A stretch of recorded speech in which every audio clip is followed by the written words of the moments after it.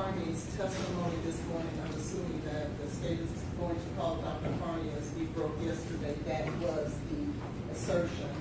We'd like to address the vial of blood that Dr. Carney relied on in coming to her findings as a result of for the cause of death for Ms. Benning.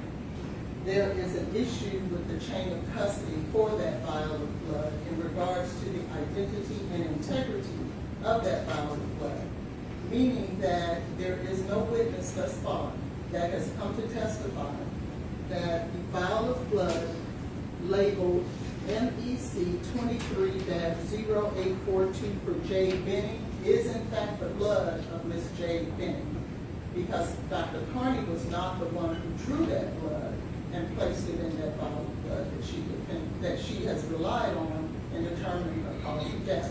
So we wanted to address that with the court before the witness got on the stand. And the state says?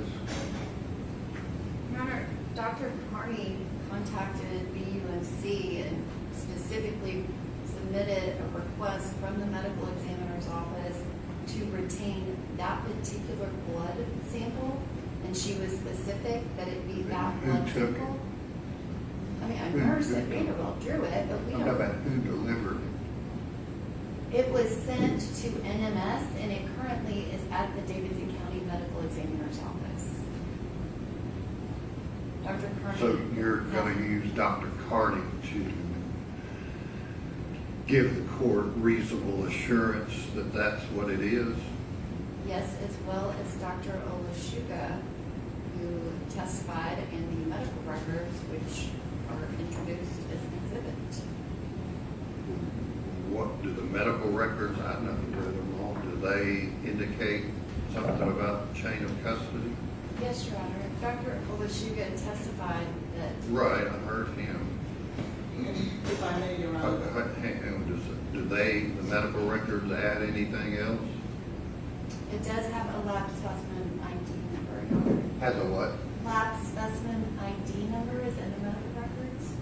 I mean, there's something in the medical records that say, a report that says the ME picked it up, or? Well, it was sent out to NMS Labs. Okay, I don't know who that is. That Dr. Mitton is And the toxicologist for NMS Labs. Mitton, Mitton? Carrie Mitton, is he or she here? She is here. Okay, well, why don't you put her on first? Your Honor, Dr. Carney's, the lab report is something that she reviewed and relied on. I don't see why she would be prohibited from testifying to the autopsy that she performed. When do you plan on calling Carrie Mitton? Today. Did she get the blood first? It was sent to her, and then she sent it to the medical examiner's Okay, office. well, why don't you want to call Dr. Carney and then just mark that for exhibit, but then you're going to have, I just think you need to follow the chain. Okay. I will need a break because I have people scheduled in a certain order for this morning because we had Dr. Carney here yesterday, Well, but I'm happy to do that. I've got, and I know it's by the preponderance, but I've got a gentleman over here who attorneys are ranting and raving about the chain of custody, and as we all know, I have to be able to assure, reasonable assurance that it is what it is. Well, Dr. Olashuga. Are you willing to risk this case on whether you've shown that? No. Okay. Again, the state submits that we've met the preponderance of the evidence. It's in the medical records. Show me something in the medical records that helps the chain of custody. It's on page 65 and 66, where the blood was collected at 22:31, and we have the exhibit that Dr. Olashuga identified that it was Jade Benning's blood taken at 22:31. The state submits that as medical And then preponderance where of did the it go? evidence. It went to NMS labs. Okay. So, you know, when I teach evidence, I do little links, and why don't we follow the links? And then there won't be a problem. Okay, I will step out and ask.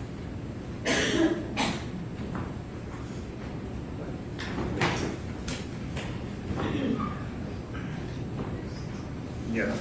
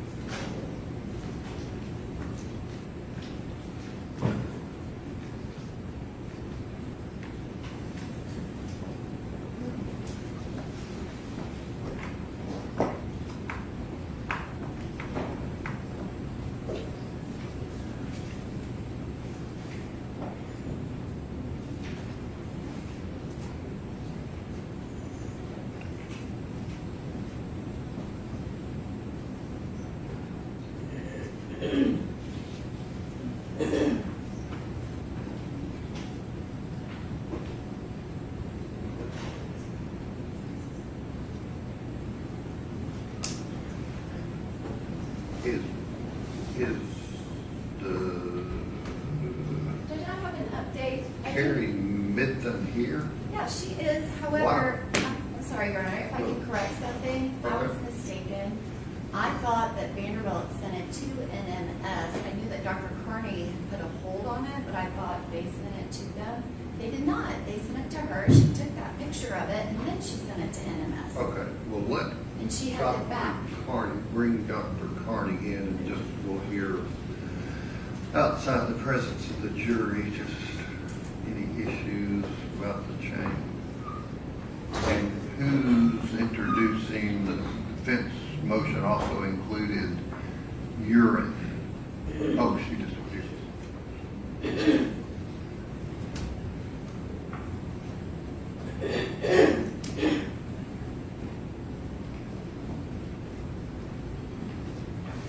And General Norman, the defense motion also included urine. Dr. Carney does not have anything to do with urine samples. Who would? It depends on what urine. I think there's 5. It's a what? So I think there are 5 samples of urine. I don't know which one they're referring to. It says the urine collected on 2/25 and 22/59, and then they footnote that there was a corrected lab report changing the date. Are people going to testify about that? No. I need to know exactly which work order you're referring to, but the one where the date I haven't changed. seen any changed reports, so I'm just, are you going to try to introduce the urine? The one where they changed the collection date, no. Okay. So there's some other urine collected by who? Yes, Detective Reese collected a urine sample from Vanderbilt Okay. Hospital. So the number 1 on their motion about change is not going to be an issue, right? Correct. Okay. Doctor, if you'll step up just a moment about this issue about the blood. Do you swear to tell the truth, so help you God? I do. You have that.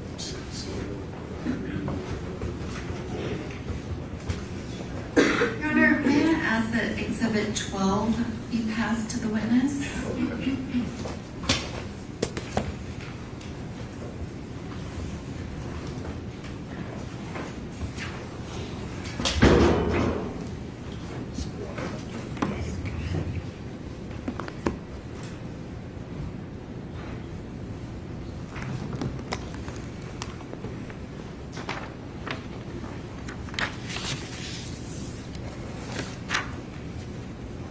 Dr. Carney, do you recognize the item that was just handed to you? Yes, ma'am.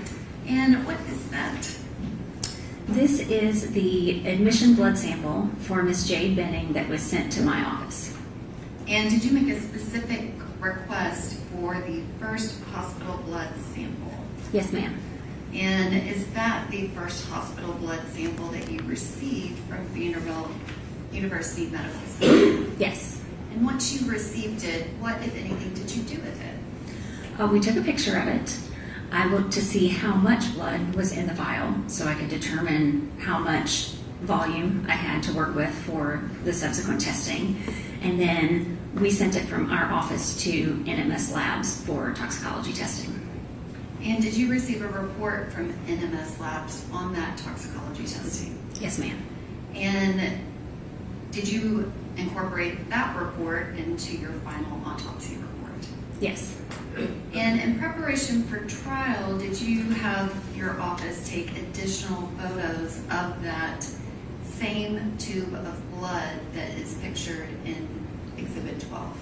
Yes, it was. I requested NMS Labs send it back to my office after the testing, and then we took pictures again.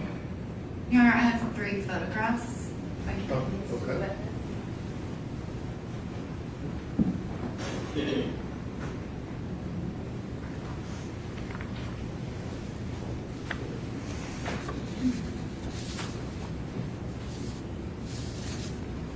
And Dr. Carney, once you receive the blood vial back from NMS Labs, is it typical that they would have their own labeling on the blood vial at that point? Yes. And do those photographs accurately depict the blood vial as it appears now? Yes. And where is that blood vial? It is actually in the cooler at my office. And our biological samples, they are stored in a cooler, correct? Yes. This is not an item that we could come and put into evidence as an exhibit. Correct. And the NMS laboratory stickers, does it reference a specific work order of 23126-889? Yes, ma'am. And does that match the lab report that you received back from NMS Labs? Yes, it does. And Dr. Carney, you have testified as an expert witness in forensic pathology many times. Have you ever had the occasion when a medical examiner was not available to testify in court? Have you ever reviewed a prior autopsy, created your own expert opinion, and then gone and testified even though you didn't do the initial autopsy yourself? Yes, ma'am. And is that kind of a standardized practice? Yes. Okay. Your Honor, I'm going to wait until we have a jury to admit those photographs, but that is the state's presentation of evidence as it relates to the chain of custody of the blood sample of Jade Benning that was collected at 2231 at Vanderbilt University Medical Center. Any questions on behalf of the defendant? Yes, sir.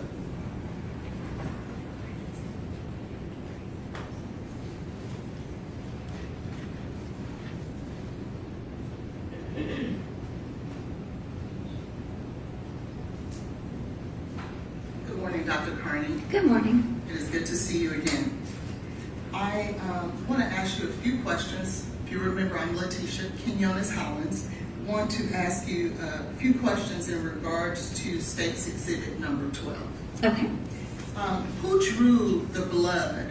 Who drew that vial of blood in State's Exhibit number 12 on 2/25/23 at 22:31? I don't know the actual person who drew it, but it was drawn, at the hospital when she came into the emergency department.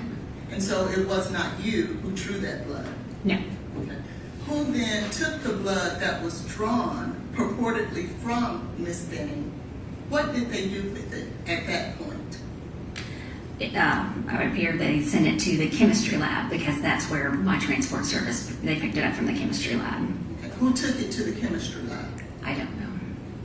And when it got to the chemistry lab, can you tell me what day it got to the chemistry lab? I would assume it got to the chemistry lab very quickly after so that they could run whatever tests the doctor ordered. But can you tell us the date that it got to the chemistry lab?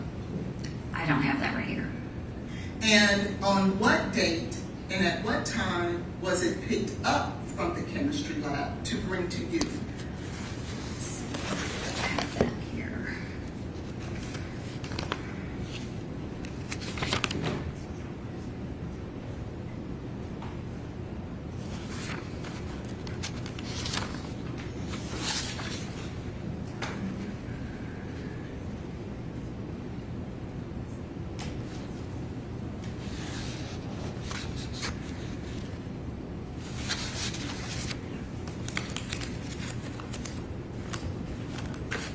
Not sure if I have that documentation of exactly what date and time it arrived at my office.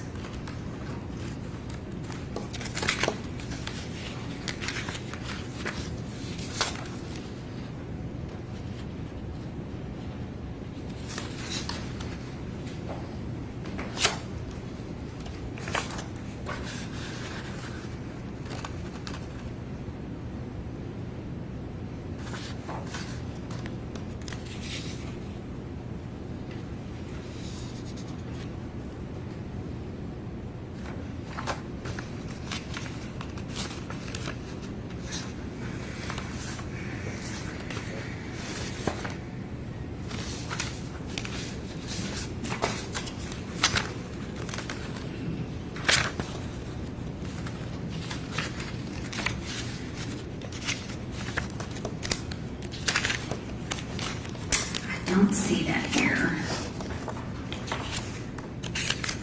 I don't see that here. Who would have It would probably be, there is a logbook at my office. And it would be in the logbook when it actually arrived. And I don't have a copy of that in my records here. it? Can you get someone to find that out? Sure. Any other questions? Yes. And I understand once you get the log, you'll be able to tell us when it arrived at your office. But can you tell us when exactly it was picked up from Vanderbilt? Well, it should have been the same day. It comes directly from the hospital to our office. But is there anyone that you can tell us who can actually testify to that? I'll have to look at the logbook and see if I can find out who transported it. Who put the labeling Jade Benning with the medical number of MEC 23-0842 on this vial of blood?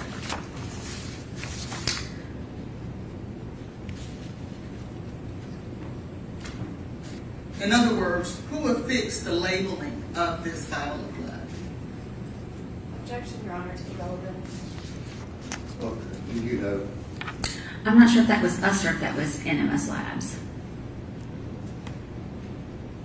You're talking about the photo when you got it back? Right, so this label that's separate from the tube, that's my office label. The tube, the Exhibit label that's, 12, she's referencing. yeah, this one, this is just the hospital label that's on the tube. And then this is my label at the office. Okay. And then when you got it back, So when we got it back, this is, the paper label is from my office.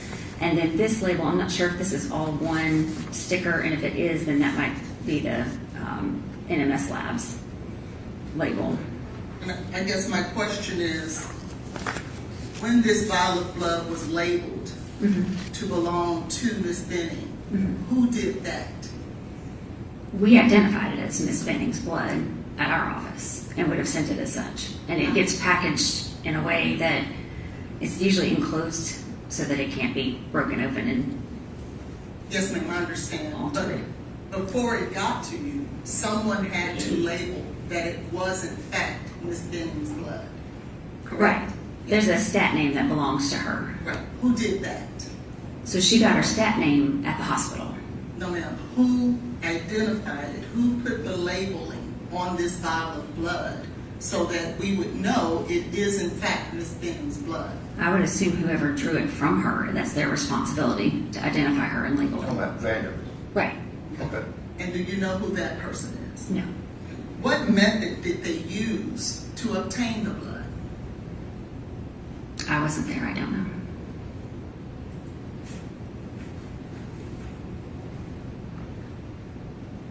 And how much blood did they actually draw from the beginning, from Miss Benning? I don't know how much there was from the beginning. I know how much there was when it came to me because that's in the report.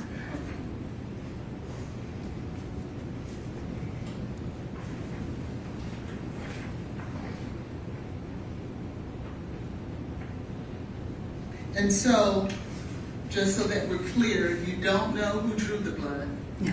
don't know what procedures were taken to draw. We've heard all of that. Do you have any other new questions? No, Your Honor, Okay, thank you. Thank you. Can you go call now and find out Sure. what date you received it?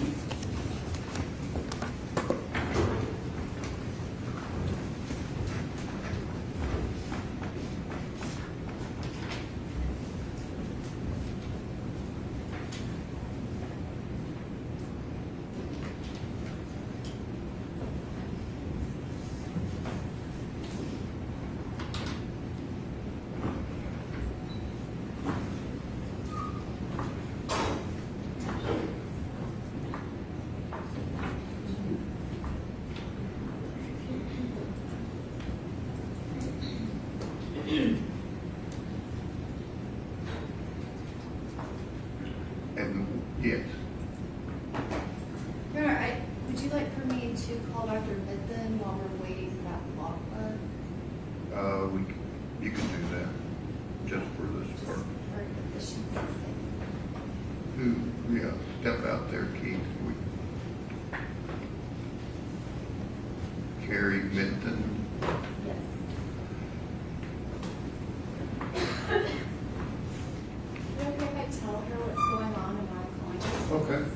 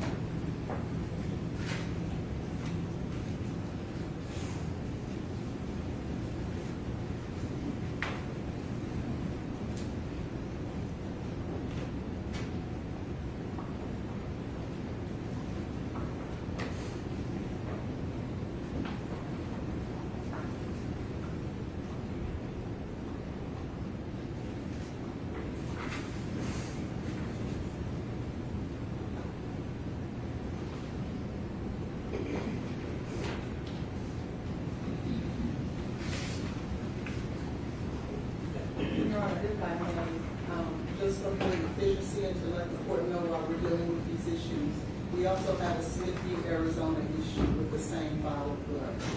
A what issue? Smithview, Arizona issue. Okay. Is this the witness, General Norman, that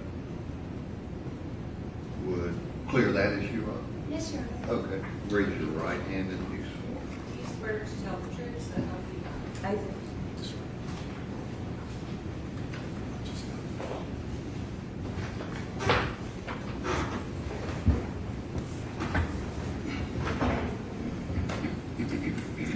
morning, Dr. Mitton. Could you please state your full name for the record? Carrie Mitton. And could you spell your first and last name for the court reporter? Sure. First name is Kari. Last name Middthun. And Dr. Mitton, where are you employed? NMS Labs. And what is your position at NMS Labs? I'm a forensic toxicologist. And specifically, did you analyze a blood sample of Miss Jade Benning that was sent to you by Forensic Medical Management Services out of Nashville, Tennessee, with a date of 2/25/23 at 22:31? Yes, the laboratory received a blood vial. And Your Honor, is Exhibit 12 still on the witness stand? Yes, And I believe that there are 3 other photographs yes. that don't have numbers quite yet. Dr. Mitton, could you look at all 4 of those photographs and indicate whether or not you recognize them?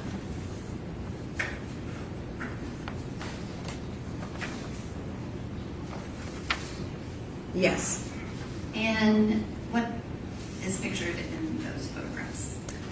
So this is multiple sides, images of a single blood tube, and based on the labeling on the blood tube, it refers to an NMS laboratory number of 231268889, specifically item number 001. And I am going to ask that you be handed pages 15 through 27 of the litigation packet the defense requested.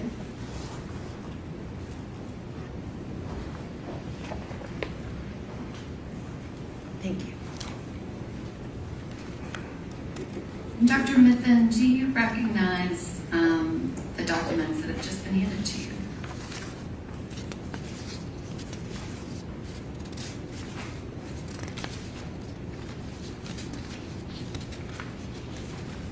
Yes.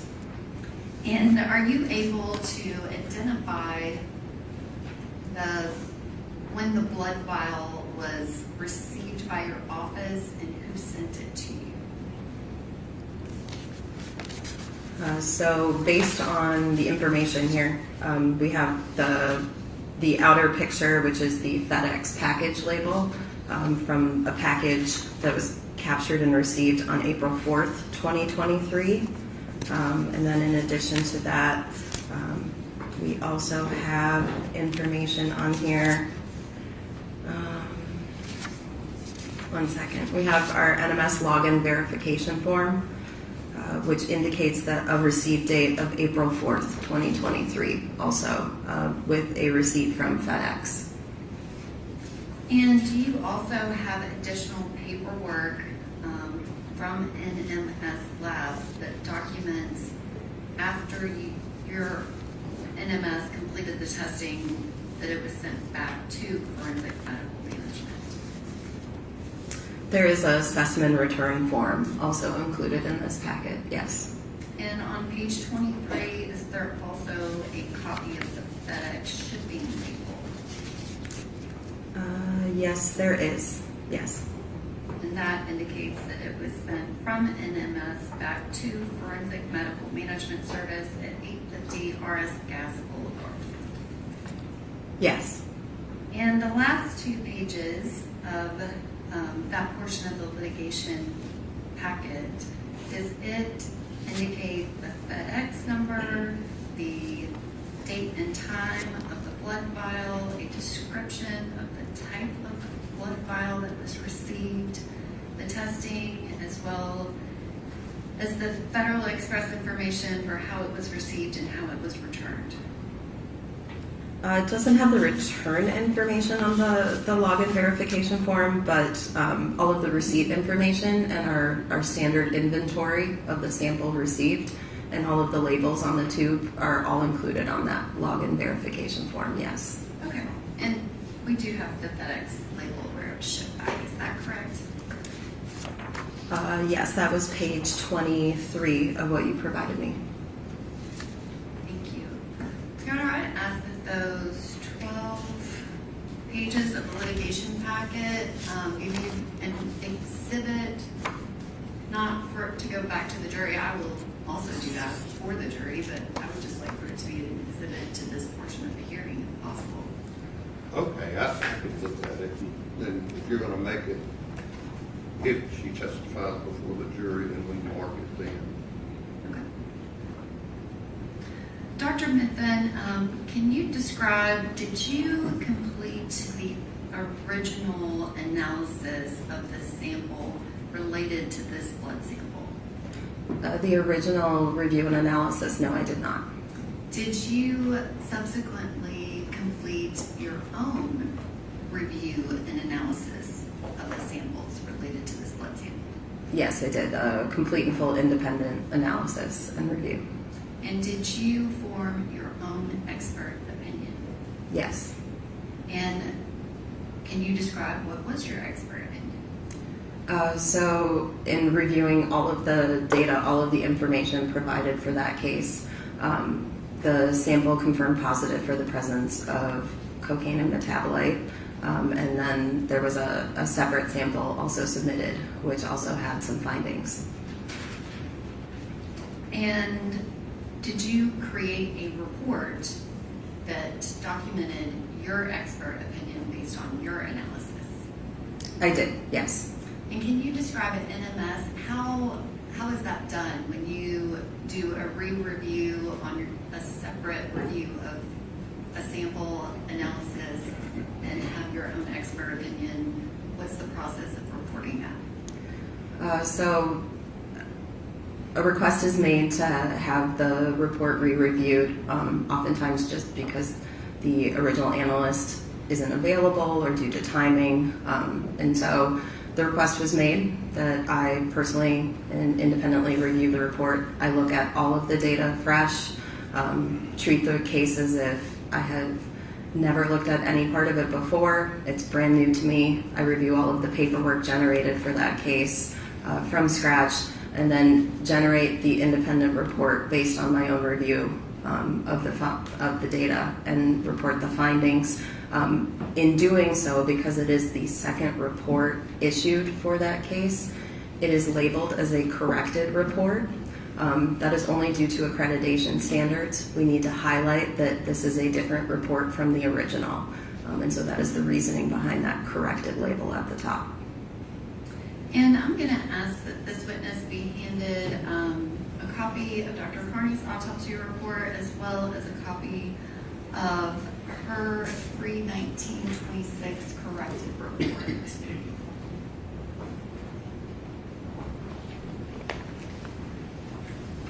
Thank you.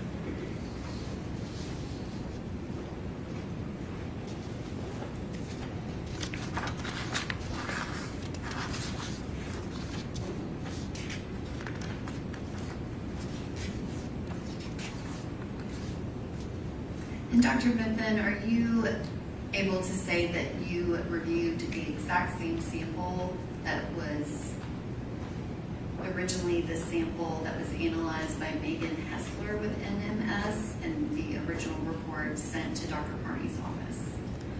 I do review the report as the final step of my process, just to verify if there are any other differences between our reports, because I would need to note that. But in generating my report, I maintain that separate and independent from my findings until the very end, so that my conclusions are not biased on anything I saw previously there. So you only reviewed her report for reference to see if you needed to notate any differences in your own expert opinion? Correct. I look at the data and everything separately and independently. But can you compare the two reports and the specimens that are the basis of the reports as well as the work order number and state that those are in fact the same sample? Yes, they are. And does your report include a specimen received date? It does. And what is that date? On the bottom of page 1, it notes the specimens were received on April 4th, 2023. And that's the exact date that's in the paperwork that is part of the litigation packet that you just testified to. Correct. Thank you, Dr. Mitton. And One question, and I don't know if Joe Norman needs to follow up or not, but I think you said your results, cocaine, metabolite, but you said something about a second sample? There were multiple items submitted under that work order or that request. So I've been asked about item number 1 specifically, which was the blood tube. What's item number 2? Item number 2 received was a liver tissue specimen. Are you going to get into that? I am not going to ask her about that. I will ask Dr. Carney questions about that, but Okay. So you didn't, this witness didn't do any analysis of that sample? no, I don't believe so. I mean, I reviewed it and created the report, which has the findings. Oh, I'm sorry, did you review that sample as well? Yes. Okay, I'm sorry. It's all part of the same I thought you report and said work that order. You only did the blood, which if you only did with the blood, that's fine. The request was to re-review The whole the case. entirety, so she did do that. Are you going to ask this doctor about the liver sample? I'm gonna ask if she analyzed it, yes. Okay. And so was it the same, you did a new analysis on that as well? An independent review, yes, of all the data generated for the entire case, all items received for it. Okay. And what was the individual's name, Megan, that did the initial? Megan Hessler, How do you spell that? first name or last name? Last. Hessler. Yes. Okay. Any questions on behalf of Mr. Jade? Yes, Your Honor.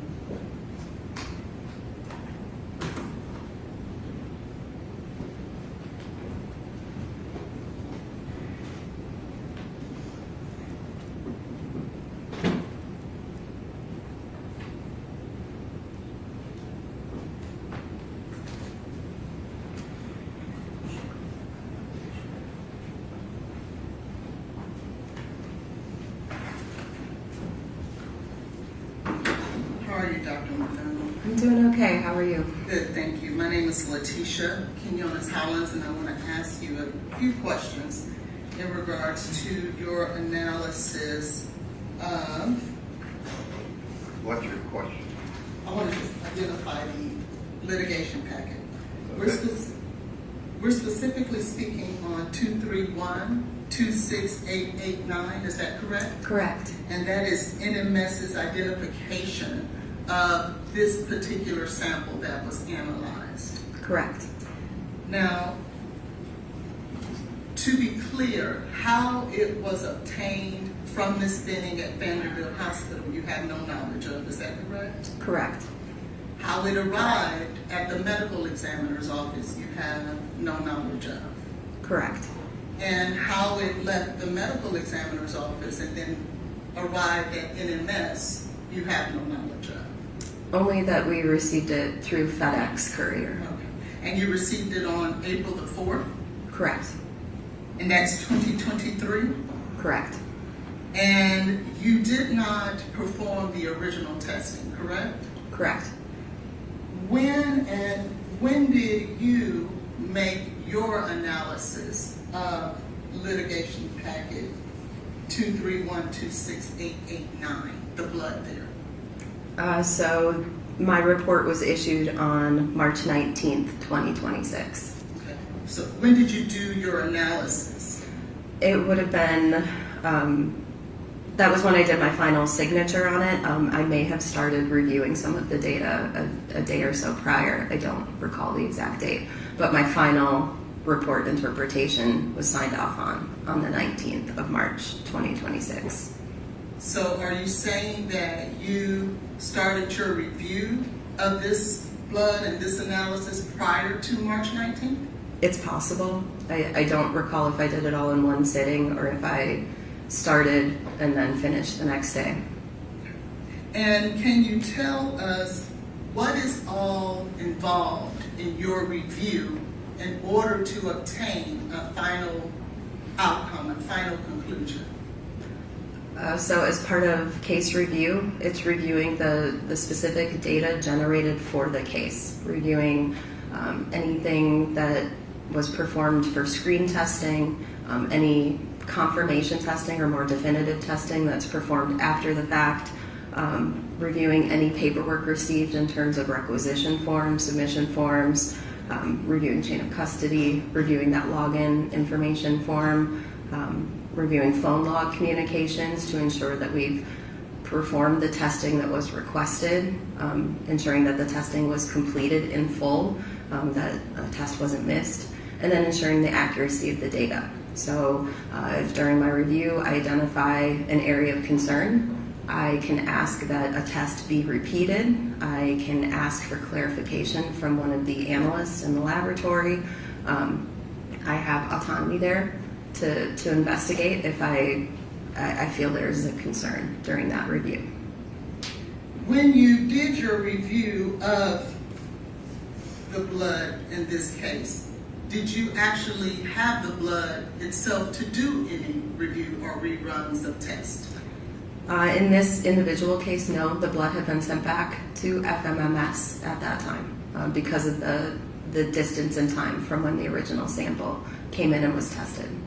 So when you did your review, it had nothing to do specifically with the vial of blood itself? I would say that's not true. I'm looking at the data that was generated from that specific blood vial. So it does directly relate to that blood vial. But you yourself didn't run any tests? I did not. And when you reviewed the review, is it Dr. Hessler or? Ms. Hessler. Ms. Hessler. Did you find that there were any failed runs? For that specific case, there were some repeat testing runs that were required just due to concentrations and some of the information that was showing on the initial results. So there were repeat runs required. Did you review an analysis to determine whether or not those issues for those failed runs were in fact, I guess, corrected? Yes, everything was run in terms of standard operating procedures. So if there was a control issue, that issue was evaluated. If the run needed to be repeated for the control issue, it was repeated for the control issue. In at least one instance, it was repeated just due to the quantity involved here. The quantity exceeded our instrument capability for the test at that time, and so it needed to be repeated on a dilution in order to be within our analytical range possible for that test. Did you analyze directly any issues that you may or may not have with carryover? Carryover is checked on every run, yes. Did you review that in this case? I did. And did you review the actual raw data, or did you just review the data that was printed on a screen or a document? So the raw data is automatically uploaded to our secure storage or data storage. So I am reviewing the data that was generated off of the instrument in my review. So you are reviewing the raw data?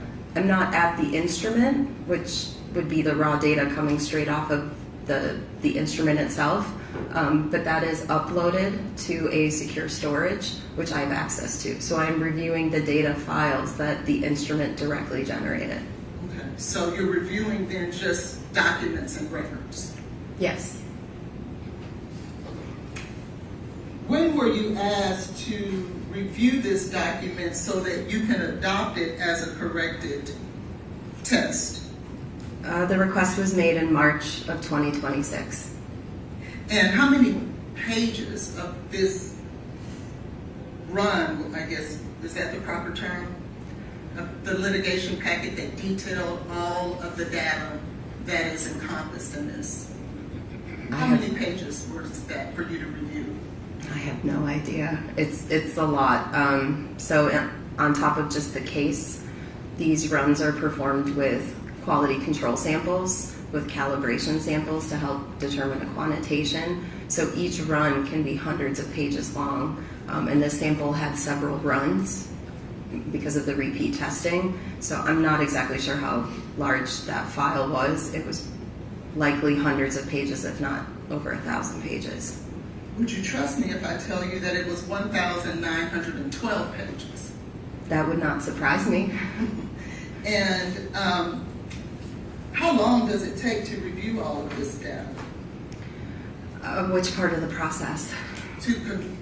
The whole entire thing, because in order, and correct me if I'm wrong, in order for you to adopt the findings of Ms. Hessler, you have to look at everything, don't you? Correct. You have to look at really the raw data too, correct? Yes. And you have to look at all the pipettes and all the different things that is utilized in order to assure that the information and the conclusions that you are coming to are in fact true. That information is documented on the paperwork that I am reviewing. I may not necessarily look at every single pipette unless I see an issue or a discrepancy, then go back and start digging in to determine where that issue occurred. By the time I, as a case reviewer, see each individual piece of data, it has gone through multiple levels of review in the laboratory as well. So there's the analyst who's performing the run. There's an analyst who determines that the run finished and was acceptable, that the quality control samples look correct, they are acceptable. There is an independent technical review of that run after that original analyst signs off. All of that is performed for every single run at minimum. So you have at least 2 or 3 people looking at it at the individual batch level. And then once all testing is complete, then it hits my side or my part and my responsibility. So I'm not only looking at their data generated and looking that they've reviewed independently the results, I'm looking at the full picture and piecing the data from multiple runs across multiple parts of the laboratory to ensure that the results are consistent and that they're fitting together, putting the pieces of that puzzle together, that things are consistent. We're seeing consistent responses between a screen run and a more definitive confirmation run. So I'm doing a higher level overview review after multiple levels of review have already been performed before me. Okay. And so then you did not participate at all in any of those runs that you just described? Correct. I'm not directly involved in the handling of the sample or the chain of custody. And so you then would have to trust that whoever did those runs, whoever completed those testings, whoever performed the quality control, whoever actually performed the pipetting of everything to check the carryover, you have to trust that what those individuals said is in fact true. I mean, it said and also shown through the data. There are a number of checks and balances that we do throughout all of our testing. There are individual control samples run. They ensure that the instruments are running properly, that the extraction and the test technique is being performed correctly. I am seeing a result that is expected because that's a control result. I know what the result should be, and it did perform that way, and it came off the instrument that way. And then we have the calibrators, which are known quantities of the drug, so that we have a very accurate quantitation and numeric value for those samples. There's something called an internal standard added to every sample. That also ensures that the extraction is performed correctly. So there are multiple levels of checks and balances throughout this entire system. It's part of our accreditation requirements that we are performing this per our standard operating procedures. So if I see that something has gone awry, if I see that there's a concern, I will call it out. But if standard operating procedures are being performed, then all of those steps are being completed accurately. And I do trust what the analysts are doing because my data is showing me that things are operating correctly. And who puts that data and those types of things that you just listed, who puts that into the system? When you say system, do you mean the computer generated system, or? You have to, I guess, quantify things or qualify things. There's someone who's actually doing that, right? I mean, so it's part of validating those test methods and ensuring that those test methods are accurate.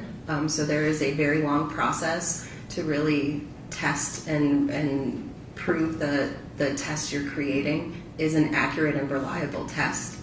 Once it's validated, then there are analysts who are authorized and trained to perform that specific test. And they are trained by task in the laboratory. So an analyst who performs a screen test may not be the same analyst who's authorized and able to perform a different definitive test. They're very uniquely trained to each of their tests and their capabilities there. They have to be competency tested. They are very good at what they do.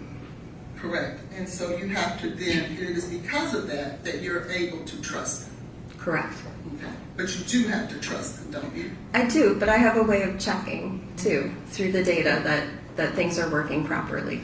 And who were those individuals who actually performed the actual testing that you just described? It would be on the chain of custody document.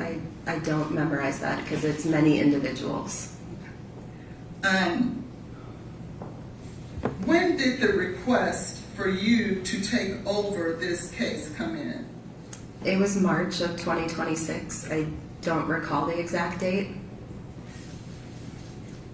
May I approach? If I had the documented information here that came from your office, would that help refresh your memory and aid you in your testimony? It's probably documented, yes, in the communication log.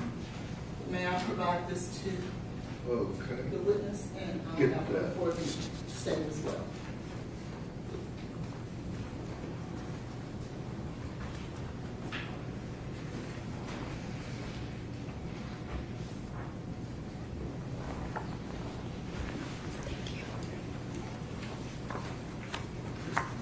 And I'll mark that for identification purposes only, Defendant's Exhibit 1. Can I draw your attention? Hang on, can you answer the question from your review?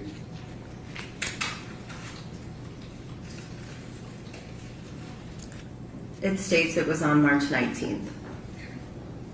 Can I draw your attention to page 41? Yes. Entry March 12th of 2026. Yes. Do you see there where someone from your office received an email from Eric Evans providing a subpoena for MMR, which I'm assuming would be Miss Hessler, used to be Miss Ringel, I believe, correct? Correct. Okay. Requesting that she appear for trial on June 22nd of 26. Yes. And will you notice the next entry where there is a request from ADA Jan Norman to have you assigned to the case? Correct. And then do you see the next entry where it says updated report signed by you? Is that right? Yes. On the March 19th entry there, what time is stated right there? It says 1500.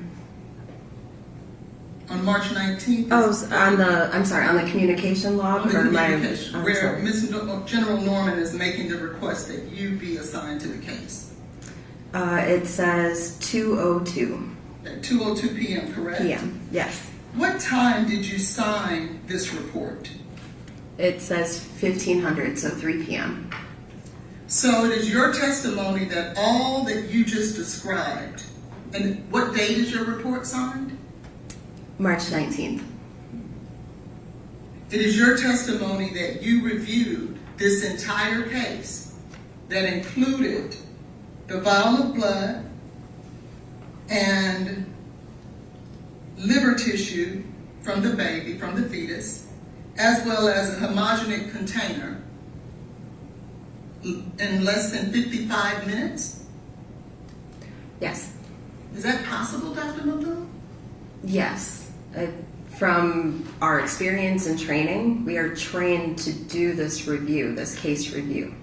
I review thousands of cases a year. So I am trained to very specifically be able to look through, determine the data, look at the accuracy of the data, review and suss out that the runs were performed properly, that I see no concerns or issues. So it is certainly possible. It was 2 samples. I was aware of these cases and have been aware of these cases for quite some time due to the length of preparation. So I can't recall if I had looked at some of the data previously or not, but it's certainly possible there as well. So I did and was able to go back in and re-review it in approximately an hour. Well, and that may be just the date and time stamp of the message from the communication technician that wrote that in the communication log. I don't know when the actual communication request came in. They may have given me a heads up earlier. This is just when she recorded it in the communication log. So to be fair there, it's unclear if that timing is exact to a phone call or email, or just when they logged it into the system that we received this request. isn't the purpose of this communication history report based on the accreditation of NMS is to ensure that the integrity and that the chain of custody and everything that is required with all of these testings is in fact logged every time you touch a sample or have anything to do with the sample. Isn't that the purpose of these documents? Yes. And so are you testifying that there could have been a situation where NMS was communicating about a particular sample and didn't document it? No. It's them officially documenting it on this program that goes in the long-term communication log. Our client services department uses a different system called D365. And so they will receive their phone calls and communications, and it's logged in through D365.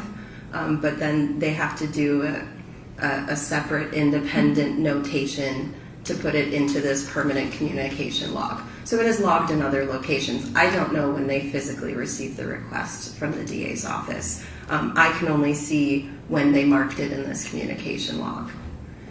And to be fair, when I'm writing communications, such as when we met earlier this year, I didn't write my notes until after our meeting. So my date and time stamp wouldn't have been completely accurate to the date and time of our meeting because I couldn't write it until after we had finished speaking.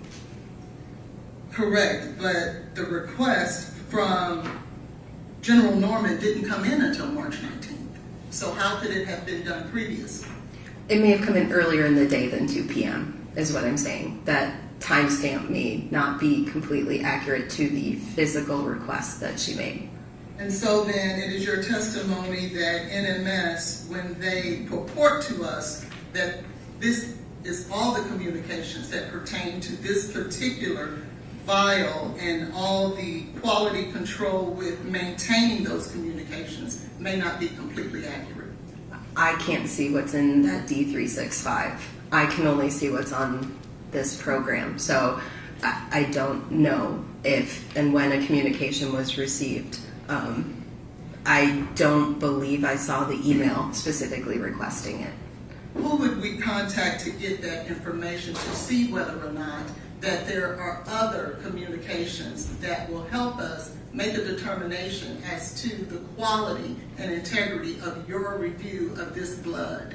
I would Objection, Your Honor, to relevance. I don't understand your question. I want to ensure that your review matches the standards that are required for us to rely on here in court today. Well, I believe they do. A request was made, it was documented, the request was made, and that information was provided to me.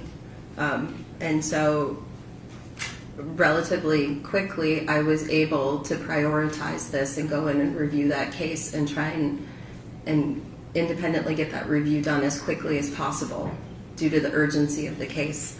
And I was able to get that out the same day, which I think speaks to the quality and efficiency of what we were able to do there. Okay, then share with us exactly what you did once you got that review and when you got the request. The request came in at some point on March 19th, 2026. I do not know the exact time. I do not recall. But as part of my review, I then went back through the data. I pulled up that work order in our data storage information system, and I was able. I apologize. What is the name of that system? OnBase.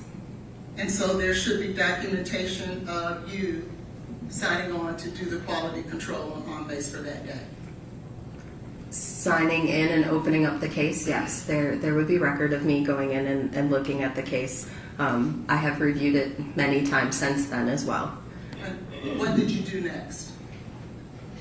I performed a case level review. So I looked at the independent case data generated, looked at requisition forms, the submission form,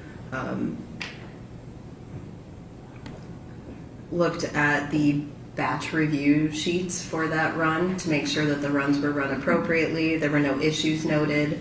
As part of accreditation, the analyst would have to note when those issues occur. And I don't recall having any concerns or issues with what I was seeing. I ensured that the draft report that I generate, everything was showing up and looking proper. The results were correct, the numbers were correct. And when I was finished, I move over to our laboratory information system and I say that I have reviewed and okayed the release of this report. How many samples were in this particular batch? I don't recall off the top of my head. And in order for us to trust your ultimate findings, you would have to be, or have to approve each sample that was ran for this particular batch. So I'm doing a case level review, not a batch level review. What's the difference? So a batch level would be looking at all of the cases on that batch or run and looking at the quality controls that were run, the calibration samples that were run, looking at the internal standard in each sample and ensuring that that ran appropriately, or if it didn't run appropriately, what would be the correct action for that sample or QC sample. It may be to re-inject it, it may be to repeat the run, depending on what an issue is. On a case level review, I am looking at the individual case data. And so you're saying you did not then do the internal standard, the re-injections, the quality control for each sample, you did a case data review. For this specific sample, not every sample in the batch, just this specific sample, and then I will go back and look at the information important for that batch. So there are summary sheets that are created for the batch, which will summarize an internal standard. It will summarize how the calibrators and QCs performed. I can look at all of that information in one quick spot. I can also see any notes that the analyst who was at the bench made that day. If they noted that there was an issue, that would all be noted. If a supervisor looked at that run and saw an issue or had to approve something, that would be noted on that summary sheet as well. So I'm looking at the independent case data, and then I can look at the full picture of the run from the summaries and the snapshots provided. If something concerns me on that summary page, I can go in and look at the individual QC data pages and all of that. But I don't have to if everything's being run appropriately and I don't see a cause for concern, because I know it's already gone through so many levels of review before it reached me. But before you can actually rely on the findings of this test, the person who is analyzing this must do exactly what you just detailed, right? They must look at every sample in order to determine that the batch is good, correct? Yes. And you looked at the summary, not each individual one. I can say I did not physically look at every single QC for these samples. And in order to come to a reliable decision, you you do have to make sure that each individual QC is done correctly, correct? In order to accept the batch, yes, they do look for the acceptability of the quality control samples. Depending on what the issue is, they will note it and perform the proper standard operating procedure response for it. And you did not do that.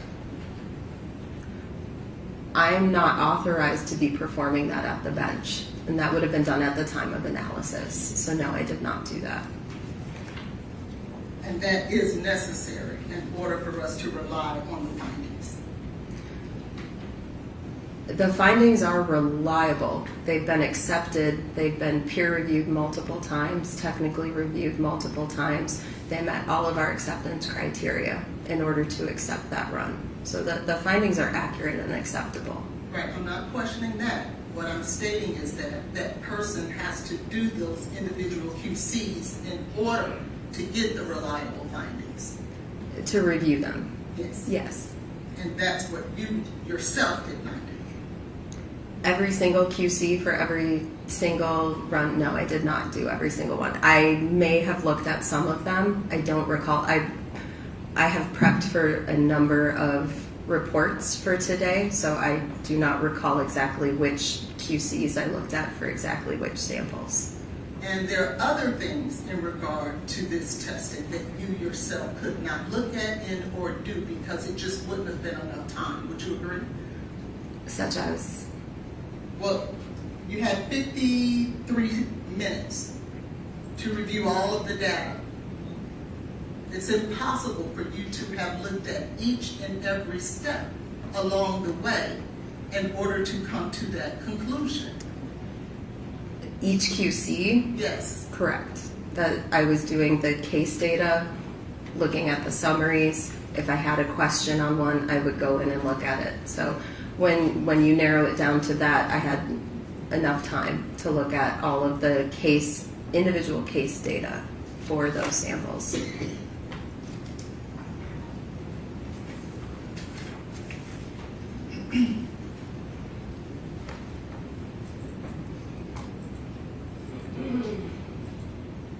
Now that was in regard to the blood, correct?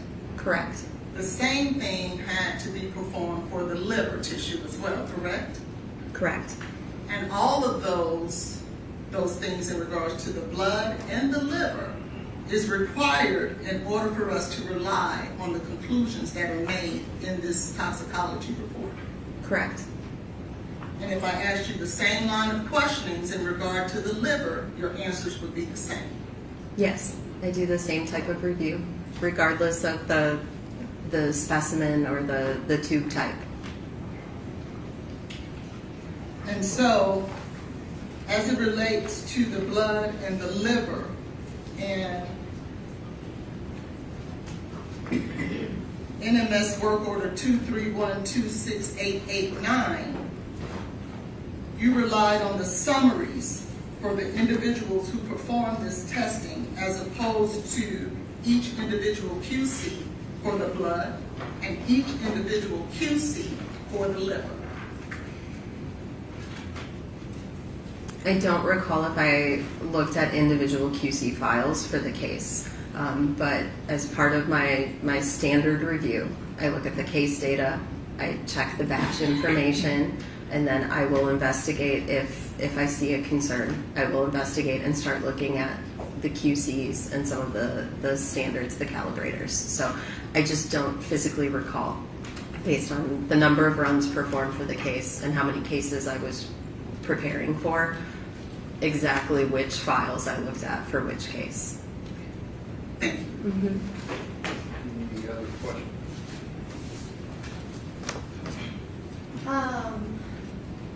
Not for this witness, Your Honor. Actually, Dr. Mitton, did you also review and reanalyze another report related to a blood sample and a urine sample collected by Metro Nashville Police Department? Yes, I did. And did you form your own expert opinion and issue a separate report? Yes, I did. What happened to Megan Hester? Per the phone log notes, she was not available this week. Dr. Mitton, did you also do the original testing on Jade Benning's comforter? Yes, I did. Okay, I don't have any issue before me on that. All right, thank you, ma'am. Thank you. And C, Keith, is Dr. Carney down there.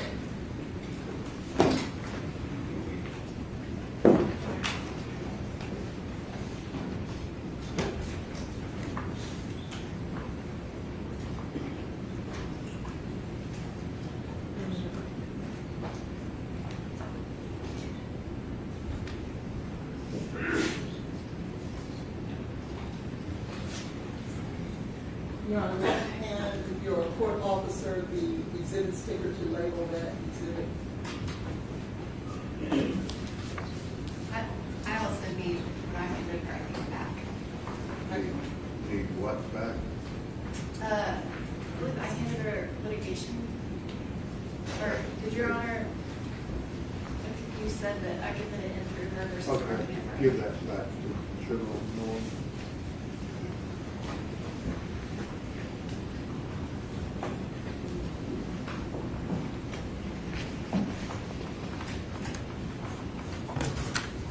Just you leave those there like this. Just give those to the clerk, we'll see if we need some more. What did you find out? So I found out that the log book that we keep for all specimens that come in is only kept for about a year or two, so it's not there. What I do have is the paper where both Miss Benning's body and her blood arrived at our office. They arrived on March 7th, 2023 at 2:56 a.m. Your Honor, I also have an Hang on just a second.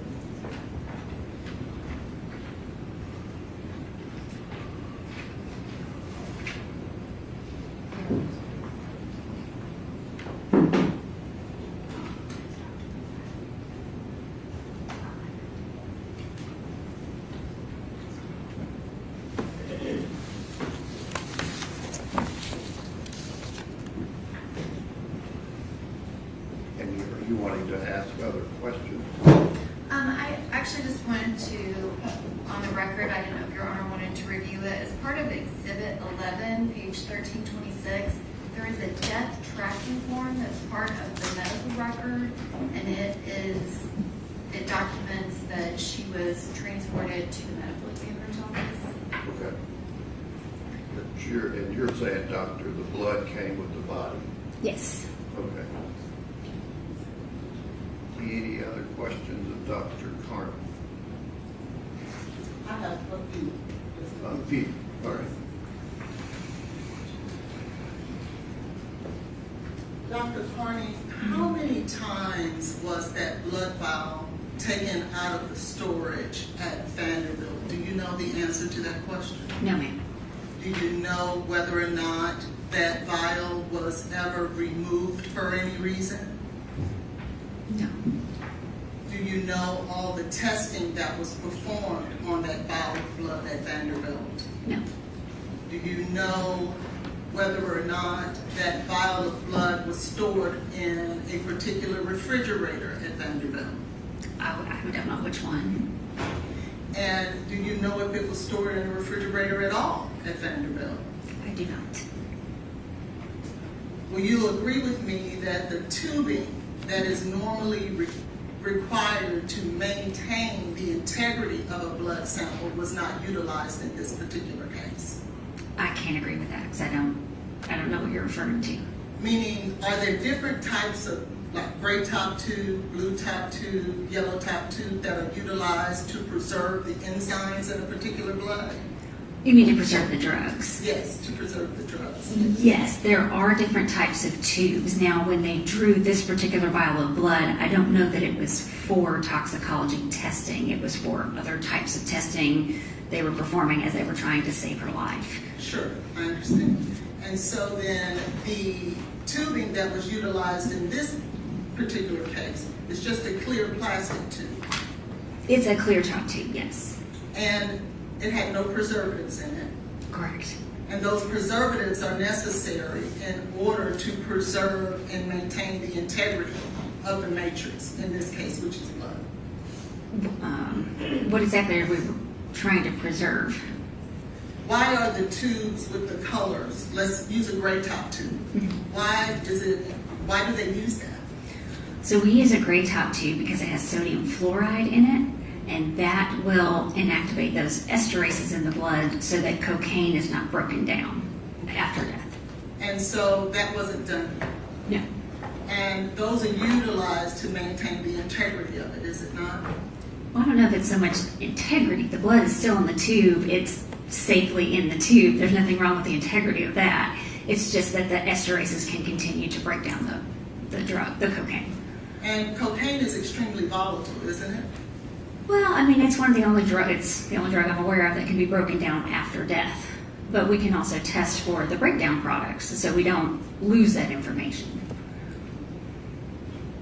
But best practice would have been to place it in a tube with those proper preservatives. Well, that's what we do at Autopsy, yes. But again, at this time, that wasn't the purpose, I think, for this particular tube of blood. Thank you. Any other questions? All right, thank you, ma'am. You'll wait about that.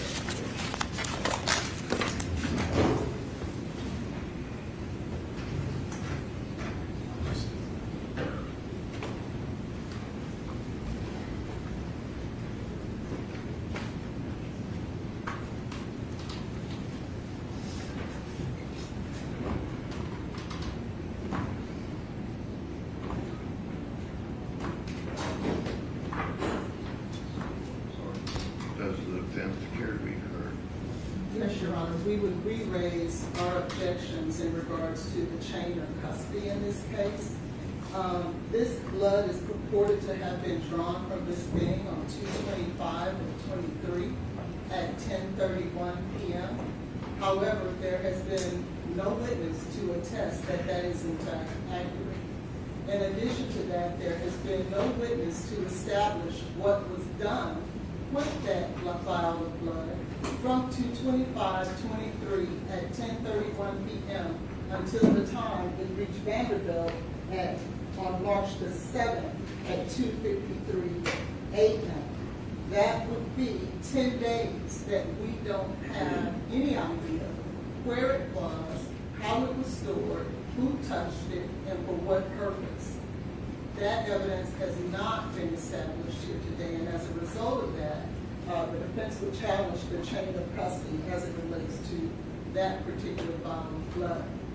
In addition to that, in regards to Dr. Mitton, she has testified that she had to rely on the summaries of those individuals who actually performed the QCs for each sample in that batch run of 231 26889.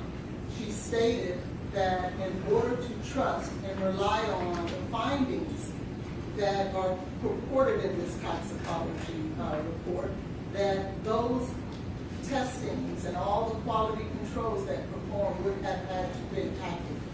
She has testified that she did not do that for each sample, and therefore, as a Is the result... first report testimonial? Yes, Your Honor. How so? It's testimonial because in order for Mr. Taylor to be able to trust that this is in fact an How about accurate... the lab didn't know anything about Mr. Taylor or whether there would be any charges? Could you repeat that, please? What's the lab doing in an MNS? NMS, What's their primary purpose of testing the blood? is Was it to... to determine whether there was a crime? No, they're testing whether or not there was cocaine in the blood. In order to be a crime?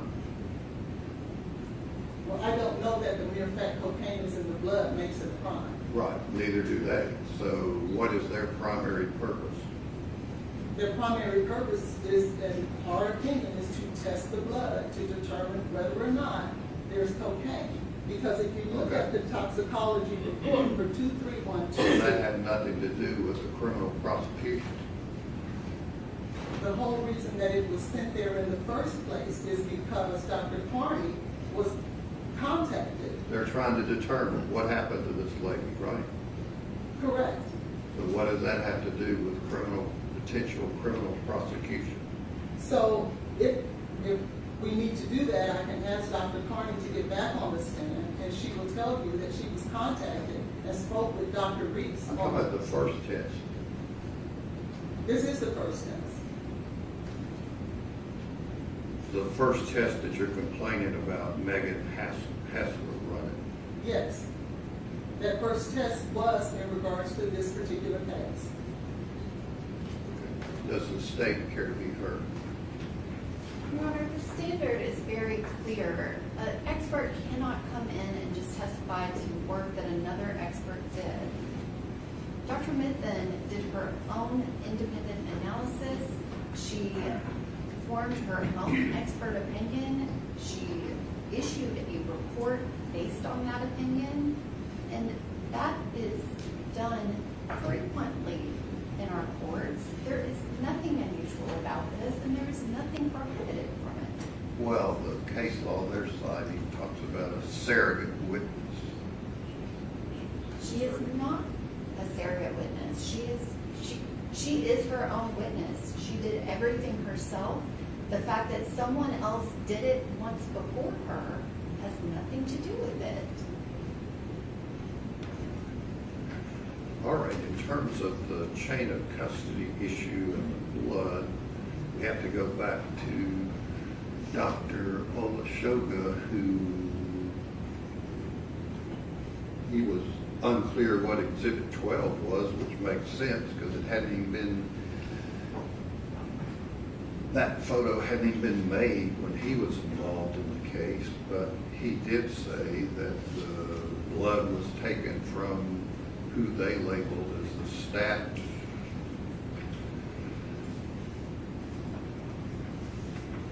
patient.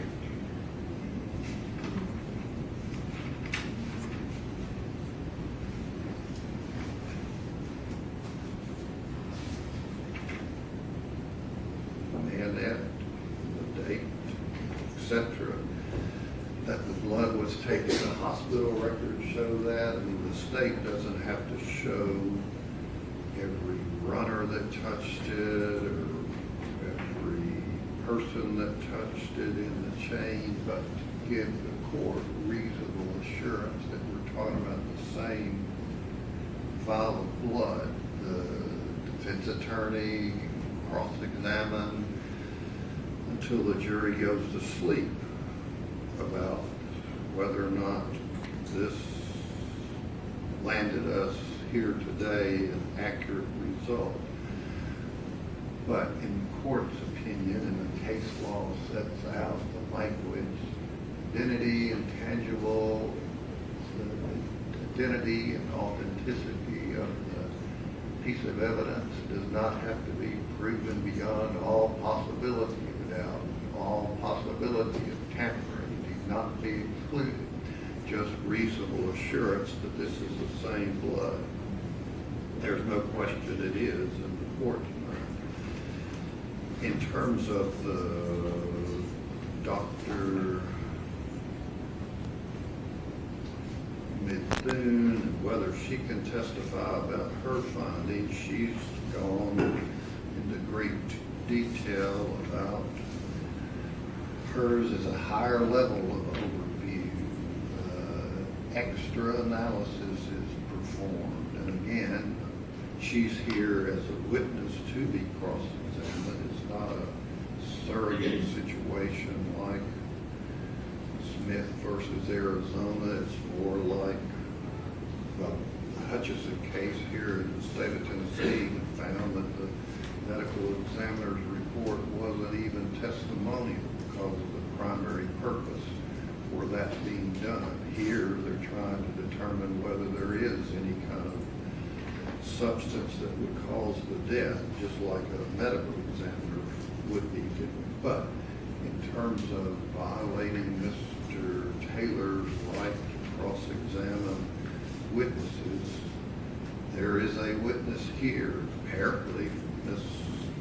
Holland's question. She's got all kinds of proof how this isn't reliable based on her interview with Dr. Mitton. So I do not find there's a constitutional violation preventing Dr. Mitton from testifying. All right, let the jury step down.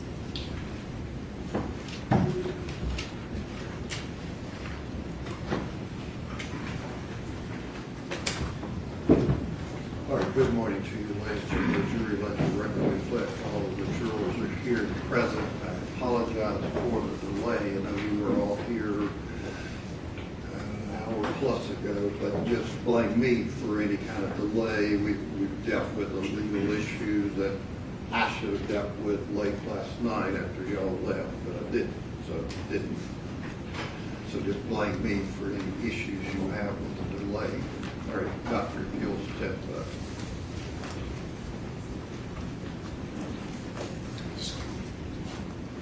Raise your right hand and be sworn. Do you swear to tell the truth, so help you God? Do.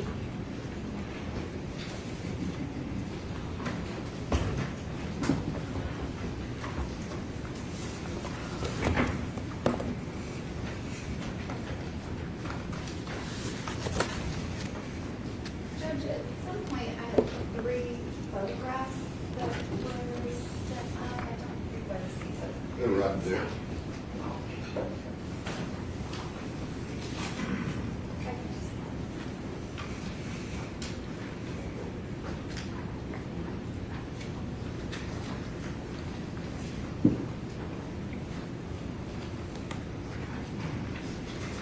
Good morning, Dr. Carney. Good morning. Could you please state your full name for the record? Yes, it's Erin, E-R-I-N, last name Carney, C-A-R-N-E-Y. And Dr. Carney, where are you employed and what is your position?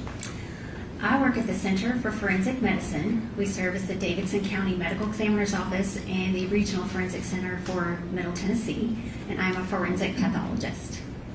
And what is your current position? I am the Interim Chief Medical Examiner for Davidson County. And how long have you worked at the Medical Examiner's Office? Been there, it'll be 13 years next week.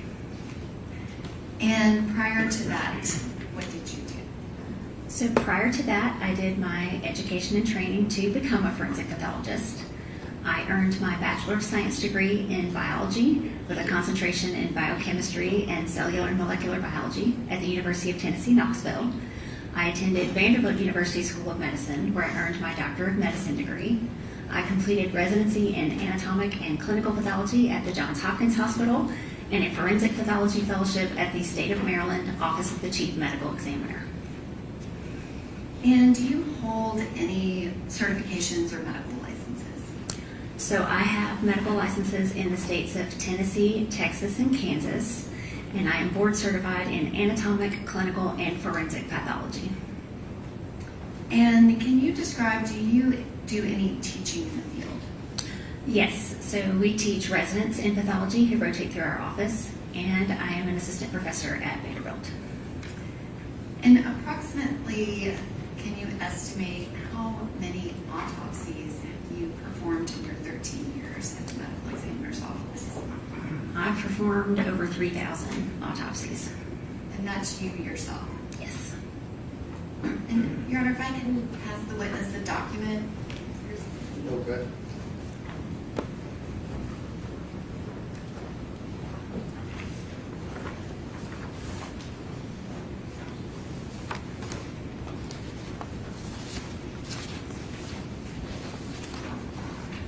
Dr. Carney, do you recognize that document? Yes, ma'am. And is that a copy of your CV?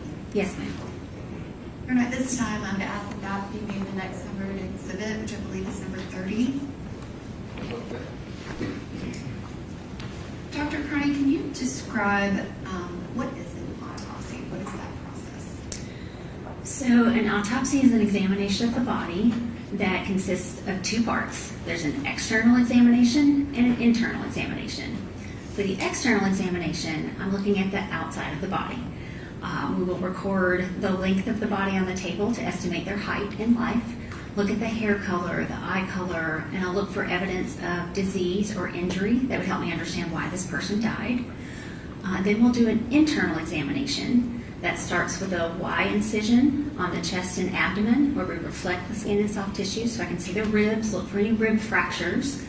We'll cut through those ribs and take off that sternum and ribs, the chest plate, if you will, so I can see the internal organs and look for any bleeding or fluids around those organs maybe that shouldn't be there. And then I'll look carefully at each of the organs for evidence of disease or injury. And then finally, we do an incision behind the ears across the top of the head and reflect the scalp forward, and that way I can look for any bruising that might be hard to see if we have a lot of hair. And then we'll actually cut through the skull, and that way I can look at the brain and look for any evidence of stroke or bleeding in the brain. And when you're completing an autopsy, what is kind of the ultimate determination that you are making as a medical examiner?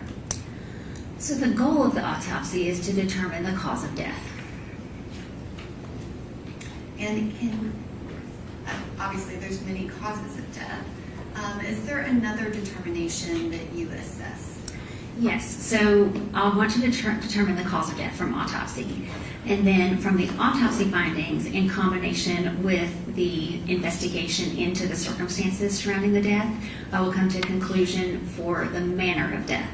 That's a classification of death, and it typically fits into one of 5 categories. There's 6 on the death certificate because there's a pending option if we're still waiting on information.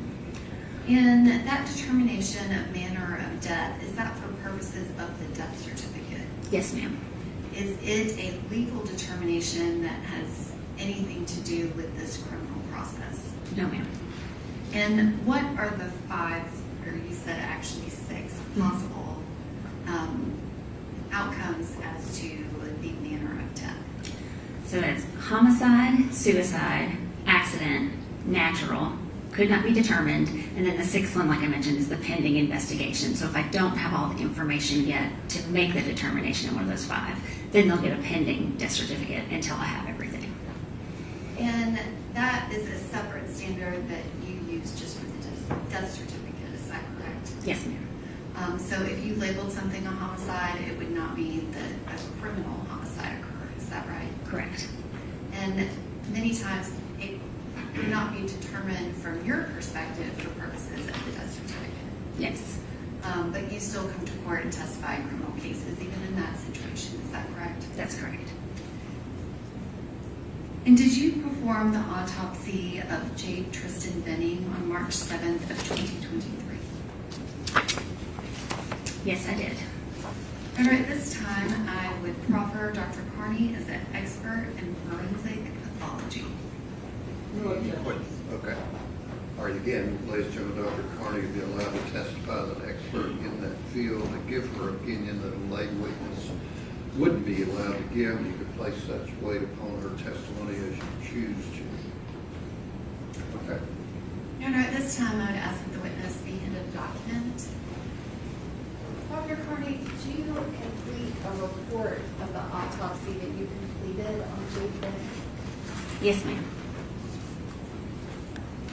Once you have that report, you can take a look at it and let me know if that be helpful.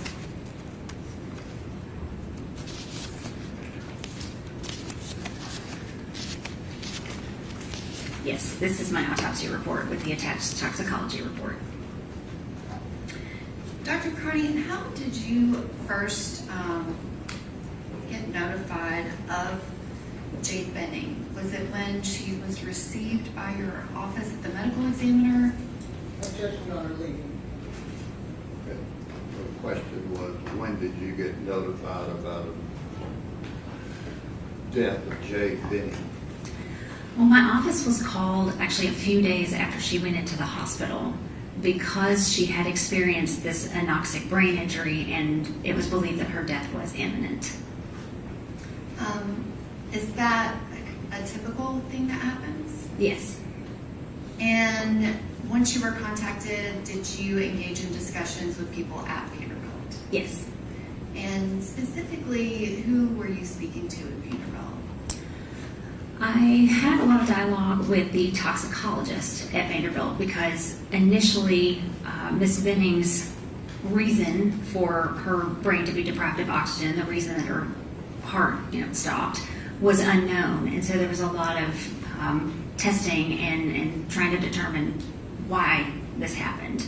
And so we were in discussion trying to determine what might be her cause of death and what I might need to test for or look for when she came to my office.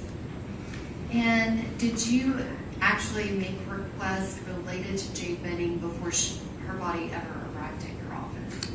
Yes. So when we are notified that a death is imminent and they're in the hospital for an extended period, and I think the toxicology could be very important in the case, then we want to make sure that that initial blood sample that was taken when they first came to the hospital is saved and not discarded.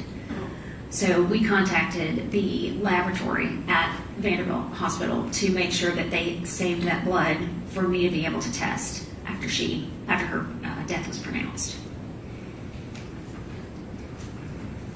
And Your Honor, I'm going to ask that the witness be handed Exhibit 12, which I have, as well as 3 other photographs.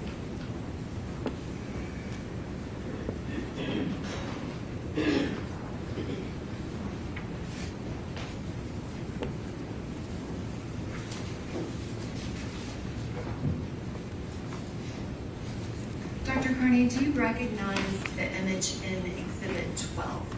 Yes, ma'am. And can you describe what is that in that image? So this is the hospital blood, the sample that I mentioned that was taken when she first arrived at the hospital that we asked them to save in the laboratory for us to pick up after she passed away. And this is that blood sample.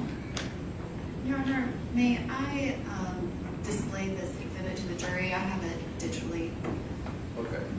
And that exhibit that's been talked about before, the photo, who made that?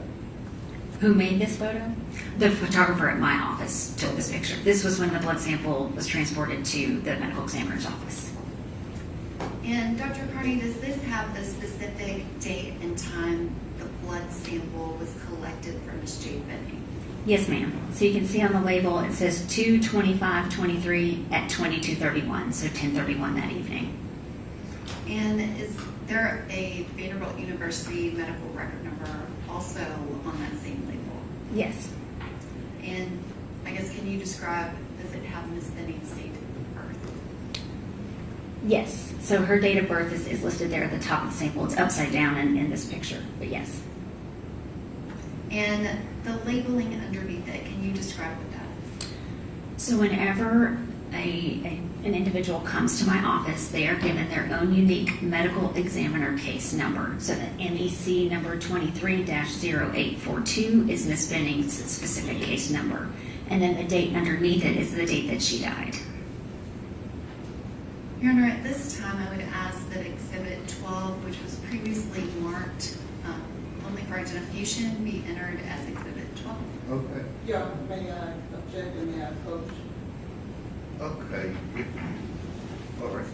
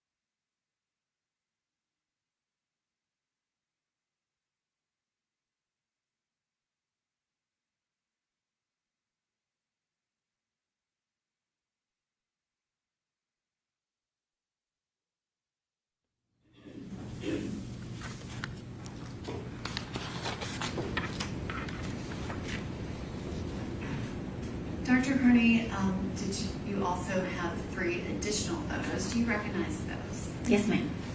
And can you explain, when did you receive the blood sample on the one from 2/25/23 and 22/31? When did you receive that? So that blood was actually transported to the medical examiner's office along with Ms. Benning's body on March 7th in the early hours of the morning. And you said that it was photographed at your office, is that correct? That's correct. And then what, if anything, did you do with that vial of blood? So I wanted to see what kind of tube it was in and how much blood was there so that I could determine what kind of testing I could order on it. And then I sent it to NMS Labs for the needed toxicology testing. And can you explain what you mean by you wanted to see what type of tube it was in? Well, typically when we draw blood at the time of autopsy, we put blood into a tube that has a gray top. It contains sodium fluoride, which is important to inactivate those esterases in the blood. It's these enzymes that can break down cocaine. And so they continue working even after death. And so I wanted to see what kind of tube it was. This is actually a clear top tube, so those esterases are still able to break down the cocaine. But just so I'm aware, and that way I order the correct testing so that I can not only see if there's cocaine there, but if there's those breakdown products that have probably been formed over the time that it's been in this tube in the hospital. And Dr. Carney, can you explain why was it that you were wanting to have it tested for cocaine? It was, I learned in the process of while Ms. Benning was still in the hospital that she had a urine drug screen that was positive for cocaine. And so once you received that vial, did your office submit a request to NMS? Yes, ma'am. And can you explain what is NMS Labs? So NMS is a toxicology laboratory that is located in Pennsylvania, and they have a lot of capacity for testing, and so we send our specimens to them. And did you send that specimen to them for testing? Yes, ma'am. And did they report the testing results to you? Yes. And then what, if anything, happened with the blood from Jade Benning from 2/25/23 and 22/31? So when they were done with testing, they sent me a laboratory report with the results. I actually ended up talking to a toxicologist at NMS, and I let them know, typically they hold the blood for 1 year and then they discard it. So I let them know I did not want them to discard this, and then before that year was up and time to discard, I asked them to transport it back to my laboratory so that we could preserve it. And do you recognize what is in those 3 photographs? Yes. And what is that? So this is that same tube of blood that I asked them to send back to our office, and now it has their case label on it. Your Honor, at this time, I would ask that those 3 photographs be entered as the next numbered exhibit, which I believe is 31.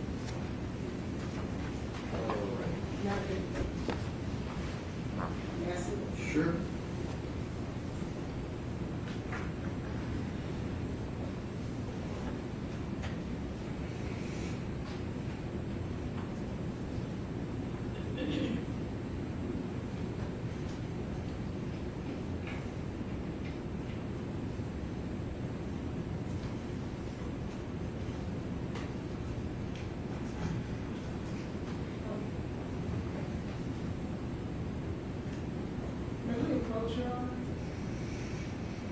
Okay.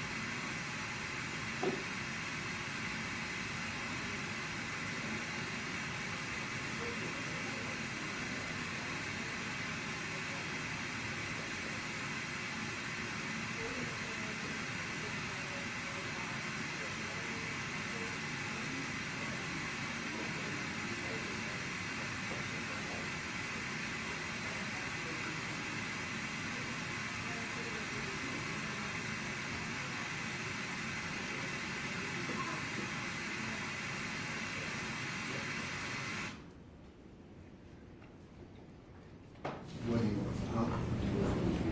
Okay. All right, show those 31. And Your Honor, may I have permission to publish the photographs for exhibit 31 to the jury? Okay, you need these? Yep. Okay. Dr. Carney, can you see the image that is on the screen? Yes, ma'am. And can you describe what's in the image and how you were able to identify it? So if you see on the tube, it has the case ID, which is her unique medical examiner case number and her name. And then the label at the bottom is one that we printed at my office to take the picture. And the next image, which is 31B, can you describe what is shown here? So here we have a barcode and we have a series of numbers. That 231-26889 number, that is the unique work order number that is attached to her laboratory report, her results. And if you need to reference your autopsy report, do you recognize that work order number from NMS? Yes, and even the 001 identifies it as the hospital blood for this particular case. And can you, just for the record, read out what the work order number is and verify that it's the same in your autopsy report? Yes, ma'am. 231-26889, which is the work order on the report as well. And the next image, which is exhibit 31C, can you describe what's shown here? So this again confirms this is her hospital blood. It shows the date that we entered the order into the computer. And then the date, it looks like the date they received it. So we didn't ship it out the day that we ordered it. We usually send it out twice a week. So it got sent out likely on the 3rd for overnight shipping for them to have it first thing in the morning. And it's sent with cold packs to keep it in the best quality. And where is that tube of blood now? It is at my office. And it is still at your office, is that correct? That's correct.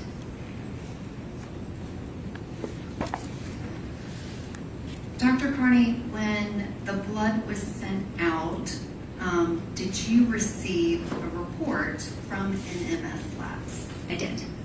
And specifically, can you describe what was the testing that you requested and what was the testing that was done as it relates to that 2/25/23/22/31 hospital blood?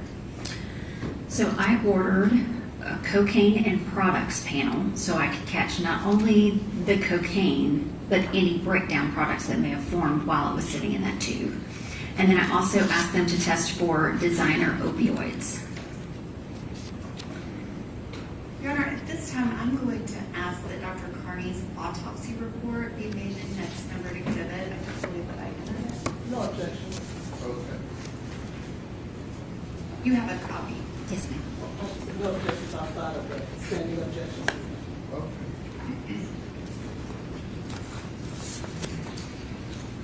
Dr. Carney, your autopsy report, which is now Exhibit 32, did you incorporate the NMS lab work order number 231268889 as part of your report? Yes, I did. And did you rely on these findings in making your determination as to the cause of death? Yes, ma'am. Your Honor, may I publish a page from Dr. Carney's autopsy report to the jury that is part of Exhibit 32? Okay. Dr. Carney, can you describe what is shown here on the screen? This is the front page of the toxicology report, and this shows the positive findings, the testing that I requested, and the specimens that they received. And it also has her identifying information up in the right-hand corner.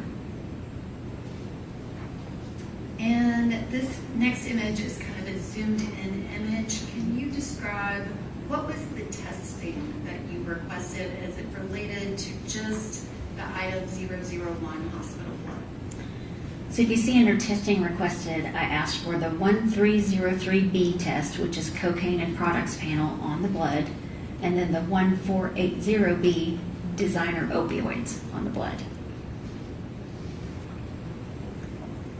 And going to just that first blood sample from the 2/25/23 to 22/31, can you describe the toxicology results and kind of what those results mean? What is the result related to cocaine with the result of 78? So this is the actual parent drug, cocaine, that was present at 78 nanograms per milliliter in the blood. And can you describe what that means of parent cocaine? When someone ingests cocaine, are there things that happen within your body, and are there other substances that are created? Yes, so the body, you'll absorb the cocaine and have this parent drug, cocaine, in the blood. And then, like I mentioned, the enzymes will break it down, and so you have breakdown products. So these other two that are listed, the benzyl ecgonine and the ecgonine methyl ester, are the breakdown products. And can you describe the difference between the two? So you typically don't see a large amount of ecgonine methyl ester circulating in a live person's blood, but it very well can form post-mortem in a tube of blood or even in the body as the blood sits there and they're awaiting to have their blood drawn, for example, at an autopsy. So when we look at these breakdown products in the autopsy setting, this ecgonine methyl ester was likely parent cocaine at the time of the person's blood draw. Your Honor, But it's I would object to this witness testifying to things that relate to toxicology as opposed to a pathologist, as she has not been qualified as an expert on toxicology. Okay, do you want to ask whether she can, from her experience, make that connection? Yes, Your Honor, I'm happy to. Dr. Carney, do you have training and experience in toxicology and interpreting these findings because it is required for you to determine a cause of death? Yes, ma'am. That's part of my job, is to take toxicology results in the autopsy setting and apply them and determine a cause of death. Do you perform autopsies where the outcome of the circumstances is the person overdosed on narcotics? Yes. And so is this something that you do on a regular basis? Yes, ma'am. Are you extremely familiar with the topic that you were speaking about? Yes. All right, I'll overrule objection. Go May I take ahead. the witness on word item? I'll overrule the objection. Go ahead. If you could continue, you were explaining that the ecgonine methyl ester, that it was most likely the parent cocaine. Can you describe what you mean by that? So like I mentioned, this cocaine is about the only drug that does this, where the enzymes in the blood can continue to break it down after death. Most everything else relies on being circulated through the liver, and really nothing changes after death as far as if you get them to autopsy soon after death. In this case, the ecgonine methyl ester has formed because the esterase is in that clear top tube that didn't have the preservative to stop the breakdown, has broken down the cocaine into ecgonine methyl ester. So if you add the cocaine number and the ecgonine methyl ester number together, that will give us an idea of how much cocaine was in her blood at that point in time on February 25th, 2023 at 22:31. And so is it your testimony that that amount would be 7,878 nanograms per milliliter? Yes, ma'am. So that would be the concentration of cocaine in Jade Benning's blood on February 25th, 2023 at 22:31 p.m. Yes, ma'am.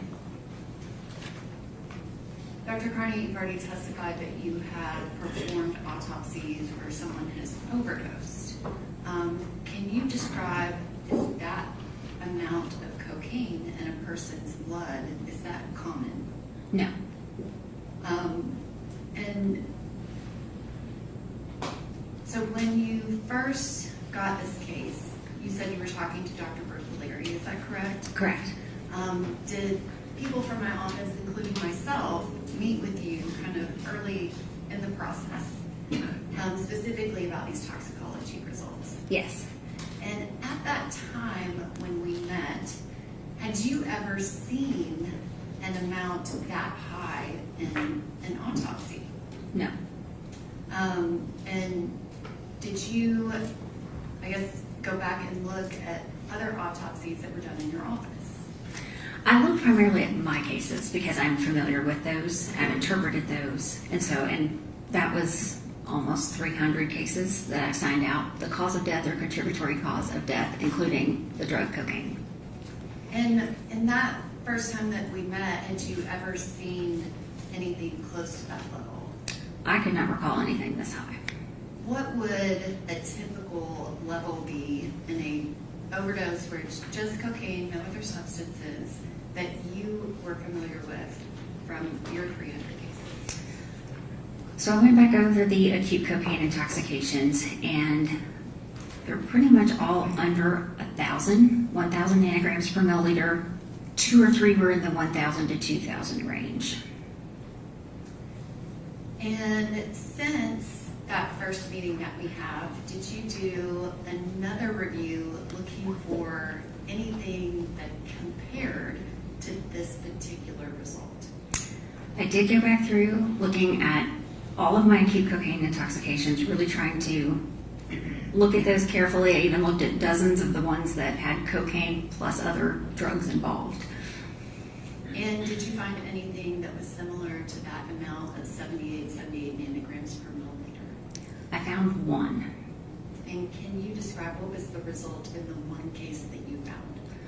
The cocaine level was 10,000 nanograms per milliliter in the blood. And going back to the ones that you had done that you initially reviewed where 1,000 was the highest, can you describe what were the findings in your autopsies of the method of ingestion? So a lot of these we do have scene investigations. They look for drug paraphernalia, and in many of those you would find evidence that the person smoked it, or perhaps we would call it nasal insufflation or snorting it, or intravenous injection if they were able to put it in a syringe and inject it into the veins. Had you ever, I guess, done an autopsy before where oral ingestion was the method? It's very uncommon, and I did not recall cocaine ingestion being a common drug method of administration. And that one case that you found that the medical examiner's office and autopsy was performed, what was the method, or can you just describe the circumstances of that particular case?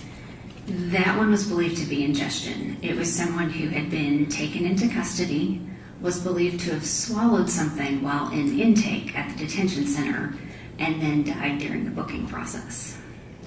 And when you say died during the booking process, what was the amount of time? And you said they ingested it. How did they ingest it? Swallowed. So it was an oral ingestion. Do you know an approximate time frame? I don't, but it did not sound like it was a very long period of time.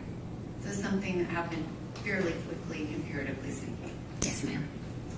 And in that autopsy, I guess, are you familiar with autopsies where there's been other oral ingestions of cocaine? I did have another one with oral ingestion of cocaine, but it was mixed with another drug. And we knew that it was oral ingestion because I found the bag with the crystalline substance that had broken open that was still in the stomach. And typically, what is the result going to be for cocaine in a case like that where someone swallowed a balloon? Have you looked at any data related to that? Yes. So in the literature, it shows that those are the cases where they swallow cocaine in an attempt to transport it somewhere internally, not to use it for its effects, or they swallow it to avoid perhaps being caught with it. In those cases, the cocaine level is high. Is it as high as the 7878 or the 10,000 in the other case? Yes. And specifically that case with the 10,000, in that autopsy, was there a bag found? No. And can you describe what would the bag potentially have to do with what the cocaine level would ultimately be? Well, if you have a bag or some sort of protective covering, then that's going to delay the time because then the acid in your stomach has to kind of break through that bag in order to get to the drug. So it should delay it. And can you describe what information did you have about the method of ingestion related to Jade Benning and the subsequent cocaine testing? I found from the police investigation there was concern that she may have ingested it by drinking it. And are you familiar with the additional testing from NMS Labs, specifically of the substance on the comforter? Yes. Objection, Your Honor.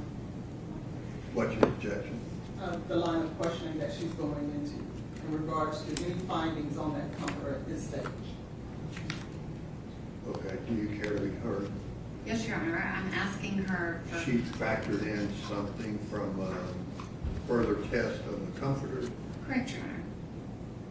Okay. All right, let the lawyer look at it.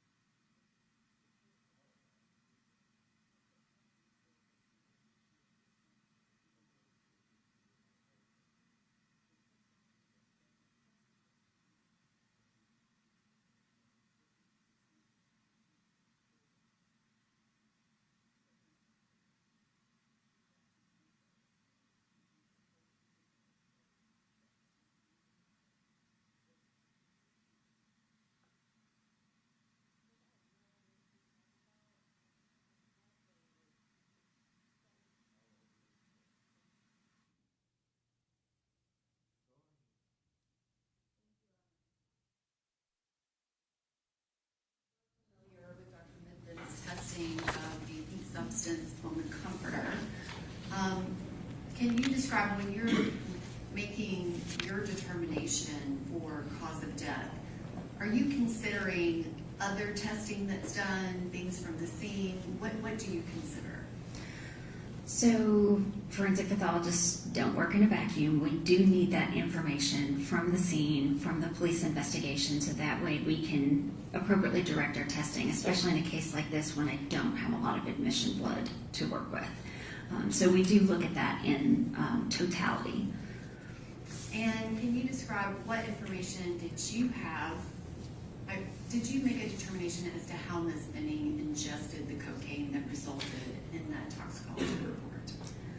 Well, yes. So based on the high level of cocaine, and knowing even from the literature, from the toxicology textbook, that you really see this in an oral ingestion, which is consistent with the investigation.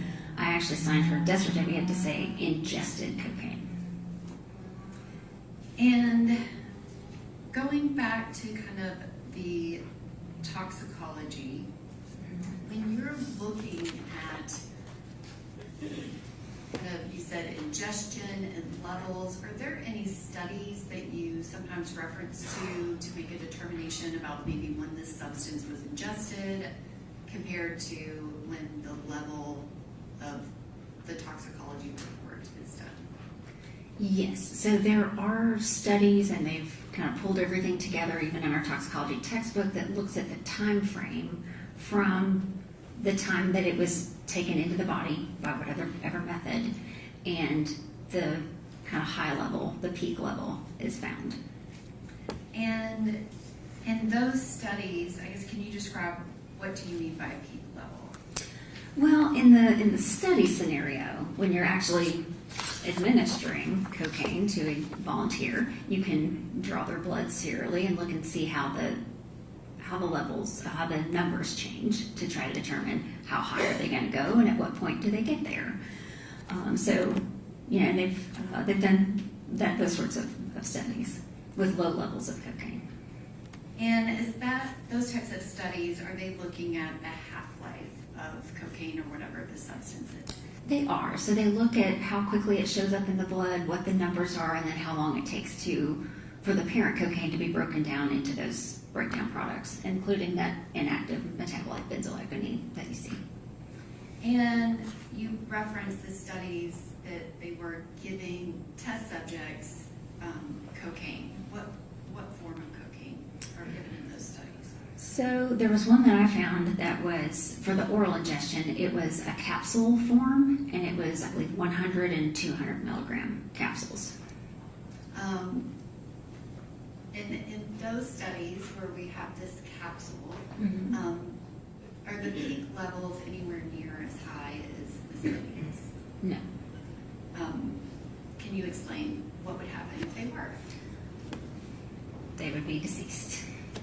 And looking at those studies, which obviously you've explained, it's a capsule, it's a low dose, what is the peak time generally? So usually for those, the oral ingestion takes a while. I mean, the absorption from oral ingestion takes a while, so like 45 minutes to an hour.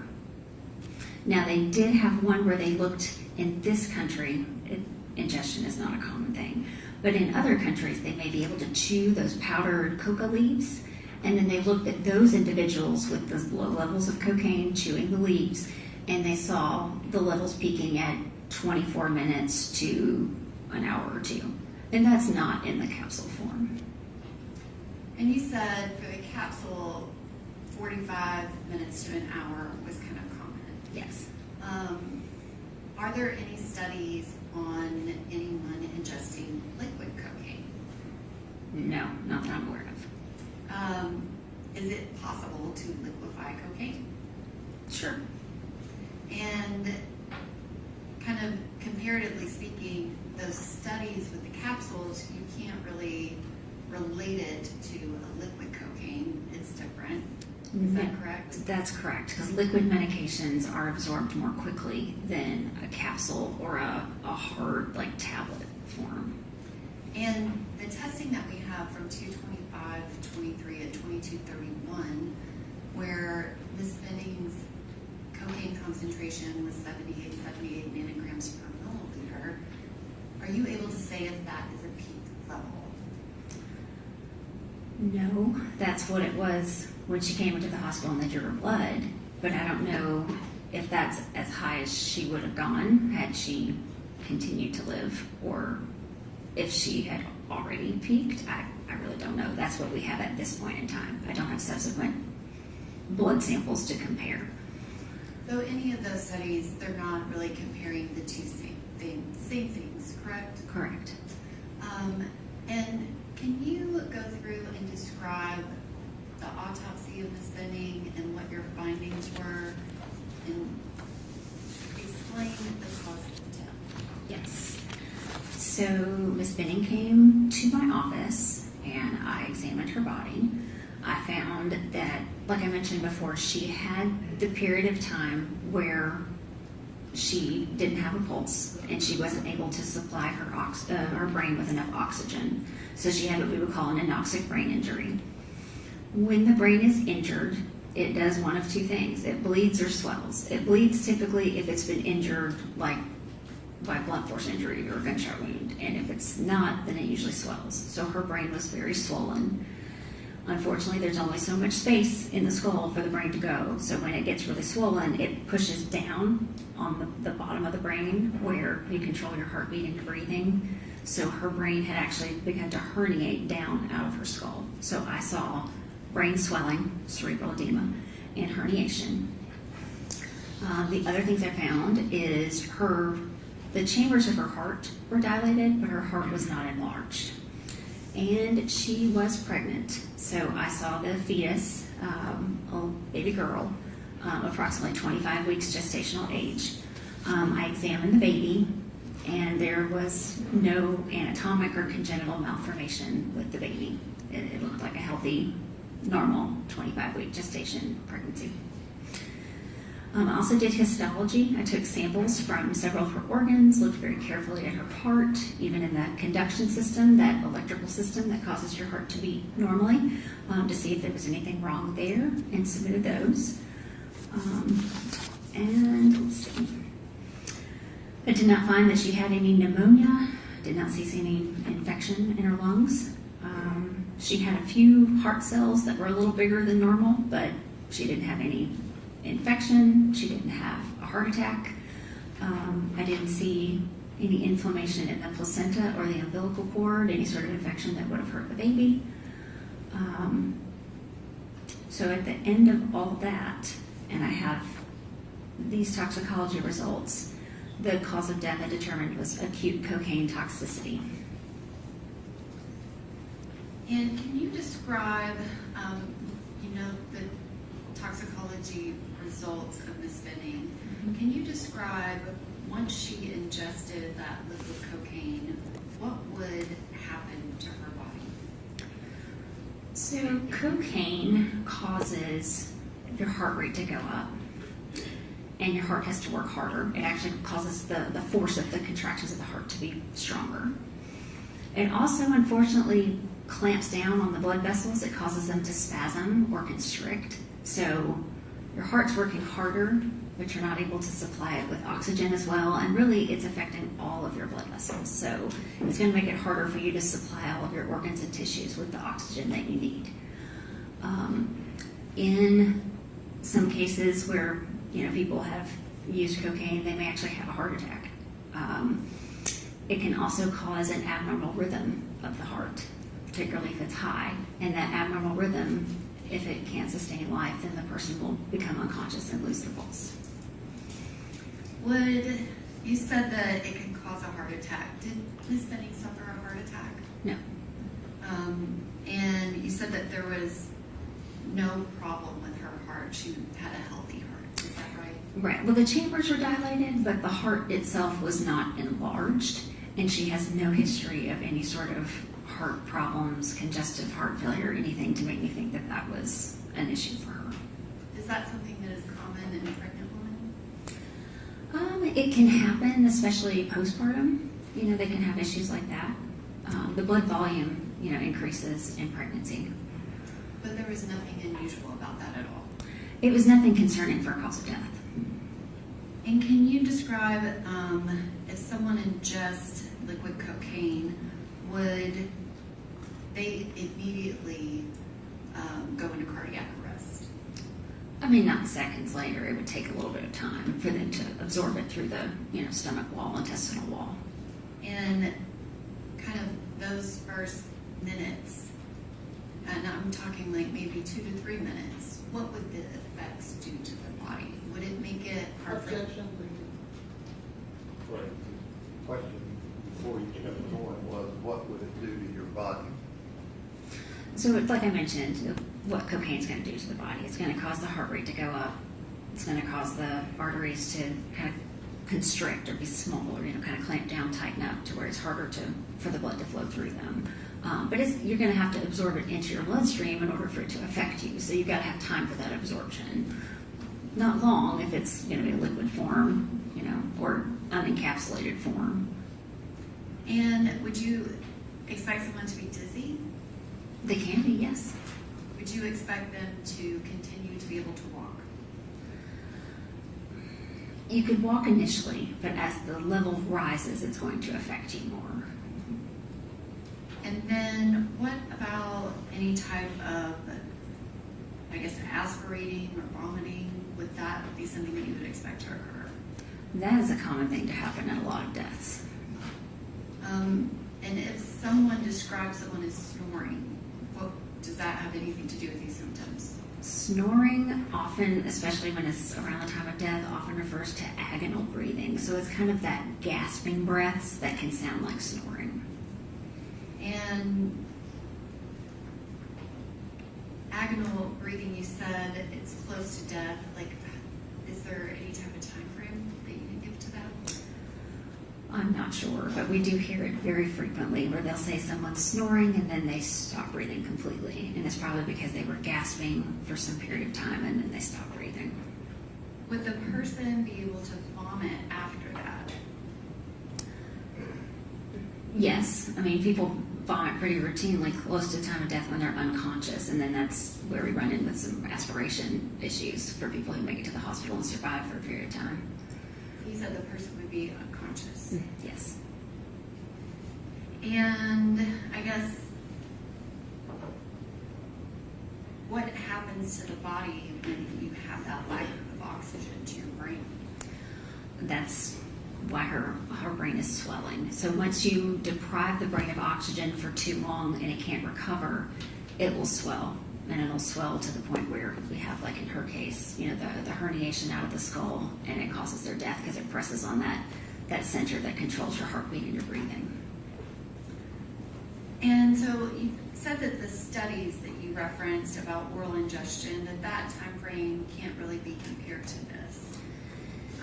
If you had the circumstances of Miss Benning being able to paint words on a photo at 9:10 p.m. and at 9:24 p.m. she's been painting, and the word beautiful is now added to the photograph. It's been painted. The words are legible. You can see them. If that happens between 9:10 and 9:24, and then there's 4 minutes of photographs taken where you can't really tell anything about symptoms. But then 19 minutes from that kind of first painting, she's added words at 9:24, and then at 9:29 p.m., there's a phone call where someone describes Ms. Benning as being able to talk at the beginning of the 6-minute call, but by the end of the 6-minute call, her words do not form and make any sense. And then she is found by EMTs within 20 minutes of that, and she is pulseless. That time frame, is that consistent with her ingesting that cocaine within 30 minutes of her being found pulseless? Yes, ma'am.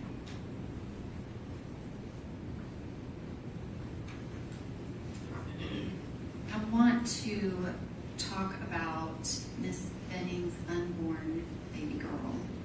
You did an autopsy on the fetus as well, is that correct? Yes, ma'am. And can you describe what actually caused Jade Benning death? So acute cocaine toxicity caused Miss Benning to die. So it was the cocaine in and of itself. Yes. And she was pregnant. Yes. Is there anything about cocaine and pregnant women that is, I guess, something that you know about? Yes. So cocaine is one of the only drugs that we know can cause pregnancy loss because it can cause placental abruption, where the placenta pulls away from the uterine wall. That disrupts the blood flow from mom to baby, so now baby's not getting the oxygen that it needs through the blood, and then baby dies. And did Miss Benning suffer placental abruption? No. And I guess why is that? Well, she died of the cocaine toxicity, and so the abruption maybe didn't have time to occur, or just didn't occur in this case. And I guess if she maybe had been given less cocaine, is it possible that it could have caused a placental abruption? It could have. And this information about cocaine and pregnant women and the cause that it causes placental abruption, are there studies on that? Oh, yes. And you said, oh yes. Can you describe how many studies are there on that? I don't know how many studies, but they're out there. Because that's something that I searched early in my career to learn the connection between drugs and pregnancy loss, and that was one of the clear connections was cocaine and placental abruption and pregnancy loss. And are those studies available on the internet? Yes. Can you describe, you said that there was no placental abruption to Jade Benning's unborn baby girl. Can you describe the autopsy of her unborn baby? Yes.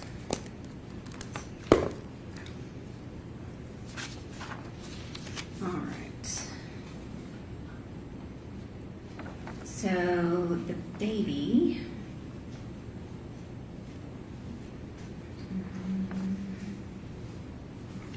Sorry, I was looking for the weight here. We have an 830-gram female fetus, and then I have all the measurements listed. We take the weight and the measurements to compare it to a chart to see how far along the pregnancy was, and it fit with a 25-week gestation pregnancy. She was in the uterus, the baby surrounded by amniotic fluid. The amniotic fluid was yellow, but there were green particles in it concerning for meconium, which you typically see when the child is distressed. So the child was under some sort of stress, which means they basically had their first bowel movement in utero into that amniotic fluid. Then I measured the placenta. I saw a 3-vessel umbilical cord, which is normal. I did not see any adherent coagulated blood on the placenta that you might see with abruption. And I didn't see any evidence of infection, nor did I see any under the microscope. And then I looked at the organs. All the organs were in the right place. The weights were accurate and as expected. No other abnormalities with the child. If Jade Benning had not ingested the liquid cocaine that she did, which Objection, Your Honor. Okay, you want to rephrase your question? I hadn't finished my question, Your Honor. She's objecting to Me asking the way her. you phrased it. Dr. Carney, if Jade Benning had lived, would you have expected her to have a healthy pregnancy based on your autopsy of her unborn baby? Yes, ma'am. Was there anything wrong with her baby? No. Would her baby be able to live after ingesting that level of cocaine? Would the baby be able to live after mother ingested that level of cocaine? Mother ingested that cocaine, and Right. could her baby have lived without her? Okay, so I understand the question. So the baby died because mother died. And did you do further testing of anything related to the baby's organs? Yes, I sent the liver tissue from the fetus for testing. And can you describe why did you do that? I was looking for the presence of any sort of drugs that might have circulated through the baby's liver while mom was under the influence of this drug. And you said that you submitted that liver tissue specifically for testing. Yes, And is that result also incorporated in your autopsy report? yes. And can you describe what was that result? So the liver tissue was presumptively positive for fluconazole. That's an antifungal commonly given to women for yeast infections. And did you have any other information related to the testing of that liver tissue? There were no other positive findings reported. Based on further investigation, I called and discussed the toxicology findings in this case with a toxicologist at NMS Labs. They said that cocaine was found, it was triggered in the liver tissue, but it was very close to the cutoff limit. So they said if we sent it for confirmation, it might not show as positive because it was so close to the reporting limit, but it was there. And in forensic pathology, we're often interested if a drug is even present. So that's why I asked.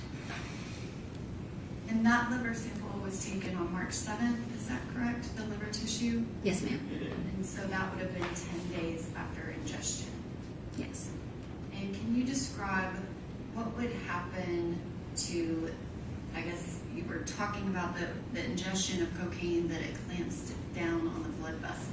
Yes. That ingestion of cocaine by Jade Benning, what would have been happening to the baby in that moment? Well, everything that's in mom's blood goes into baby's circulation as well. So clearly the cocaine in her blood did make it into the baby and was still in the liver even 10 days later. Unfortunately, because the cocaine causes that difficulty for the blood to flow to all the organs and tissues, including the uterus and the baby is likely deprived of oxygen during this time. So by the time EMS makes it to Miss Benning, she doesn't have a pulse, so she doesn't have enough of a blood pressure to supply her own brain with oxygen. She's not going to be able to supply the baby with adequate oxygen either, because she doesn't have enough of a blood pressure. They worked very hard to try to save her and took her to the hospital, but they didn't get actual circulation back for some time.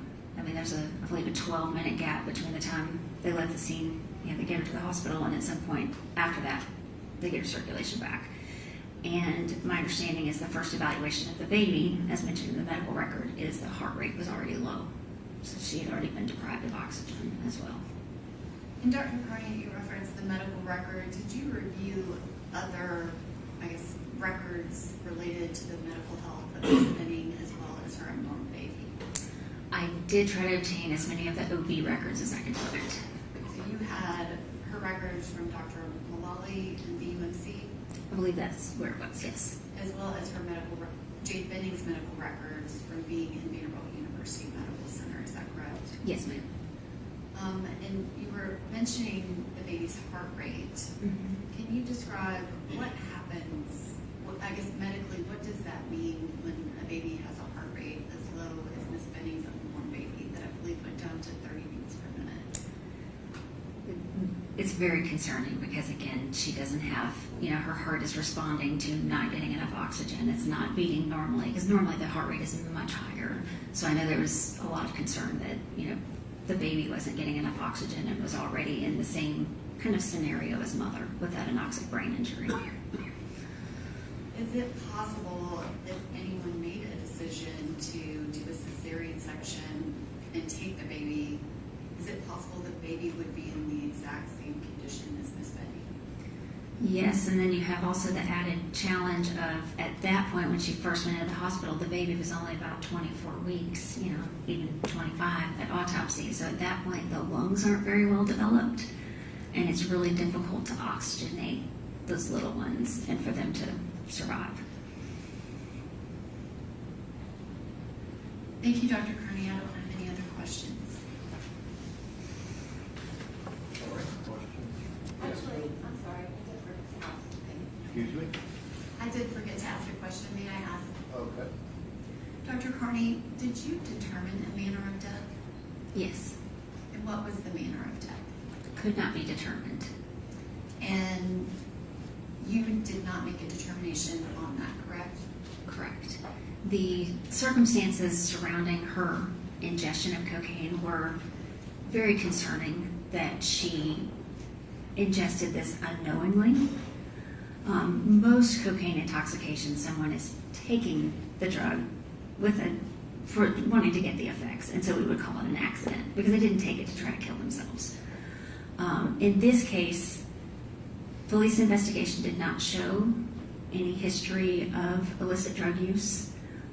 Everything that they found that as soon as she found out she was pregnant, she wanted to do everything she could to take care of herself and take care of that baby. And it didn't really fit with your classic using drugs for the euphoric effects and accidental death. It was much more suspicious that someone gave it to her without her knowledge, but it didn't have enough to get to that, homicide determination. And your autopsy report, that was completed, I believe, August 11th of 2023, is that correct? That is correct. Thank you, Dr. Carney. Okay.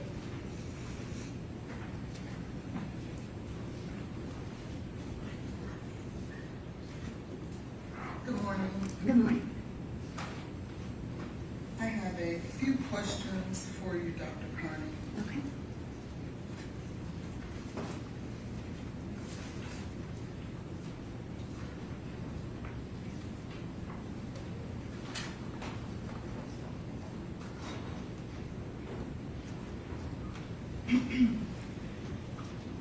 Just so the jury knows, we've met before, correct? That's correct. Okay, thank you. Let's talk a little bit first about your qualifications. Okay. You are, in fact, a pathologist, medical examiner. Correct. And that's what you went to school to learn to do, correct? Yeah, for my training, yes. You are not a toxicologist That's correct. and have not been to school to become a toxicologist. That's correct. You'll agree with me that is a totally different area of expertise. That's different because that's taking the blood and taking it through the machines and interpreting the data. So that's not what I do. And it takes a whole nother specialized training to understand the toxicology, let's say, for example, cocaine and the metabolites like the BZE and the MEE, which are the metabolites of cocaine, correct? It takes training to be able to test for those, interpret them in the data, yes. My training is in taking those toxicology results in the setting of that autopsy.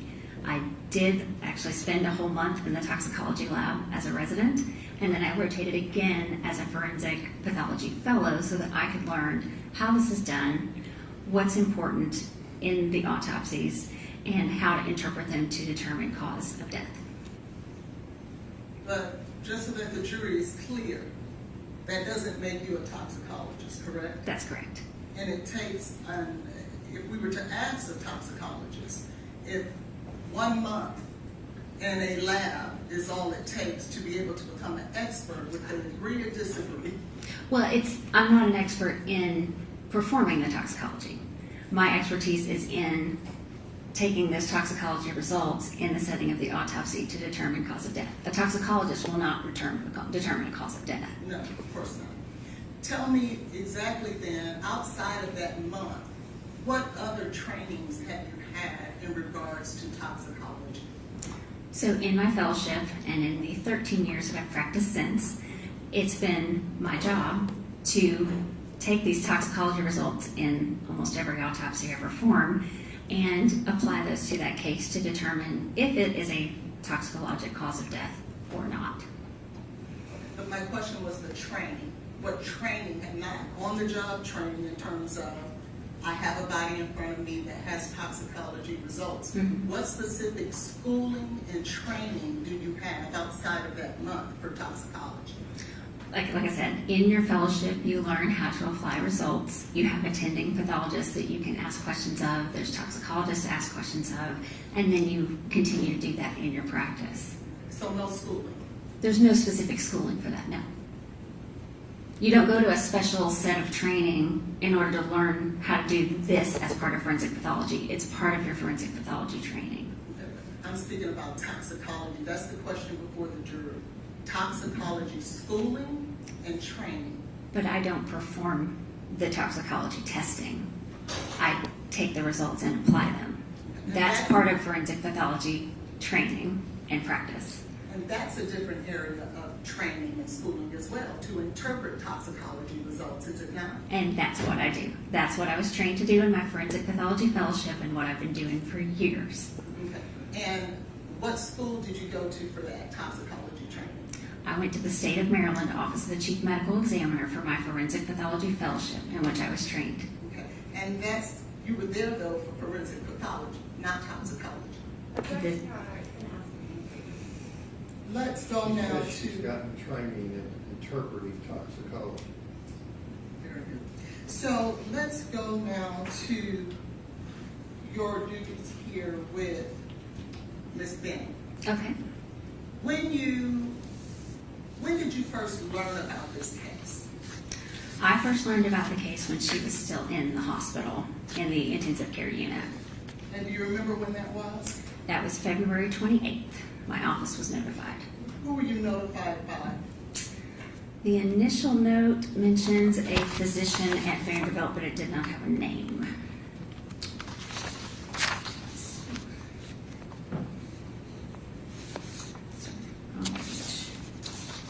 Here we go. A physician from Vanderbilt contacted the office, and then we were also called by the toxicologist at Vanderbilt.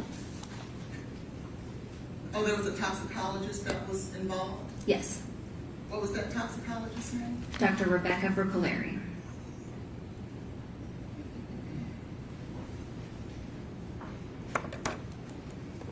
And do you remember the purpose of the call? The initial call to our office was to let us know that she was expected to die of her anoxic brain injury, and given the case information, that she would be a medical examiner case. Okay. And so was there anything specific that they needed you to do at that time? There was a question about whether or not she was a consented organ donor, so there was a question about organ donation.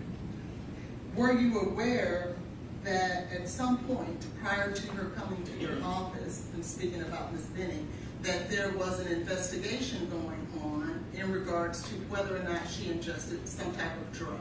Yes. And over the course of that time, did you ever have an opportunity to speak with the homicide detective, Adam Reese? Yes. Did you also have an opportunity over the course of that time to speak with General Norman? Yes, I think I did speak to General Norman during that time frame, or shortly after. And all of this was prior to Ms. Benning getting to your office? Correct. Or arriving at your office? Okay. So when Ms. Benning arrived at your office, you performed the autopsy, correct? That's correct. And you'll agree with me, I was very early on, that an autopsy is not done in a vacuum. Have you ever heard that phrase? Yes. Can you tell the jury what that means? Well, it means that we need to know what the circumstances are surrounding the death, because there are some deaths that don't have specific autopsy findings, or they have very few. So we need to know how to interpret that in the setting of the circumstances surrounding death. And that just basically means sometimes you just can't look at the body and the body itself Correct. in order to determine the manner of death. Or even, yeah, that's Okay. true. Okay, fair enough. And so would you say then that you would consider Ms. Benning's case one of those cases where you had to look at circumstances outside of the body? Yes, ma'am.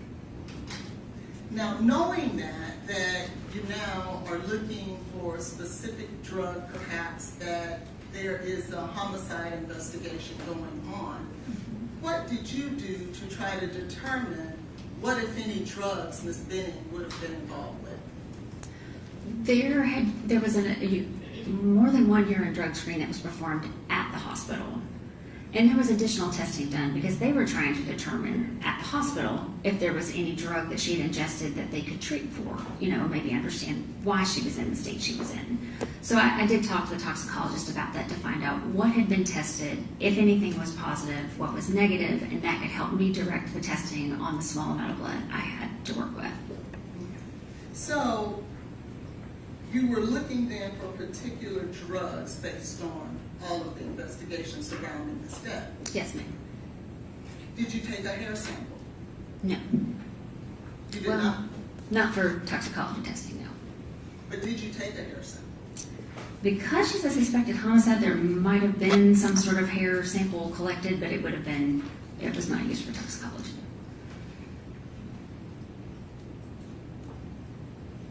May I ask that I pass an exhibit for identification purposes? Would it help you if I showed you a couple of pictures that were a result of your testing and or collection to refresh your memory? Okay.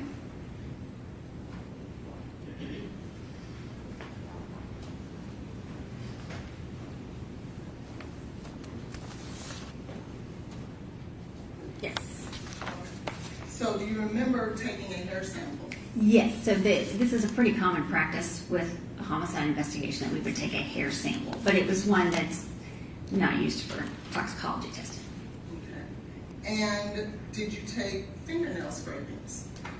In this case, we did fingernail clippings. Clippings. Yes. So there were no fingernail scrapings? I don't usually do scrapings. I'll actually clip the whole nail itself, or the end of the nail where you would have the scrapings, and just take the whole thing and put it in the envelope for them to test. Okay. And did you have, knowing that, because you got the body on March the 7th, Yes.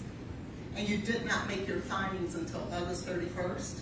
Yes. Or August 11th, I believe it I'm was. sorry, August Yeah. 11th? Yes. Okay, so that's 5 months. Mm-hmm.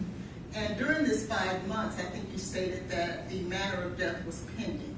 Correct. So you were trying to find what involvement, if any, Ms. Benning would have had with drugs. Correct. Okay. And so then did you send that hair sample out to be tested? No. Why not? I don't normally test for hair. That's kind of for long-term things, and usually I think I've only sent hair for heavy metals testing. It's not a common thing that I test for But you illicit can, drugs. I apologize. Sure.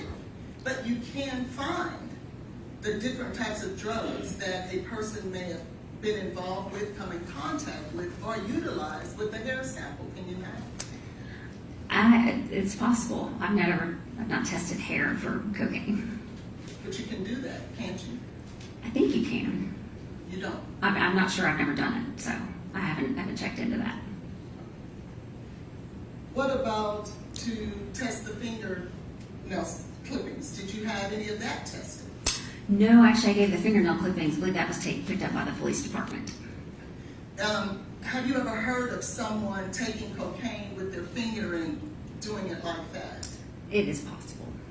So wouldn't it have been important in trying to determine what happened truthfully to Ms. Benning to have those scrapings tested? I've never sent clippings for drug testing. And so you did not do that either? No.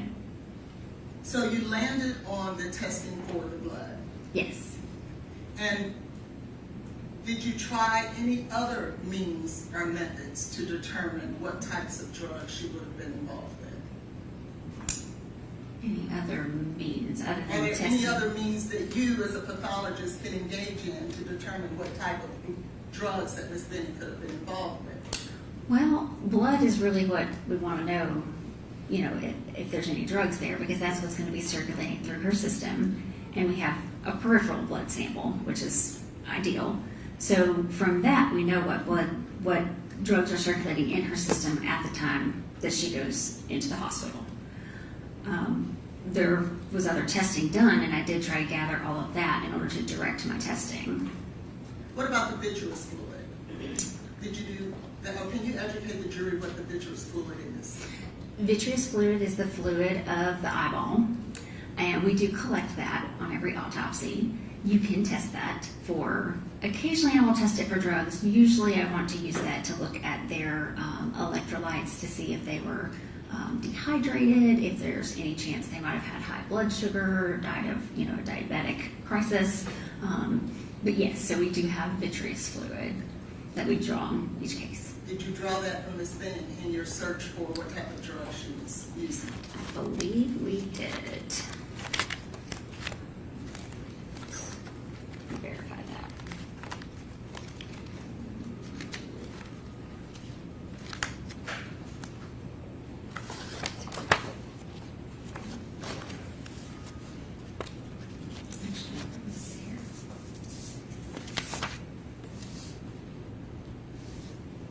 I did not send the vitreous fluid, Okay, so, but I think we did collect it. Although I wasn't concerned about her hydration levels, considering she'd been in the hospital and that had already been followed. well, you don't have to look with this. Right. Will you agree with me that you can do drug testing with vitreous fluid? You can. And sometimes it's the best way to test for different types of substances. I don't know that I would say the best way, actually. Blood is the best. Okay. But it is in fact able to get it done. It is a way. I have used vitreous fluid to test for a substance that normally I would use urine for, and I didn't have any urine in the case, so I used the vitreous. Now, you talked about the findings in this case in regards to the blood. Yes.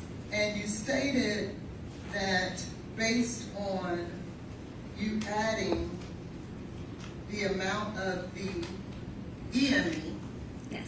along with the cocaine, in your opinion, was the best way to come up with how much parent cocaine she would have had in her system. Correct. Can you explain that to us, please? Well, like I mentioned before, there are enzymes in the blood that can break down cocaine even after someone has died, unless you get it into that tube with the sodium fluoride, which we didn't have in this case.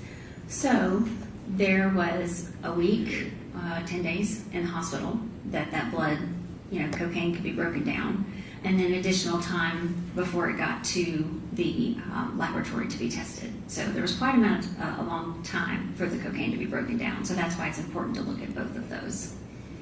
And so that we can educate the jury, the cocaine itself would be the parent cocaine, right? Right. The BE is the next metabolite that parent cocaine will break down to, correct? So that is a breakdown product that is inactive, and it can build up and be there for a little while. And then you have, from BE, it goes to EME, is that correct? Don't think it goes in that order, but with this one, we're worried about the cocaine being broken down in the tube after death, and it gets broken down into ethylene methyl ester. And those are the three levels in which cocaine breaks down.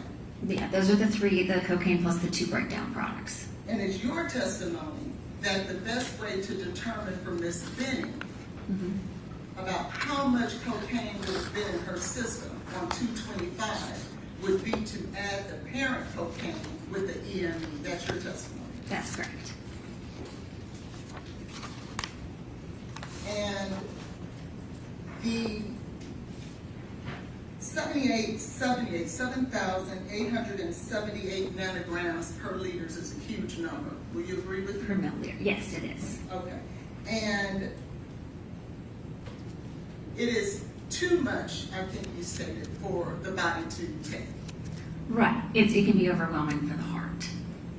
Now, you're not stating that everyone who has a level of 78 ends in death, are you? I'm not aware of someone with that level surviving. Okay, so it's your opinion that anyone who has that kind of level would be dead? It's hard sometimes to interpret in some of these illicit drug levels what's a lethal dose, because you have to find out, have they been using cocaine over time? Have they developed tolerance? Maybe they can handle higher levels. In this case, she is a naive user, so for her, this is too much for her. Now, how did you come to the conclusion she was a naive user? The investigation did not reveal any history of cocaine use. And who relayed that information to you? How did you come to that determination? That was talking to the police, because they did the investigation into anything about her. And who specifically did you speak with in regards to that conclusion? I believe I talked to Detective Reese because I specifically asked him about a history of drug use. And what did he tell you? That she was not known to partake of cocaine. Did he tell you cocaine or drugs, period? This was specific to when I was asking about the cocaine. Did you ever make a statement that you were told through the police investigation that there was no history of drug use, period? No, I don't think I said that. Because I think in the past there might have been some marijuana edibles. I'm sorry? I believe she may have used marijuana in the past. So you don't think you ever said that? Let's see. Yeah, see here it says no history with illicit drugs other than marijuana used to make edibles. So no other illicit drug use, specifically cocaine. Would it help you if I was to show you your testimony from the bond hearing to refresh your memory about whether or not that statement was ever made? Sure. And I'll put a sticky. Okay.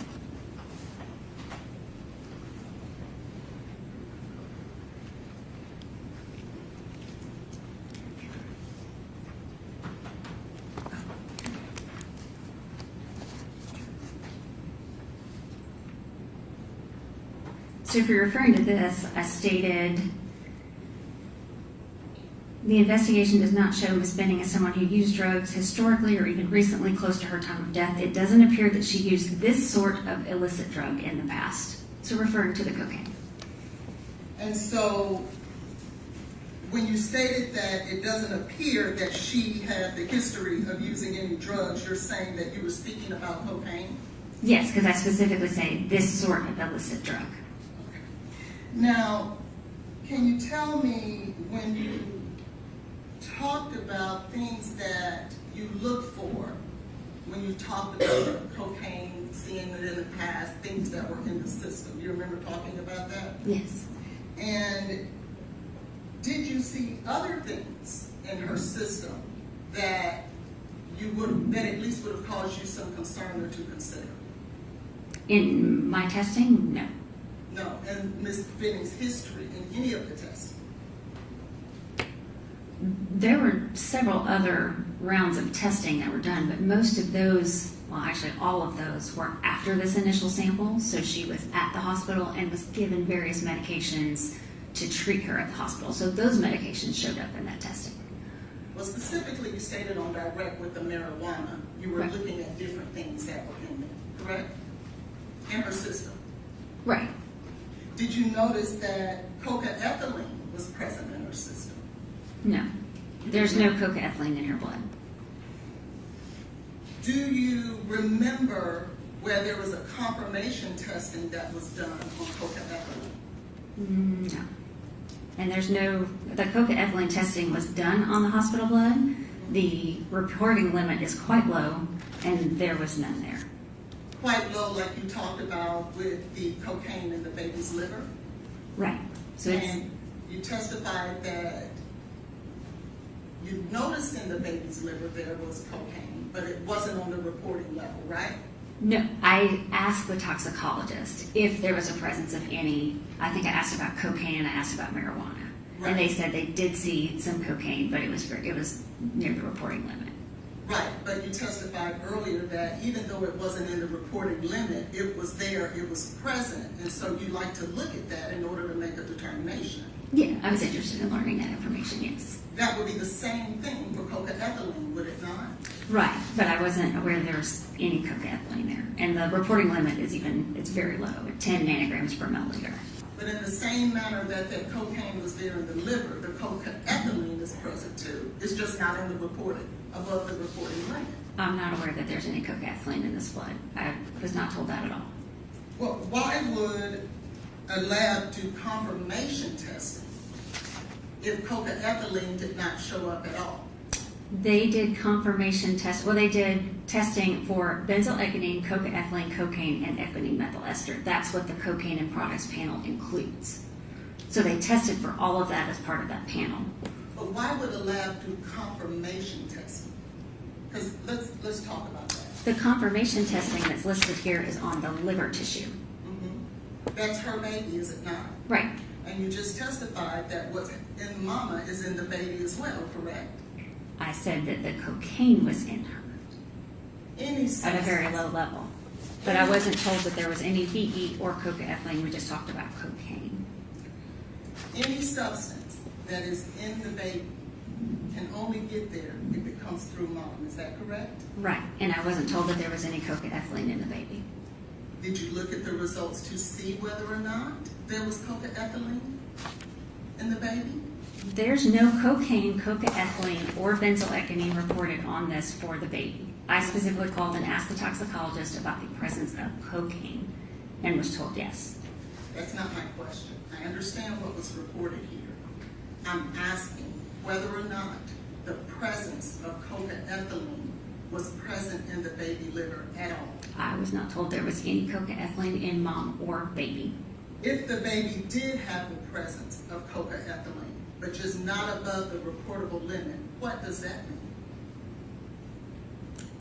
I don't know what you're getting at. I asked about cocaine and I was not told there was any cocaethylene. Right, but I'm asking a different question. If there, so we're getting into hypotheticals now. If there was cocaine and ethylene, because there's not any.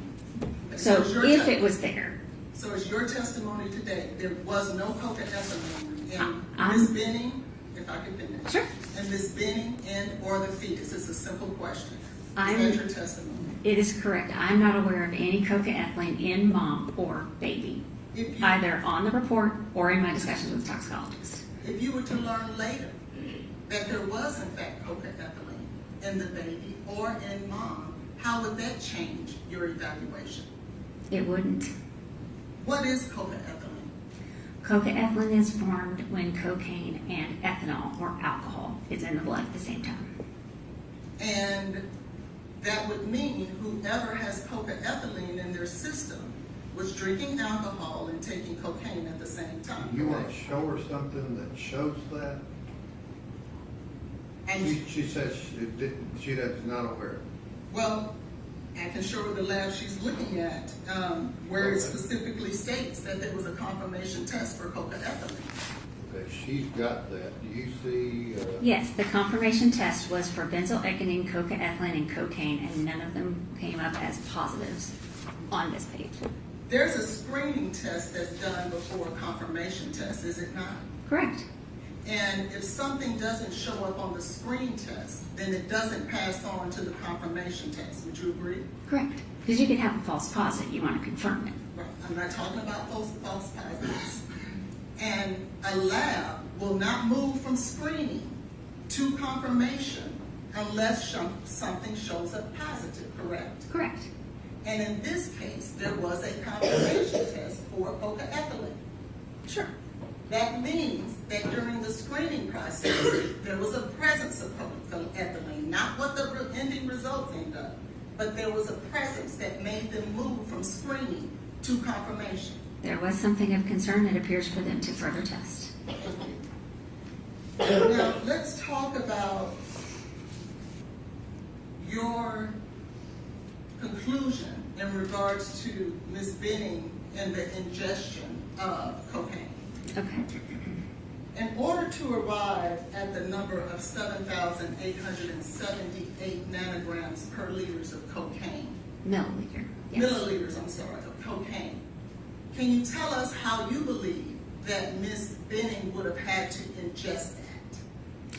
When you look at the literature, it shows that you do not get these levels with all the other routes of administration.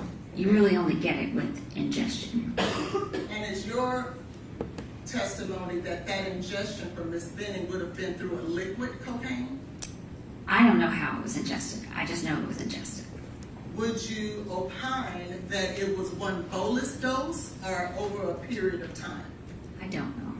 I know from obviously the investigation, she doesn't have a prolonged period of symptoms. So you believe it would have been one bolus dose more likely than not? It could be, yes. How much cocaine is 7,878 nanograms per milliliters? Could you give us an example of equating what we would look, an apple, an orange, a lemon, tea? So, unfortunately, with illicit drugs, there's no quality control or testing process like you have with your normal medication that you buy over the counter or from the pharmacy, so it's in a tablet dose and you know exactly how much it is.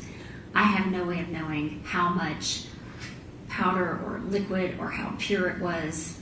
I can't give you any specific size or amount. But you'll agree with me, it would be a whole lot, right? If it's a very concentrated dose, it might not be like a large size of something. So it could be very small. It could be. And then if it's very small, it could be something someone took on their own. Could it not? It's possible. Will you agree with me that most overdoses are a result of an accidental overdose? Yes. And in our hypothetical just previous that we talked about that because of the concentration, it could be very small, then it also could be an accidental overdose of someone who took a small dose. You mean like a small amount that turned out to be more than they thought? Like we just talked about yesterday. Yes.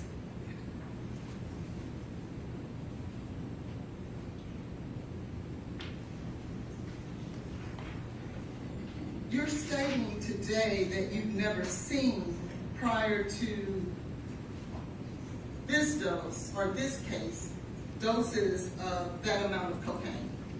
Yeah, I only found the one. Okay, so there was one you've seen before. There was one, yes. Okay, just making sure. Let's talk a little bit about the heart cells. Okay. Ms. Benning had enlarged heart cells, not major, but they were a little larger than normal, were they not? Correct. She had focal myocyte hypertrophy in the left ventricle. Okay, and what does that mean? It's a small focus where the heart cells are a little bit bigger than normal.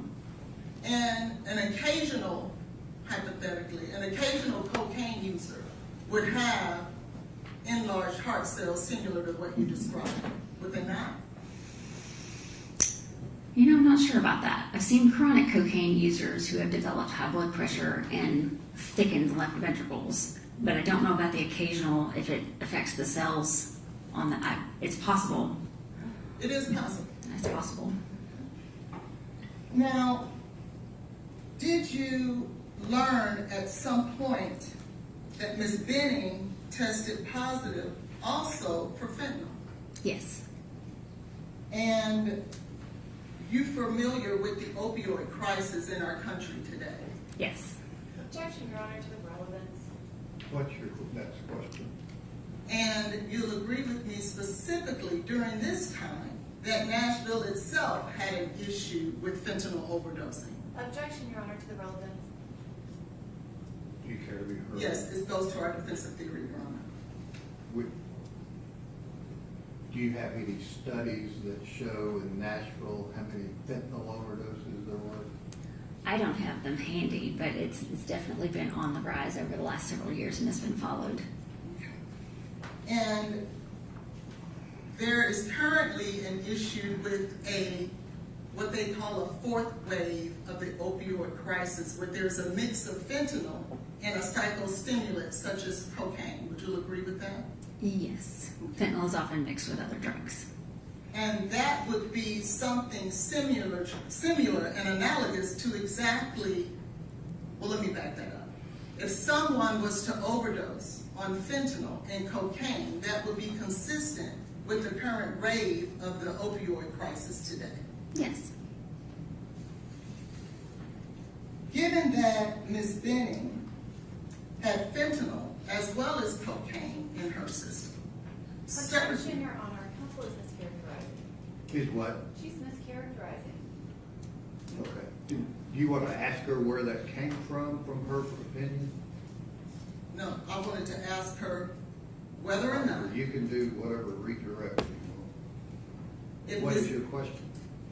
if Ms. Benning had fentanyl and cocaine in her system, certainly that fentanyl could have contributed to her death, couldn't it?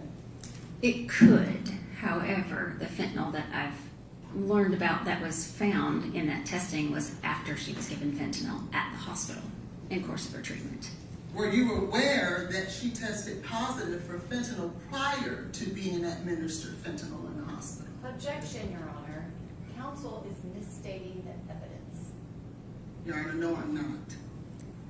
Do you know, can you help them understand when it was given? And So fentanyl was ordered at the hospital and was given to her. And I believe there's been a lot of work to clarify the blood samples, but the blood sample that is positive for fentanyl is after she was given fentanyl at the hospital. okay. Are you aware that at 22:59, that there was a urine sample that tested positive for fentanyl from Ms. Benning? Are you aware of that? And again, objection, Your Honor. Counsel is misstating the Okay, evidence. Dr. Oh. Olashuba testified all negative in urine results from 2259. Your Honor, we have direct evidence, and I'm Okay, asking well, her. we haven't gotten there. I mean, they're objecting to your question is not accurate. So whatever proof you want to put on that it's not, then that's fine. Hypothetically, if Ms. Benning tested positive for fentanyl prior to being administered fentanyl in the hospital, would that affect your decision as to what could have caused her death? I would want to know what the level was, and we can look at, whether or not it's fentanyl and cocaine causing her death. But everything that I've found, that urine drug screen that was positive for fentanyl was also positive for an anti-seizure medication that was given at the hospital. So I believe that fentanyl is administered by the doctors treating her, not illicit drug. I understand that. Are you aware of the metabolite 4-ANPP? Yes. And would you agree with me that that's more in tune with illicit use as opposed to a medical use? It has been in the past, but apparently that has now come up positive in fentanyl that is administered by a hospital, or by a doctor. So it doesn't really carry a lot of weight with me anymore. But it used to carry a lot. It used to, but not anymore. And I know that was negative for acetyl fentanyl, which was also tested and is more in the illicit drugs. I'm not asking about acetyl fentanyl. I'm Okay. asking about 4-ANPP. Well, I use that to kind of help in that determination. I understand. Sure. I'm speaking of 4-ANPP. Mm-hmm. There was a time where that was important to you, right? Right. And it was indicative of illicit use, was it not? Yes. And so, if Ms. Benning hypothetically tested positive for 4-ANPP prior to you changing your thought process on it, it would make you believe that there was illicit use, correct? Possibly. And can you tell us what are some of the symptoms of a fentanyl overdose? So whereas cocaine is a stimulant, fentanyl is a depressant. So it's more like alcohol, where everything slows down. The breathing slows, the heart rate slows, and they tend to get very sleepy and then go to sleep and don't wake up. They can also have issues with edema in their lungs, where you get the fluid that's getting out into the air spaces, and so they might have like the foamy fluid in their mouth and their airways. Okay, so you expect to see some foam around the mouth? Possibly, yeah. You expect for that person to become sluggish? Yes. Depression of the heart rate? Yes. Something consistent with the baby, the fetus's heart rate going down to 30? Would that be consistent with a slower heart rate? Yes. Someone then going to sleep, as you just stated? Mm-hmm. And with fentanyl overdose, that happens much quicker than a cocaine overdose. Would you agree? No. No? Well, could it happen quickly? Could. So if someone is snapping pictures and taking selfies, and within a minute they have slipped into a medical episode that is described as becoming sluggish, foaming at the mouth, labored breathing, lower heart rate, would those be things that could possibly be consistent with a fentanyl overdose? It's possible. And to be clear, as it relates to Ms. Benning's OBGYN history, There was no testing done by her OBGYN to determine whether or not she had the presence of drugs in her system, correct? I don't recall seeing that. Yeah. So we don't know. I don't think there was drug testing. If you were to learn that Ms. Benning met with her drug seller or person she received drugs from on that day, February 25th of 23, would that weigh into your consideration? I mean, it's a piece of information that's good to know, but it still doesn't change what's in the blood. Thank you. Any redo it? Yes, Your Honor.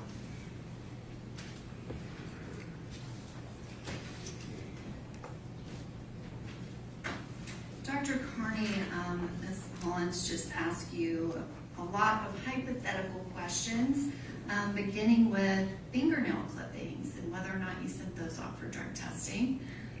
Was there any evidence that Ms. Benning ingested cocaine by snorting it? No. Was there evidence to the contrary that she ingested it by swallowing it in liquid form? It's definitely consistent with the ingestion. And she was specifically asking you about other drugs that Ms. Benning might have used. Did any of the testing reveal anything when Ms. Benning first went to the hospital other than cocaine? No, There's no alcohol, there's no marijuana, there's no nothing. Is that correct? that's correct. And she asked you a lot of questions about cocoethylene. Yes. Is there any evidence whatsoever that Ms. Benning was drinking alcohol and snorting cocaine? No. And is there very specific evidence to the contrary? It appears so, yes, from the investigation of the scene. If she had been drinking alcohol, would that have shown up in testing? Yes. And did it? No. And if she had been using any other drugs, would that have shown up in testing? Yes. She asked a lot of questions about fentanyl and a fentanyl crisis and opioid crisis. Dr. Carney, is there any evidence whatsoever that fentanyl was ingested by Ms. Benning when the dose of cocaine was ingested? No. And specifically to that dose of cocaine, can you say exactly how much it was? Like What amount? size-wise? Yes. In the other case where the amount was 10,000 nanograms per milliliter, the circumstances of that person was in police custody, is that correct? That's correct. Were you provided with like the facts of that case as part of the autopsy? Yes. And was it a large amount of cocaine? It would have had to have been something he had with him that he could swallow quickly. And so something that you could have a small rock, pop it in your mouth, swallow it, and that would do it.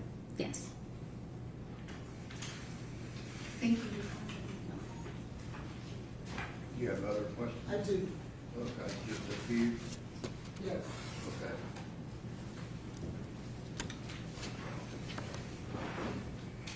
Dr. Carney, what drugs did you test for?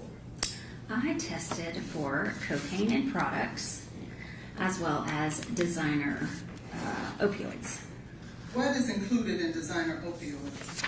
It's on the third page of the report, and it's a lot of these designer fentanyls, and it includes 4A and PP. Now, you just stated that there's no evidence whatsoever of the presence of cocaethylene in Ms. Benning. Is that what you testified to? I have no positive findings for cocaethylene and no communication to say otherwise.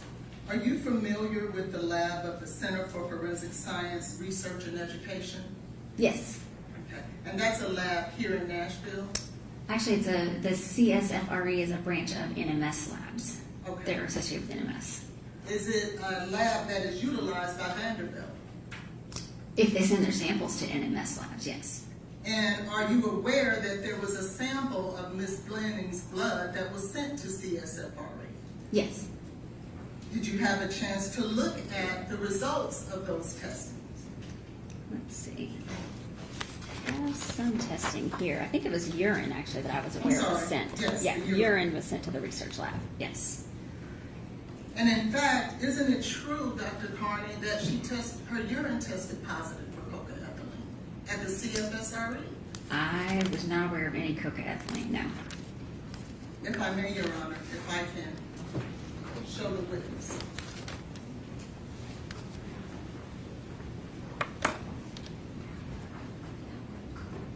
Can you please take a look at those results? Okay.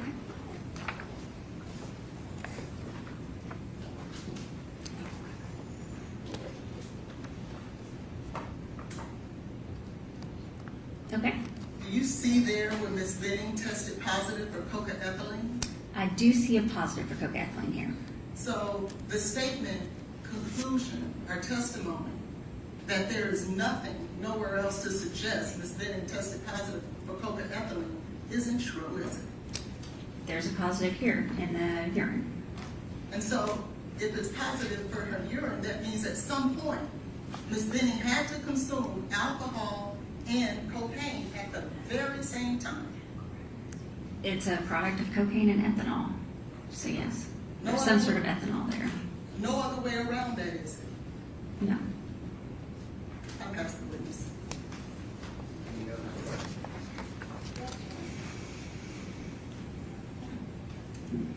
Dr. Carney, there were only 2 samples that were obtained from Ms. Benning, a urine sample and a blood sample, prior to her receiving treatment at the UMC.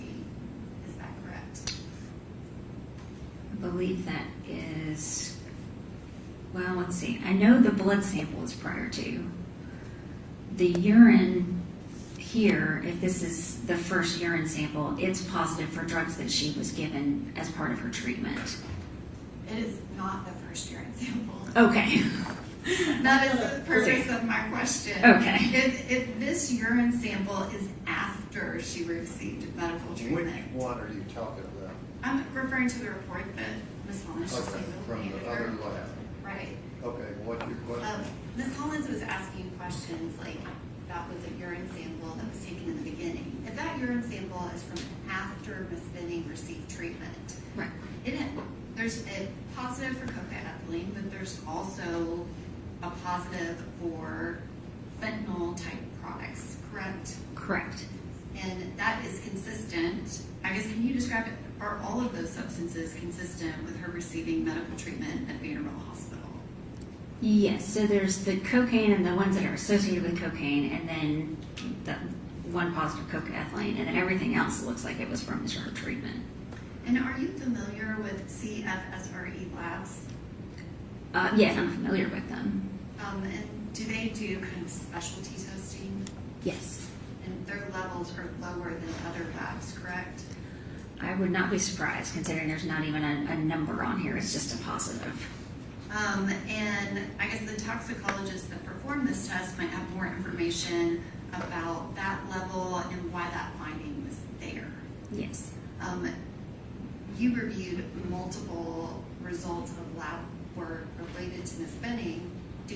Was cocaethylene in anything else? No. Thank you. Any other questions? Yes.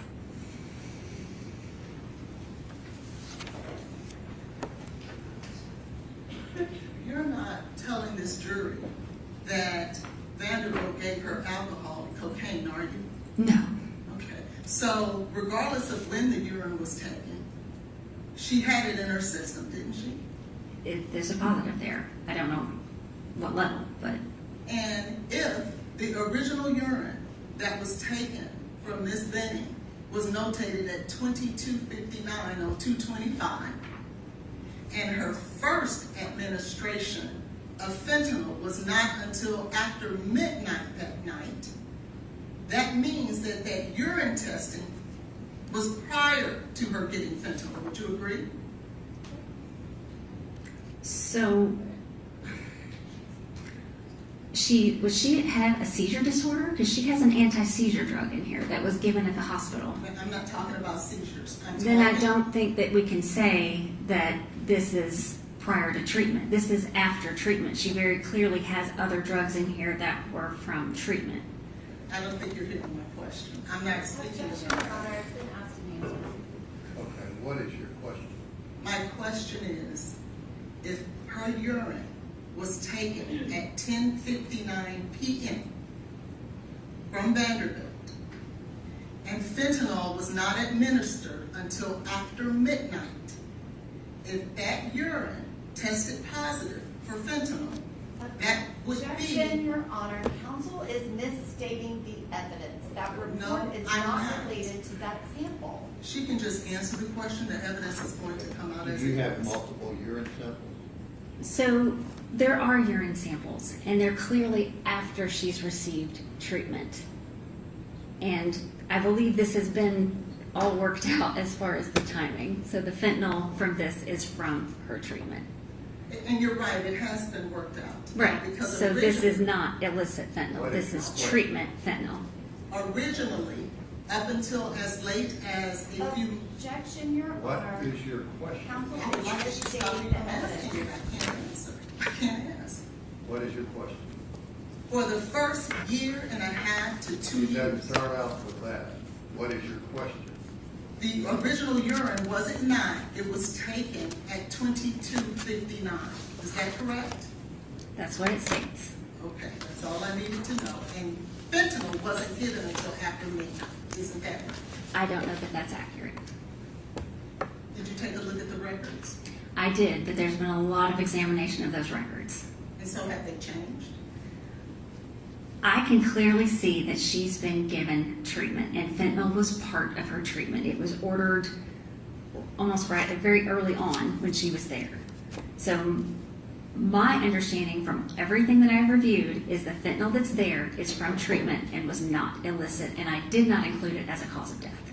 I know that, but my question was, the first round of fentanyl wasn't given until after midnight. Isn't that true? I don't know that that's accurate, no. And actually, if it was given after midnight, then this urine was taken after that. It was taken after she was given fentanyl. But if the original urine that was notated at 10:59 p.m., that would be before, wouldn't it? It would, but I don't think that that's accurate. Any other questions? Any other questions? Deputy, step down and just leave those items.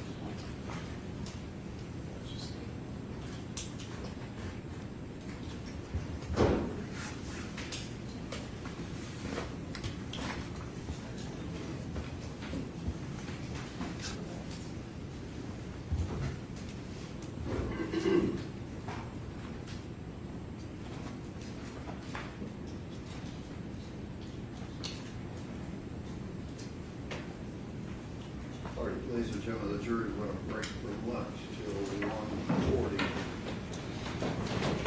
You could step down the hallway.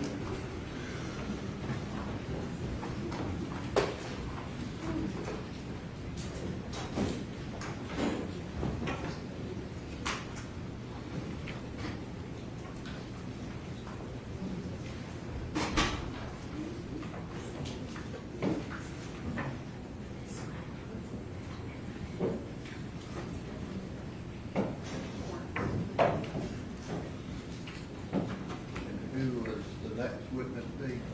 I think we need to call Detective Reese based off of this morning, Your Honor, but we will only be calling him for purposes of establishing the chain of custody of the urine sample that he collected at Vanderbilt. Okay. Is Dr. O'Leary going to testify? I don't think that's gonna be necessary because we're gonna have other toxicologists, but I do have her available if I want to call her. Is Dr. Protrulski going to testify? Yes. And Your Honor, while we're talking about it, we will call Dr. Brugaleri if they do not.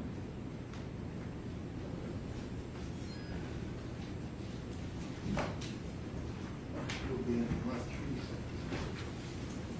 Hey, Judge. I didn't-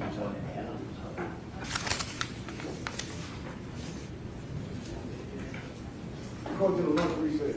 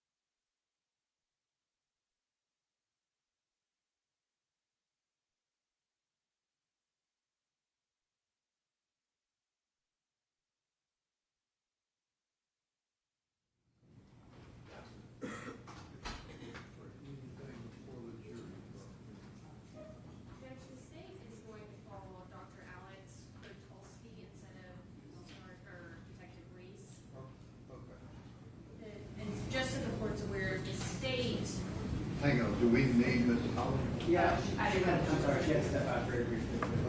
What was her name?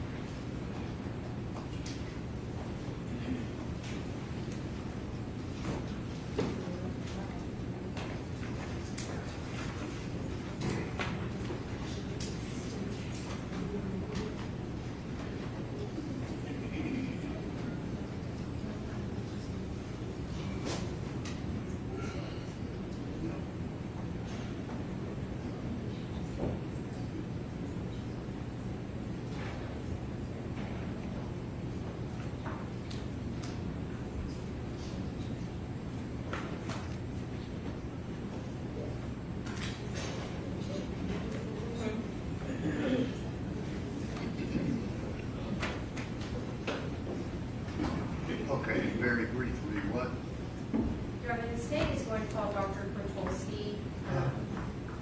Ms. Hollins crossed Dr. Carney on his 2/25/2023 urine at 22:59. She says was incorrect and the time change is wrong. CFSRE never tested that urine that was later changed, and the state has a duty to correct the misrepresentation of the evidence and what the CFSRE reports show.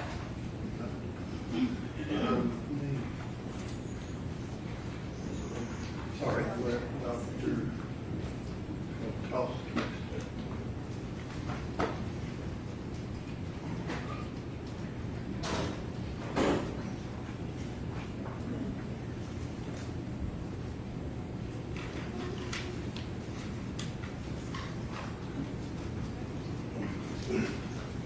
You let the jury step in.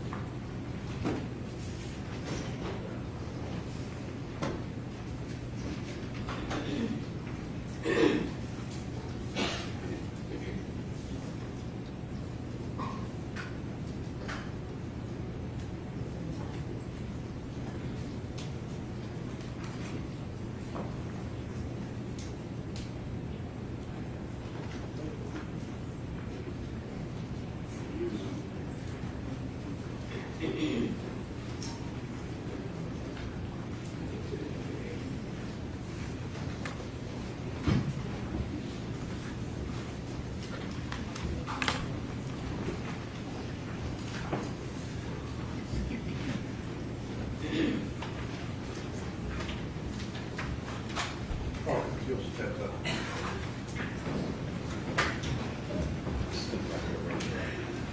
You swear the testimony you're about to give to be the truth, so Yes,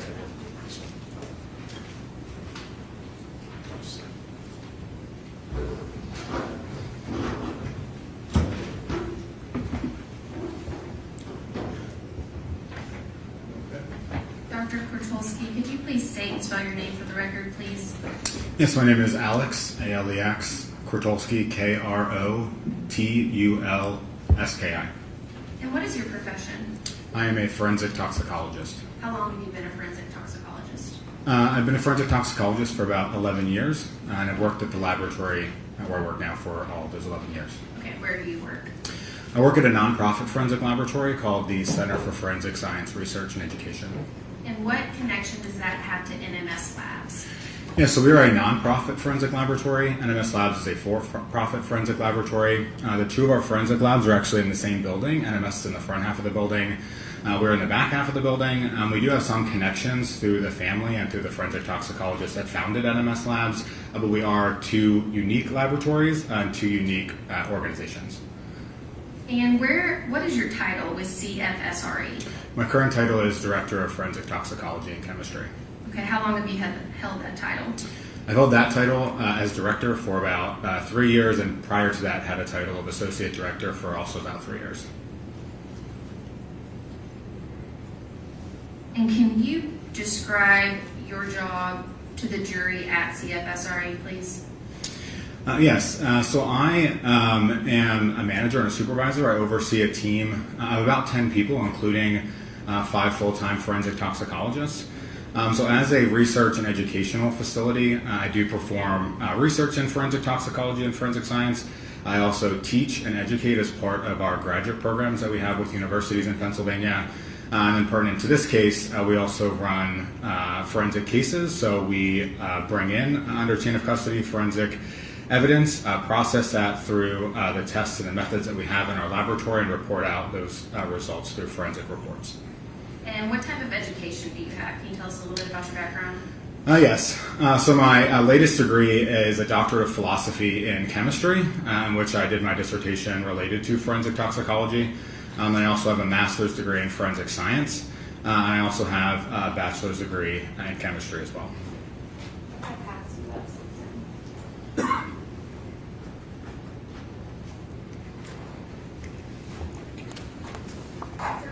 What is that? So the document you just passed me is my CV, or my curriculum vitae. Okay. Are you required to have ongoing training? Yes, as part of really the field of forensic science as a whole, forensic scientists continue their professional education, whether that be through courses that we take, through conferences that we attend every year, or through a variety of other means like reading journal articles and whatnot. And have you ever testified as an expert in toxicology? I have, yes. Okay, about how many times? Once before. Your Honor, at this time, if I could make Dr. Krutulski's CV the State Sex Exhibit 33 Okay. and tender him as an expert in toxicology. No objection. Okay. All right, again, ladies and gentlemen, Dr. Kowalski will be allowed to give his opinion as an expert in that field and place such weight as you choose to upon it. Okay. Dr. Krutulski, did you get involved in a case involving a patient, Jade Benning? Yes. Okay. Do you recall about when you became involved with Jade Benning's cases? Yes, that was in March of 2023. Okay, and how did you become involved? At that time, so our laboratory takes in cases generally for different unique scenarios. We do testing for a variety of different drugs and toxins in the field of forensic toxicology. So generally, the way we get involved in cases is that there are biological specimens, whether that be blood, urine, whatever it may be, that need advanced toxicology testing. So with our relationship with NMS Labs had contacted us about samples that they had that they were interested in getting additional testing performed on, and that's how our laboratory got involved. Okay, did you also talk to Vanderbilt doctors? Yes, I talked to Dr. Brucaleri as well at Vanderbilt. Okay, did you issue a few reports in regards to Ms. Benning's urine? Yes. Okay. All right, so I can pass.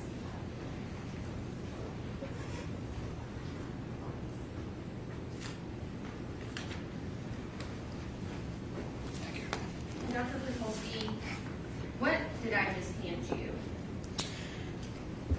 You handed me 2 different reports. One report for a urine sample that we tested, and one report for a blood sample that we tested. Oh, I'm sorry.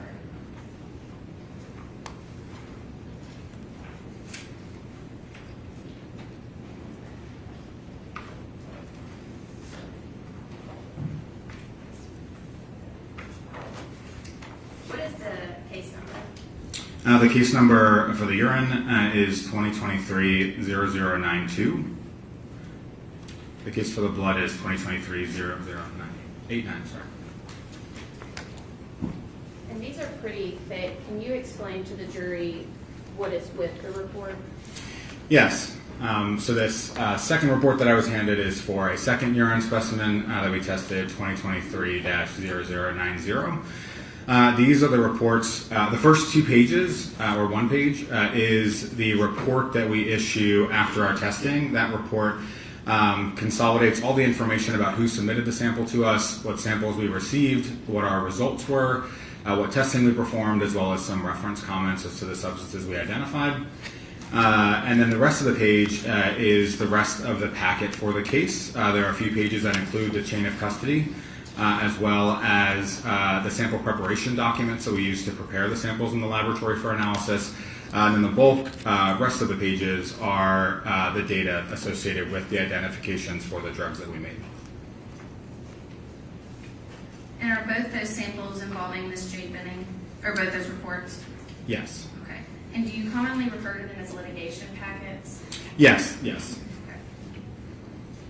Your Honor, at this time, I would like to mark those 2 reports as the State's next exhibit 34 and 35, please. No objection. Okay. Which one, delineate? 34, Your Honor, that could be 0092, and 35 be 0090. Dates on them? They're Different their dates? report numbers. No, sir. Okay. Your Honor, if I could publish it for the witness, we have it on a PowerPoint. Okay. Dr. Kotulski, can you walk the jury through this first page and what we're looking at and what kind of identifying information is on this page? Yes. At the top, you can see that this is the toxicology report that we issued. That's the logo for our laboratory, as well as the date that we issued it. So it was issued in July 18th, 2023. This report was issued to Dr. Rebecca Brucolari at Vanderbilt University Medical Center. On the top right there are the different case numbers associated with the case. So every agency is going to assign generally their own case number to a case. So our laboratory assigned our case number, the CFSRE case number, but then there were additional case numbers, including the NMS case number, as well as the agency's case number that we include as well. Next down under items received is the item that we received for that case number. In this case, under the description, you can see that it was 1 vial containing urine. The next section is the results and conclusions. So these are the substances that we've identified. In this case, the analytes, benzylacanine, norcocaine, and cocaine. Under concentration, our laboratory does at times perform quantitative testing, so there would be values for the quantitative analysis there. However, this testing that we performed was just qualitative, so it just says positive, meaning that the substance was identified and was positively present in the sample. Under methods of analysis is the instrumentation that we use for testing. Under reference comments are generally short blurbs about the substances that we've identified. So if anyone's reading the report and they see the term benzylacanine and they don't know what that is, they can correlate that under reference comments. And I'm so sorry, I did not mean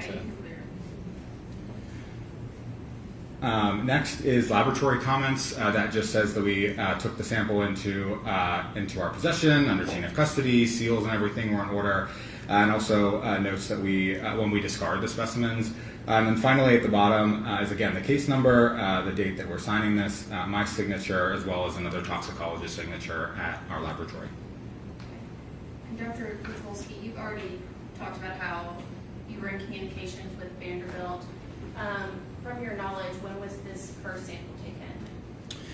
So in my communications with Dr. Brucolari, it's my understanding that this was the first urine specimen collected when the individual presented to the hospital. Okay. And if medical records had previously been introduced and that first urine was at 2259 on 2/25/2023, would that be correct? Yes, that's consistent with my understanding. Okay. Can you walk the jury through your findings for this first urine of Ms. Benning? Yes. So I will go in reverse order because it will make, I think, a little bit more sense. The bottom substance there is cocaine. So cocaine is a stimulant drug. We identified parent cocaine within this urine sample, as well as norcocaine and benzylacanine. Those two are metabolites of cocaine. Okay. And did this specific test for E&E? No, our testing does not include ecgonine methyl ester, which is another metabolite of cocaine.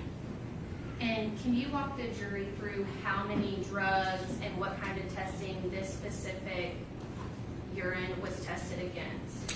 Yes, I don't recall the exact number. Our laboratory is constantly adding drugs to our method of detection. Currently, we test for more than 1,300 substances.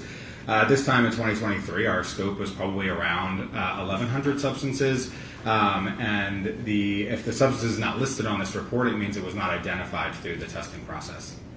Okay, so we can say out of at least 1,100 drugs, the only one that was tested positive was cocaine. And its metabolites, correct. Yes. Okay. And what, if any, what is your threshold for cocaine and the metabolites for a urine sample? Yeah, our cocaine threshold is about 20 nanograms per milliliter.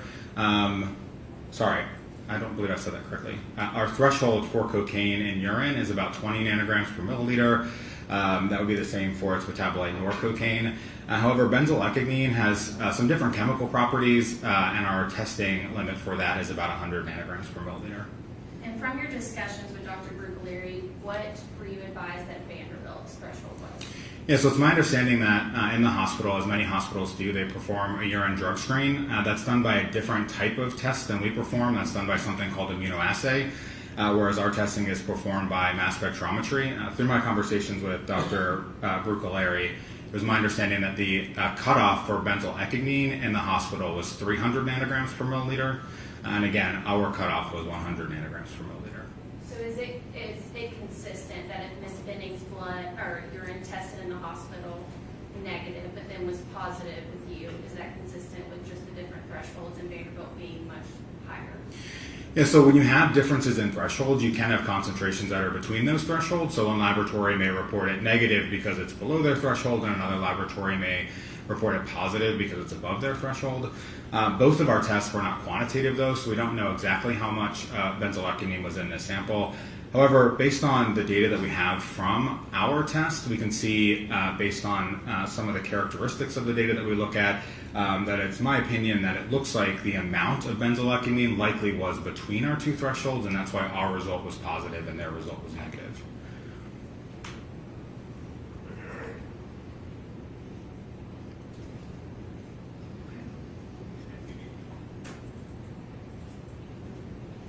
And before I move on, can you walk the jury through what typical effects of cocaine are and then what the severe effects of cocaine are? Sure. So cocaine is a stimulant drug, so it does a lot of things to stimulate your body.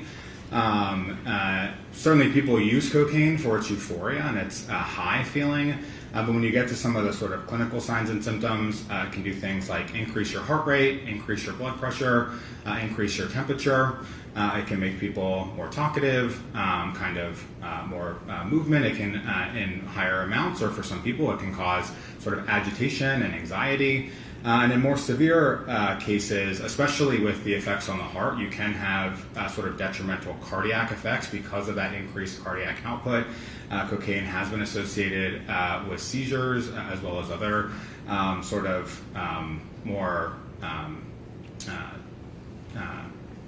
bad side effects, if you will, of cocaine at either chronic use or at higher amounts. And can you tell the jury what the common forms of someone taking cocaine would be? Yeah, so in the United States, cocaine is primarily found in two forms, cocaine salt and cocaine base. So the basic form of cocaine is known as crack or crack rocks. Crack rocks are generally smoked. The salt form of cocaine, or known as coke, is a powdered form that people typically snort. Okay. Is oral ingestion of cocaine common? No, from my experience, oral ingestion of cocaine is not common.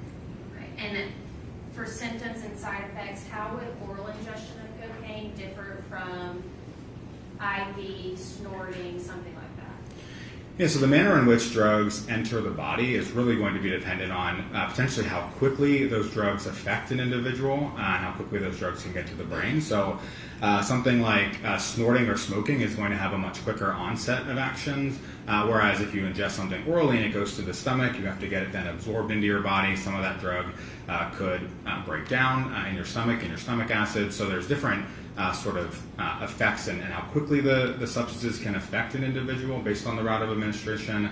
But then also there's other things that can be important about how the drug is metabolized or how it's breaking down throughout the body based on the route of administration as well. And in preparation for this trial, did you research to see if you could find any sort of studies on oral ingestion of liquid cocaine? Yes, I did. Okay, were you able to find any studies for liquid cocaine? I did not. There are a few studies that have looked at oral cocaine administration, but typically they're through capsules or tablets, in large part because that's how a lot of substances are taken orally as capsules or tablets. I could not find any studies looking at liquid cocaine oral administration to humans. Okay. And I want to talk to you about your research that you found for capsules. Can you walk the jury through how quickly symptoms appeared in your research? So in those studies, they looked at sort of the symptomology of individuals, but then also the peak plasma levels. So plasma is sort of a form of blood in terms of the way that drugs are in the body. They collect blood and then can convert it to plasma. So they found, one of the studies found that the peak plasma concentrations were between 50 and 90 minutes. And that just means that the cocaine has gotten into the bloodstream, it's circulating around the body, and as they test serial amounts of, serial meaning replicate amounts of blood over time, that in 50 and 90 minutes it was the highest amount of cocaine, and then it started falling down. Okay, and is it your opinion that liquid cocaine would work quicker than capsules? Yes, when you have a capsule has to get into your stomach, the capsule has to be broken apart, in order for those substances to then be absorbed into the body. In a liquid form of the drug, generally, compared to a capsule or a tablet, that liquid is already ready to be absorbed, so that process can be a bit quicker. Okay, so if we have Ms. Benning, who at 9:10 is painting words on a canvas, 9:25, a photo of a new word that she has painted on a canvas, and then we have a lieu of about 4 minutes of taking photos, and then 9:29, so about 19 minutes from that 9:10 to that 9:29, there's a phone call, and it's 6 minutes long. At the beginning of the phone call, you can understand Ms. Benning for the most part, and by the end of it, you cannot understand her. During that phone call, she's saying things like, "I can't feel my legs," and then by 9:50, when EMS finds her, she's pulseless. From that 9:10 to that 9:50, is it consistent with a 30-minute window of Ms. Benning ingesting that cocaine and then feeling those side effects and becoming pulseless? Yes, as I mentioned, you can get peak cocaine concentrations orally in about 50 to 90 minutes. So the effects certainly are presenting sooner than that. So that is consistent with that time frame and that the results or the data that's in the scientific literature.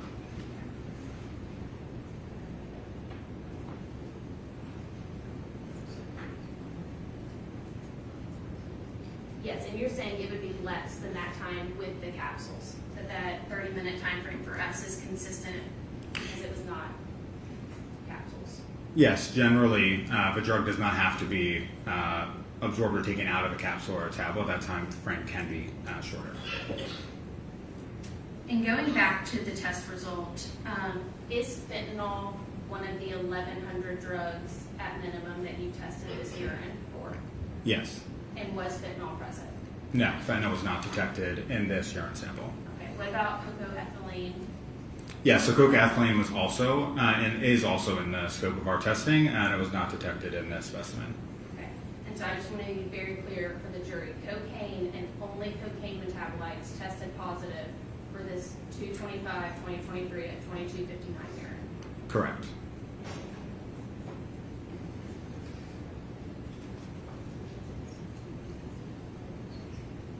And Vanderbilt's threshold was 300 and was only testing for the benzo, is that correct? So the way that immunoassays work, they have a target substance, and generally in urine immunoassays, that target substance for cocaine is benzoylecamine.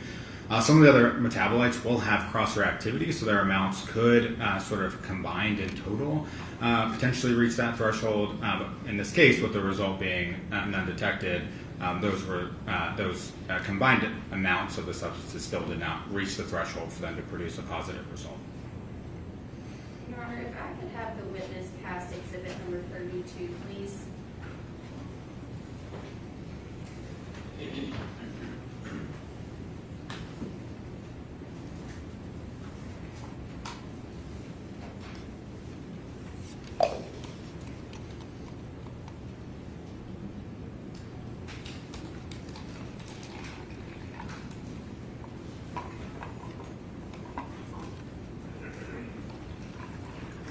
Dr. Kwiatkowski, you are being handed State's Exhibit number 32, which is Ms. Benning's autopsy report.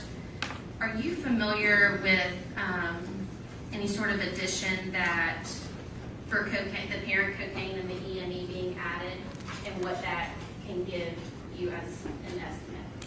Yes, I am familiar with that practice. Again, epigene methyl ester, or EME, is also a metabolite of cocaine. So it's a practice in which you can, or where folks will add the parent and the metabolite together to get an estimation of potentially how much of the parent drug could have been present if it hadn't broken down to that metabolite in this case. And if you could, Dr. Kwiatkowski, get to that lab result in the autopsy report, please.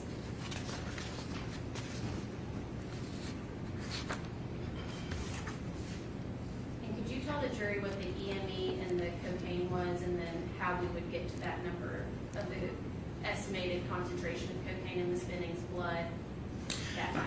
Yes, this is the NMS Labs Toxicology Lab report that reports cocaine at 78 nanograms per milliliter and the epigene methyl ester at 7,800 nanograms per milliliter. Okay, and what would that bring us to if we were doing that addition? So if you were to do that addition of the two, it would be about 8,000 nanograms per milliliter.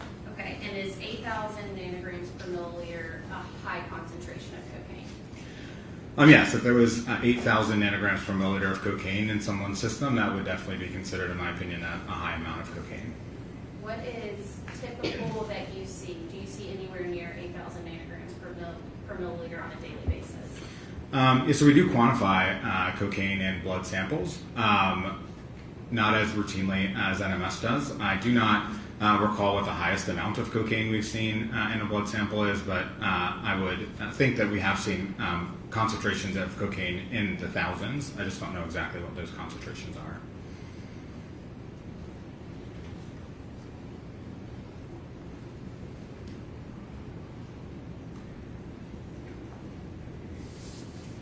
Dr. Kwiatkowski, what are we looking at now? On the screen now is the second report. Okay. And from your discussions with Vanderbilt, do you know if Ms. Benning, if this report was after Ms. Benning had been treated in Vanderbilt? Yes, it's my understanding, talking with the individuals at Vanderbilt, that the first urine sample was collected prior to the individual being given drugs in the hospital, and the second sample was collected after those drugs had been administered in the hospital, which is consistent with the results that we found. Okay, and can you walk the jury through what medications, if you want to touch your screen, would Ms. Benning have received in the hospital, and how you know they're medical grade medications? Sure. From our perspective, when we test for drugs, a drug molecule that we see, you don't necessarily know if it's medical grade or not. As that's oftentimes why we'll consult with the individuals at the hospital to understand what substances the hospital is administering, but also through sort of my experience in dealing with these cases, many hospitals administer the same drug, so it's something that we can kind of see reproducibly. So one of the first substances, acetaminophen, that was really bad. Acetaminophen is a drug that can be administered in the hospital. Acetaminophen is Tylenol. Levetiracetam, which is an anticonvulsant, also known as Keppra, can be administered in the hospital. And Dr. Kwiatkowski, I'm going to stop you right there. Are seizures a side effect of ingesting cocaine? Yes, as I previously mentioned, seizures can be associated with cocaine toxicity. Thank you. Next on the list is lorazepam. Lorazepam is a benzodiazepine, which is also, benzodiazepines can also be administered as anticonvulsants for seizures. And then fentanyl. Fentanyl is an opioid, Many people know about fentanyl because of its illicit uses in the street drug supply. However, fentanyl is actually a common opioid analgesic used in the hospital as well. And is it your understanding that Ms. Benning received fentanyl at Vanderbilt University Medical Center? Yes, that's my understanding. And that Ms. Benning had no fentanyl in her when she got to Vanderbilt Medical Center? So based on the testing that we performed, there was no fentanyl in the first urine sample that we tested. I want to draw your attention to levamisole. Can you talk to the jury about what you know about levamisole and its importance to cocaine? Yes, levamisole is, while it has uses in animal medicine, it's something that we call an adulterant. So a lot of times drugs within the street level drug supply will be adulterated and things will be added to them, a lot of times to sometimes help with side effects, but sometimes make the high that those drugs produce better. So in this case, or levamisole but in this scenario, levamisole is a substance that we see as an adulterant alongside cocaine in the street drug supply. And is levamisole a common cutting agent of cocaine? Yes, levamisole is as well as lidocaine are common cutting agents for cocaine. Okay, and what would be the explanation of why Ms. Benning's first urine, when she initially got to Vanderbilt, did not have levamisole in it? Yeah, so I reviewed the results for the 2 urine samples, and as I mentioned previously, during our testing, aspects of the data can show us, while we don't quantify the amount of cocaine, how high or low that level is. The amount of cocaine that we detected in this second urine sample is much higher, as well as some of the other substances as well. So it is possible that because the amount of cocaine was lower in the first urine sample, the cocaine or the levamisole may not have accumulated or been excreted in the urine sample yet. So levamisole may have been there but below our detection limits. Whereas in this later sample, as more cocaine is being excreted from the body and put into the urine, it's rising above and potentially then is above our threshold, and we're able to detect it in this sample. And is that common to initially get a low threshold cocaine and then later on get a levamisole? Yes, the way that drugs are excreted into the urine, when you first take a drug, there will be no drug in the urine. So you'll start out at 0. As the drug is metabolized, then the parent drug as well is excreted into the urine. Those concentrations increase. And eventually, as the bladder is emptied and the drug is sort of cleared from the body and there's no more drug to excrete into the urine, those concentrations then will go back down. So that is consistent with sort of that trajectory. And do you know how low the levamisole was in this urine? I do not recall, but I know that it was significantly smaller than the cocaine.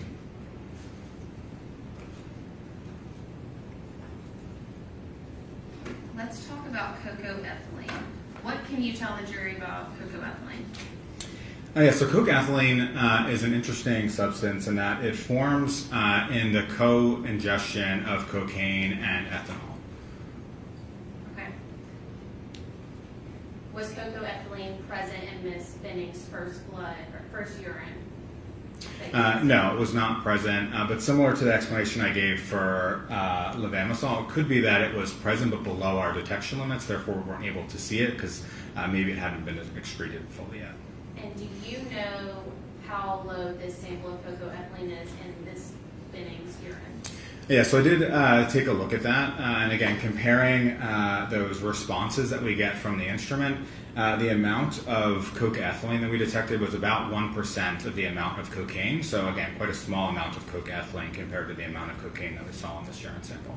And this 1% of cocoethylene, would that be consistent with Ms. Benning drinking alcohol and then taking a bump of cocaine?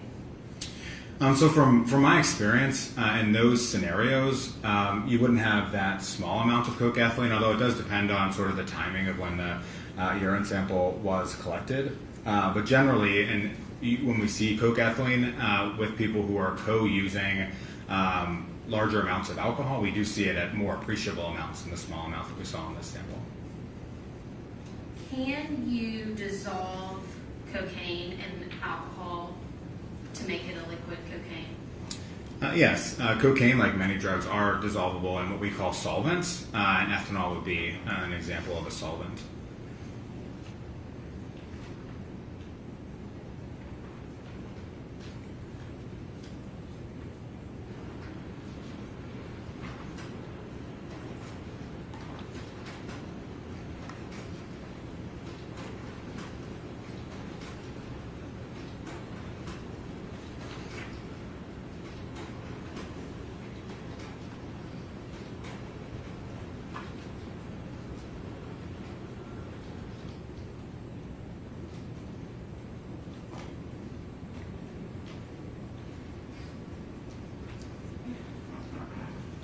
Dr. Kotulski, was cocoethylene present in any other samples for Ms. Benning that you tested? No, it was not. Cocaethylene was only detected in this specimen. Okay. And we talked about the hypothetical about or Ms. Benning's timeline.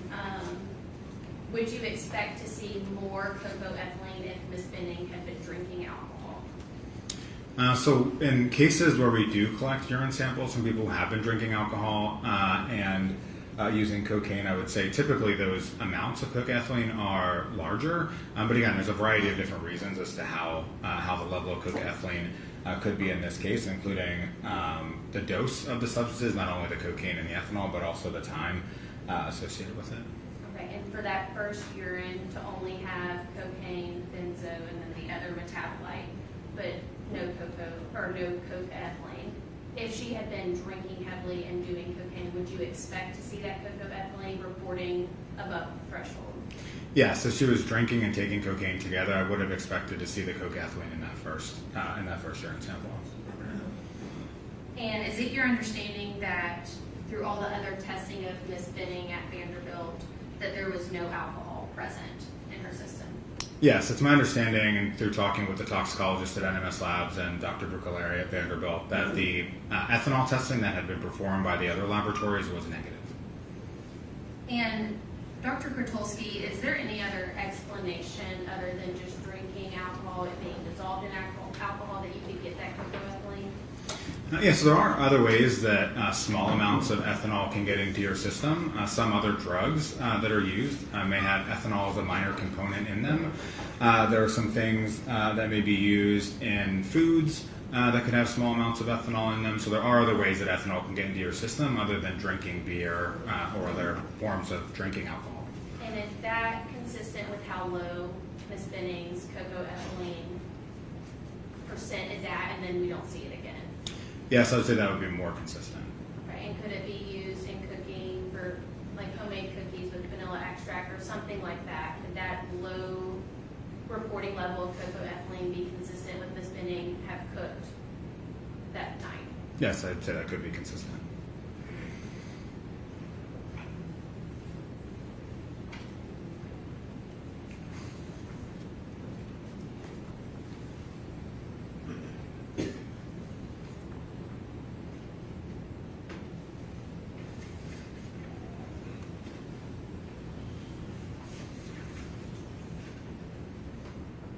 Garner, if you'll give me one moment.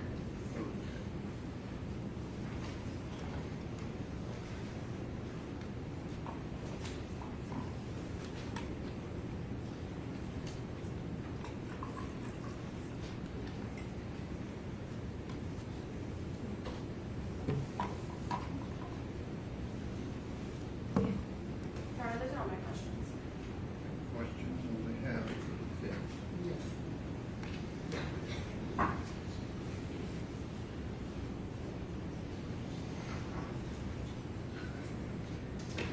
Good afternoon, is it Dr. Kotulski? Yes. I'm Letitia Quinones-Hollins, and I just have a few questions for you. I first want to ask you about your forensic toxicology certifications. Did you have to go to school to become a forensic toxicologist? So generally, so forensic toxicologist is a job, just like an electrician would be a job, or just like a chemist would be a job. So generally, there's a variety of different programs that train individuals to become forensic toxicologists. There's a variety of different ways you can get to being a forensic toxicologist without a degree in forensic toxicology. In the United States, there are no PhD programs in forensic toxicology, so many of us who have our PhDs and work in forensic toxicology get our degrees in areas like chemistry, pharmacology, sort of general toxicology, one of those other fields. So have you had training in toxicology? Yes, I have a master's degree in which I spent 2 years learning about forensic toxicology. I've done a variety of different research work related to forensic toxicology. I also have on-site training. So in addition to the time I've spent at the CFSRA, I actually did also work at NMS Labs for a short period of time and received training as part of that at NMS Labs. So I have received training both through on-the-job training as well as educational training to be a forensic toxicologist. And in order to be classified and certified as a forensic toxicology, it took many hours and a lot of time dealing with toxicology to be able to be qualified as a forensic toxicologist. Would you agree? I guess I would. It certainly has been a lot of time and education that I've gone through. The field of forensic toxicology is made up really of three separate fields: analytical chemistry, forensic science, and toxicology itself. So it's learning about all those different aspects and pulling all that together to become forensic toxicology. Thank you. Now, I want to draw your attention to, I believe that the first testing from the 2259 urine, where it's labeled 20230092 from the CFSRE. Yes. And I see there that we have positive results for what they call BZE, is that right? Correct. Benzoylacogene is called BZE for short. Norcocaine, Correct. which is another metabolite for cocaine, Yes. and then of course the parent cocaine. Yes. Why would you say that I wouldn't see something here for like heroin? Heroin is a substance called diacetylmorphine. It metabolizes to 6-monoacetylmorphine and morphine. Those substances are included in our scope of testing, so I would expect if they were present in the urine at our thresholds that we would be able to detect them and report them. Okay. So the fact that that isn't there, it means that it doesn't appear that it was in this matrix of the urine. Is that correct? Correct. And my point with that is that when you go now to 20230090, we see cocaethylene. Is that correct? Correct. And just so that we're sure, this is the urine in 20230090 of Ms. Jade Benning. Is that right? Yes, I believe that's correct. And so we see that cocaethylene is in fact positive, right? Yes, and we're talking about the second urine sample that was collected. Yes, the 20230090. Yes. Yes, okay. Now, you said the second urine sample. When was that taken from Ms. Benning? As forensic toxicologists in our labs, we take in samples and they come with a variety of different information. In this case, the case was not given to me with the date and time collected, so that's not something that appears on our report. That's something I would refer back to the folks either at Vanderbilt or also, I believe that information is on NMS Lab's report. Okay. You believe that it's on NMS Lab report? I believe it's included in their report, yes. Okay, and that's NMS Lab report 896, based on where it says, I'm sorry, 899. NMS work order number is 230-78899. Is that correct? So I don't have the reports in front of me, and with all of the numbers, I'm having a little hard time following. On the CFSRE report. Yes, if that is, I do not have that report in front of me. If that was the, yeah. This packet of yours have that. Sorry, yes, the packet that you have. Oh, yes, thank you. Yeah, so this for this report, 2023-0090, which is our CFSRE case number, that is associated with NMS work order number 23078899. So, as it relates to the urine where we see cocaethylene, you don't know what time it was taken. Is that right? Correct. As part of our responsibility as a forensic toxicology lab, we bring the samples in, and it's our responsibility to report the results out. It's not our responsibility to keep track of when the samples were collected and to sort of marry up that information. It's our responsibility to do the drug testing and report the drugs that we find. So is that a no, sir? You don't know what time it was taken?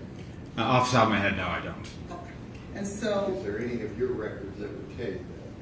No, so our records do not. So you would correlate back our case number with the NMS Labs case number and the agency case number and the information they had in terms of when the specimens were collected. So that's NMS Labs or Vanderbilt's information about when the samples were collected.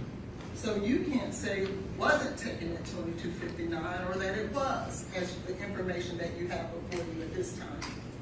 Again, that's not my role. Our role is forensic toxicologist. I'm just asking. Okay, yes. Yes. Now, irregardless of when it was taken, this is the urine of Jade Benning, right? From my understanding, yes, this is the based on the conversations I've had with Dr. Rebecca Bruccolari at Vanderbilt. Okay. And so in the same manner that you don't see, I think you called it levamisole, which is a cutting agent for cocaine, right? Yes.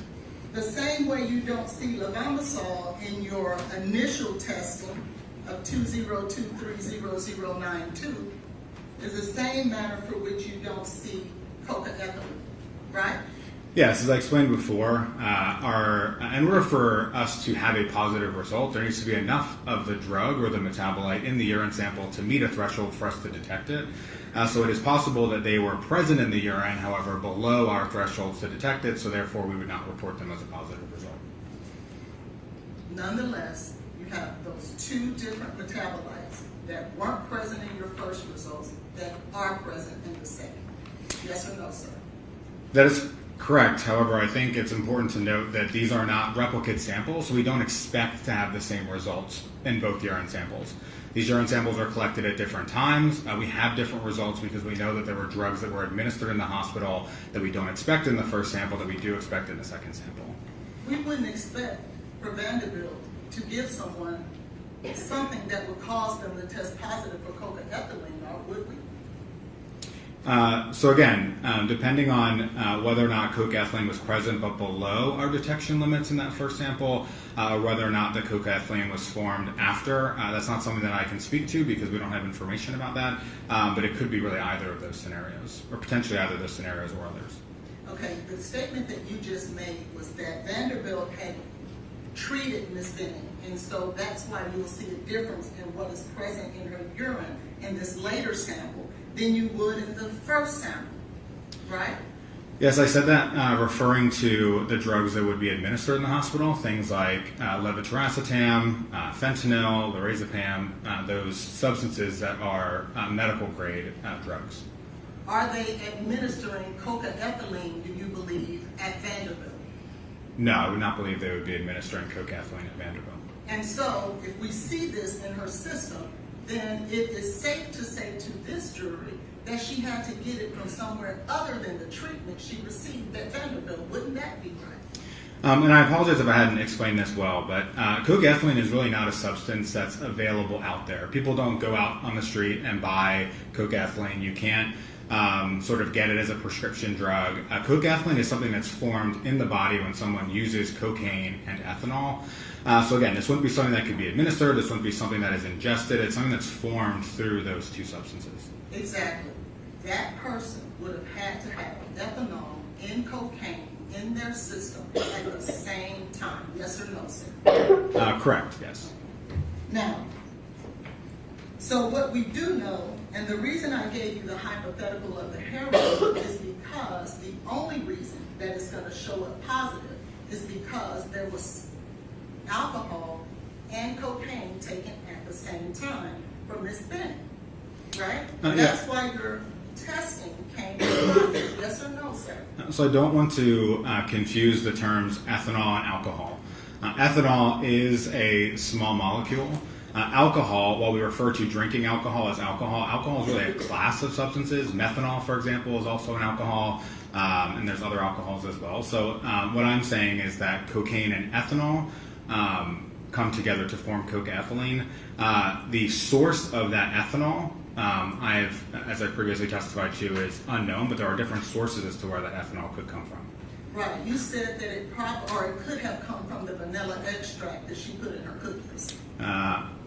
I didn't say that. I said it could come from different things that are used in cooking. Could also come from, again, ethanol could be a minor component in some medications that are used.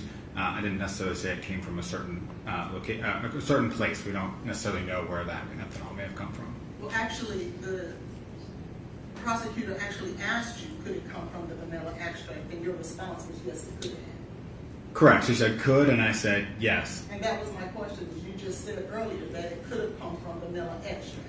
I apologize. I thought you were asking me if I said that it did come from the cookies. No, I said you said it could have.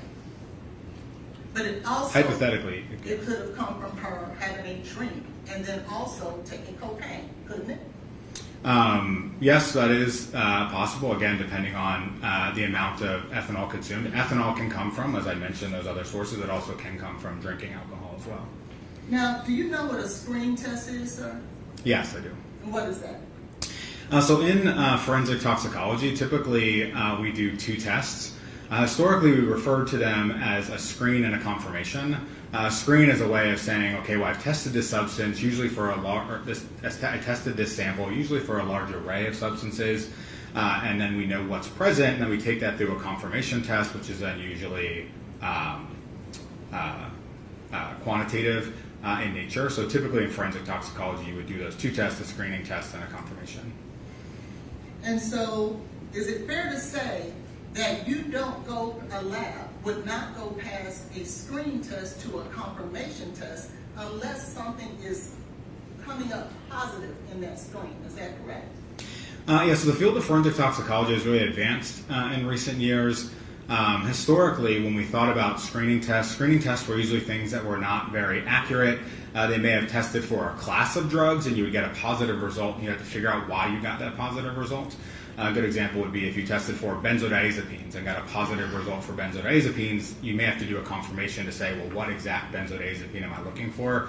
But as forensic toxicology has advanced, some have tried to get away from the term screen and confirmation because a lot of the instruments that we use now for screening tests are actually a lot more accurate and sensitive than they've previously been, but also sometimes they're more accurate and sensitive than the instruments that we use for our confirmation tests.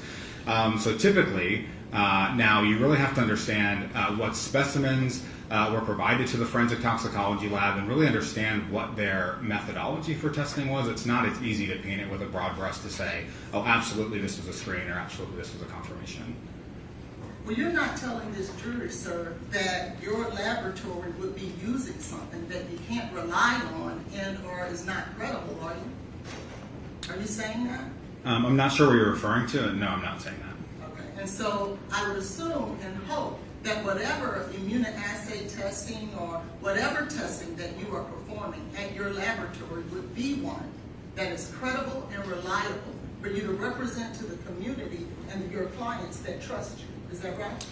Yeah, so we do not rely on the results of other toxicology labs. We perform all of our own testing in-house. When a sample comes to us, we may have heard of testing that's been performed externally, but we perform all of our own testing in-house.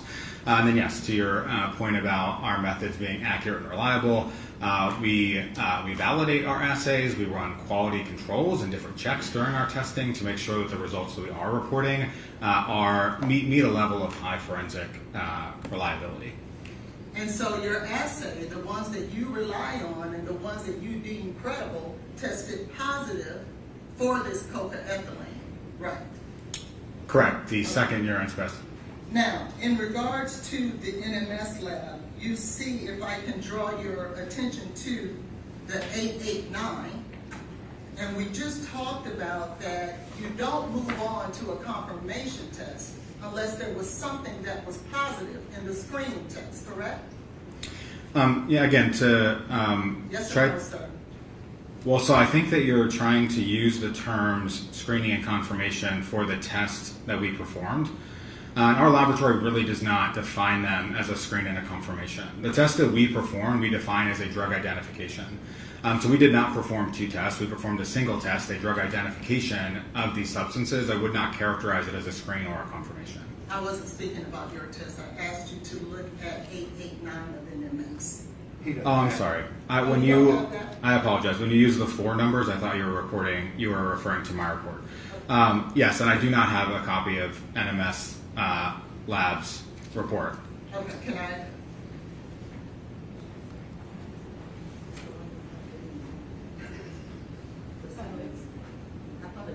It's in the autopsy report, Dr. Oh. If you have that. I apologize. I do have that in front of me. Yes. You see there that NMS moved on to a confirmation test for cocaethylene. Do you see that? Can I just ask a clarifying question? So I'm looking at an NMS Labs toxicology report that has a work order number that ends in 6889. Correct. Is that correct? Okay. Yes, sir. And did you see a confirmation test performed for cocaethylene? So this is really getting slightly outside of the testing that we performed, again, because this is the testing that another laboratory performed. NMS Labs lists the tests that they performed, and they list that they included a cocaine and byproducts panel. So from looking at the report, it does appear that they would have looked for cocaine in those byproducts, but again, I cannot testify today to exactly what NMS Labs did. I don't have their data and their results in front of me. My testimony is really about the testing that occurred at the CFSRE. I'm not asking you about the data that they utilized. I'm asking you, with your expertise, as you being a forensic toxicologist expert, is to only share with me about looking at this toxicology report. And so that I'm clear, you're an expert in the field of Judge, I'm going to toxicology. object to ask an answer. He's already testified that You he's know lying. what that lab means by screen test? So again, I mean, I'm happy to sit here and look through the report. Certainly they will lay out what testing that they used and what testing was performed. But again, this was not within the scope of what I prepared for this testimony. I mean, I'm happy to take a look at it. Would you do that for me, please? Just to see whether or not there was a confirmation test performed for cocaethylene. Would you please do that? Again, based on the report says testing was performed for cocaine and byproducts panel.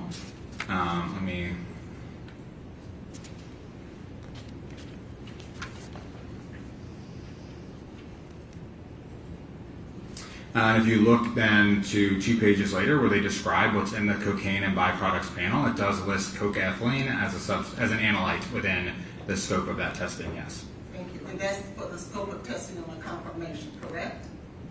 I believe NMS would characterize this test as a confirmation test, yes. Okay, thank you. Now, let's talk a little bit about the CFSRE lab. Do you see that? Yes, by laboratory, yes. And the number in regards to You want 0092 or 0090? 0090 for the cocaethylene that's present there, correct? Yes. Okay. So, when the testing was performed for this particular urine, do you know whether or not the levels for any of those metabolites, do you have those levels? No, so for our testing, our laboratory, while we obviously test for cocaine and these substances, in this case, when we received the specimen, we received our qualitative results and issued those results back. We were not asked to perform a quantitative test. We typically wouldn't just do that on our own. And there was no request for us to perform a quantitative test. So in this case, we did just perform a qualitative identification of cocaine and the metabolites. Okay, so you didn't perform a test to give us levels, is that right? That is correct. Okay, so you can't tell us what level that cocaethylene is, can you? So with exact certainty, the exact concentration of that cocaethylene, no, I cannot tell you what the concentration is. However, as I mentioned previously, and is present in our data packet, there are pieces of the data, what we call peak area. So as every analyte is detected by the instrument, it generates a response. And that response is proportional to the amount of drug that is present. So a higher response means more drug, a lower response means less drug. So we can use that response to see whether or not it's a high or low amount of cocaine. So I cannot say that there's exactly, say, 120 nanograms per mil of cocaine. However, I can see what the response looks like based on what comes from our testing. So is that a no? You can't give us a level? I cannot give an exact quantitative level for the cocaethylene. Now, let's talk about what you were speaking with the prosecutor about in regards to, I think you said 8,000 nanograms per milliliters, is that right? Approximately, adding those two numbers together, yes. Okay. Now, is that the way that you would have calculated how much of that metabolite or cocaine, parent cocaine, was in that person's body or in that matrix? And so our laboratory actually does not quantify, does not test for EME, as I mentioned previously. So this is not a practice that I would do on our cases because we don't have that data. I was asked whether I'm familiar with that practice, and I am familiar with that practice, but that's not something that I personally do. That's not what you would do. Is that what you're saying? Well, I was not, so as a forensic toxicologist, in addition to the testing that we do, oftentimes we're asked to render an expert opinion. And as you sit and prepare for that expert opinion, that's something to consider as part of that process. I was not asked to do that as part of this case. So I would have to, and every case is different. You can't say that necessarily you're going to, because the drugs you find in every case are different. You have to take cases and evaluate them on a case-by-case basis. So it's really hard for me to sit here and speculate what I would have done because I wasn't asked to do it. Okay, well, you're a forensic toxicologist, correct? Correct. You are the director of a toxicology lab, are you not? Yes. You've had significant training in forensic toxicology. Yes. So I'm asking you, as an expert, if you were trying, giving you a hypothetical, you're given a case, and you're trying to determine how much parent cocaine is in a matrix, in this instance, someone's blood, would you utilize the method of combining the parent cocaine and EME? So I think I would consider that, again, because that is a process that's out there. I certainly would not use that definitively. I would understand that that's a way of looking at kind of a generality, but definitely not anything definitive. Exactly, because with all of your expertise and training, that is not a method you would use. Yes, as I've stated.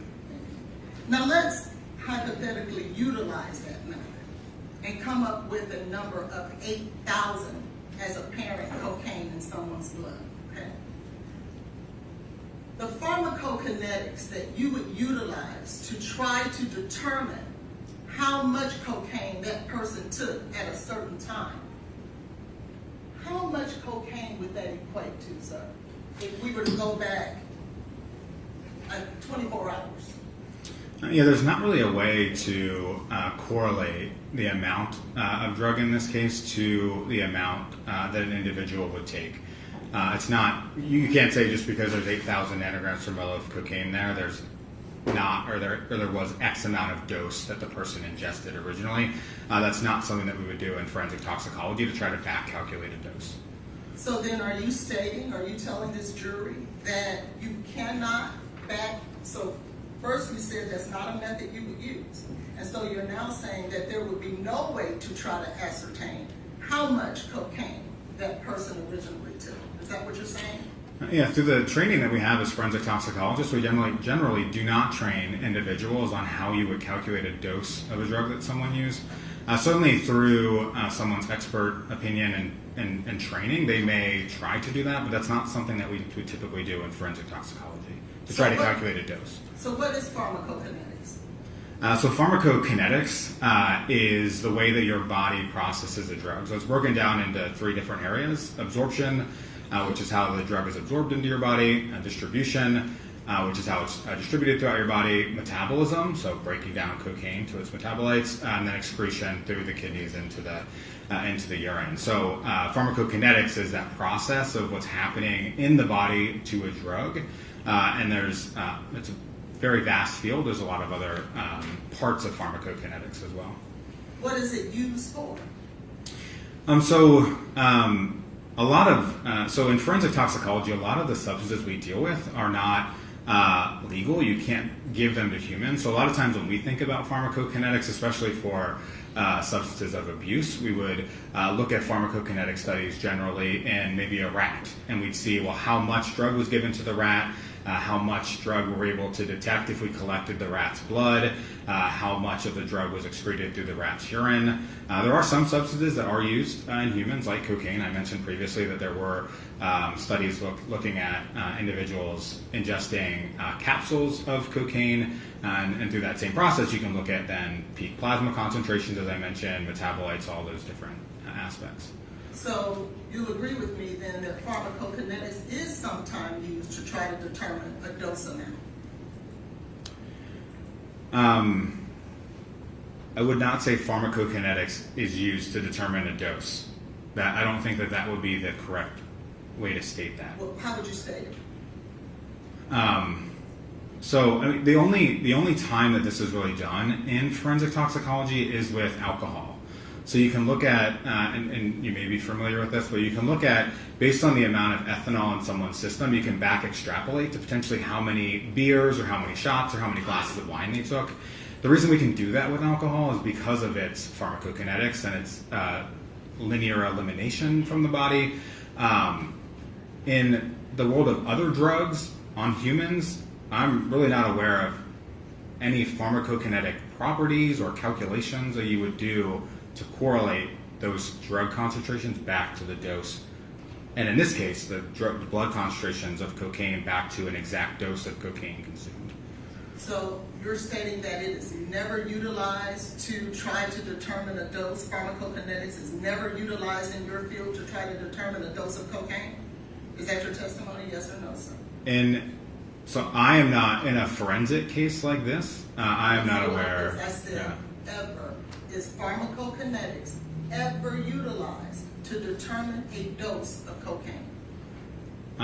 Well, as I mentioned before, in terms of a rat study, actually this can be, there are certain research studies where they may look at, in the hospital, trying to see how much, if they can control the amount of urine that is collected over a certain amount of time and do quantitative testing on that urine. There are some research studies that would look at trying to then calculate back the dose of a certain drug that was consumed.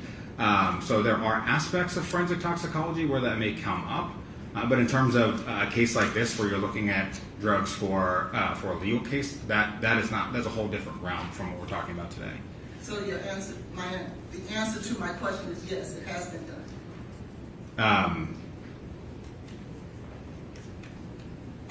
Yes, it has been done, but again, under the different premises that I mentioned. But is your testimony in a case like this, you should not do that? Is that right?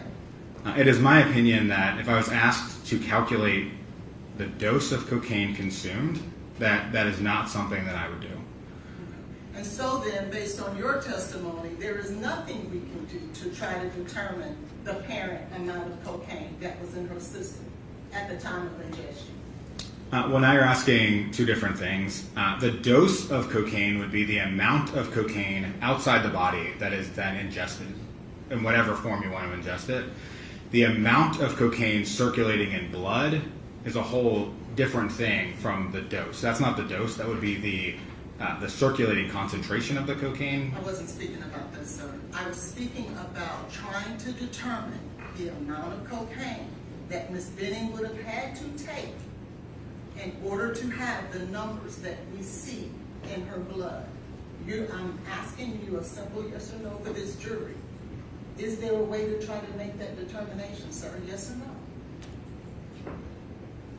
Yeah. So I think I'm getting confused because you're talking about the 8,000 nanogram amount, and these are really two separate things. Yes. Don't worry about the 8,000. Simply listen to my question. Let me ask it maybe in a more quicker way. Can you tell us whether she took an ounce, 2 ounces, or a kilo?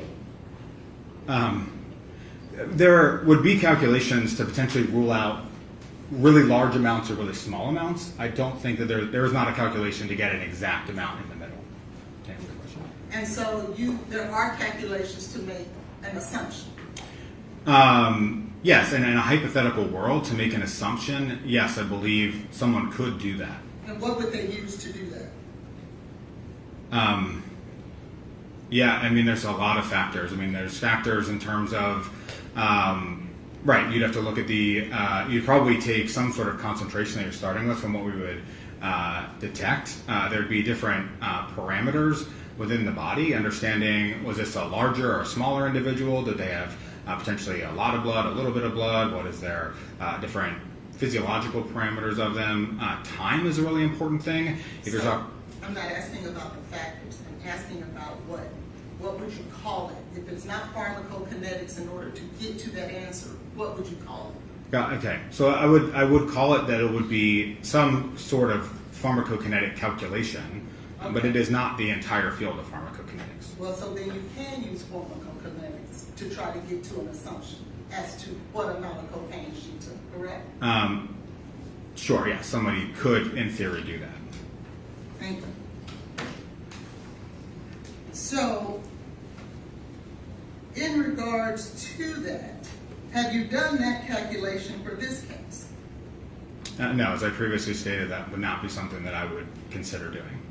Now, and a number of, well, let me ask you this. What is a half-life of cocaine? So the half-life is defined as the amount of time it takes for a concentration to half. So say, for example, at 1 hour it's 800, and at 2 hours it's 400. The number is halved. Over 1 hour, the half-life would be 1 hour. And you would expect then the half-life to continue. 400 down to 200, down to 100. Okay, so what is the half-life for cocaine? I do not have that number off the top of my head. That's not something we typically would memorize. Okay, but you will agree with me there is a half-life. Correct. There is a half-life of cocaine. I just don't have it off the top of my head. And would you utilize that half-life if you were to employ the methods of pharmacokinetics to try to get to a number? I know it may not be accurate, but would you utilize that half-life? Yes, if you were going to do this back calculation, one of the things in that equation that you would use, I would imagine, would be half-life. Yes. Okay, very good. Thank you. As you sit here today, the number that you see on that NMS lab that's with the CFSRE lab ending in 889, you'll agree with me that I believe it's, 78? Is that right? Yeah, so the econyl methyl ester concentration is 7,800. No, the parent cocaine, is it 78? Oh, I apologize. Yes, the parent cocaine concentration is 78, yes. And that number in and of itself is not just an abnormal high number, is it? No, but again, this was not something All I'm asking is about the parent cocaine and that number 78. That's not an abnormally high number, is it? Yes or no, sir? No, it's not that 78 alone is not a large amount, but again, there's a lot of factors that would go into it, and I've not reviewed this, so I'm not exactly sure sort of the time course of this. I wasn't asking about the time, I was just asking about that number. Yeah. Okay. And so you'll agree with me also that that number 78 is in fact a number that someone could take on their own. Yes or no, sir? Well, certainly cocaine can be taken on its own by an individual, yes. Thank you, sir.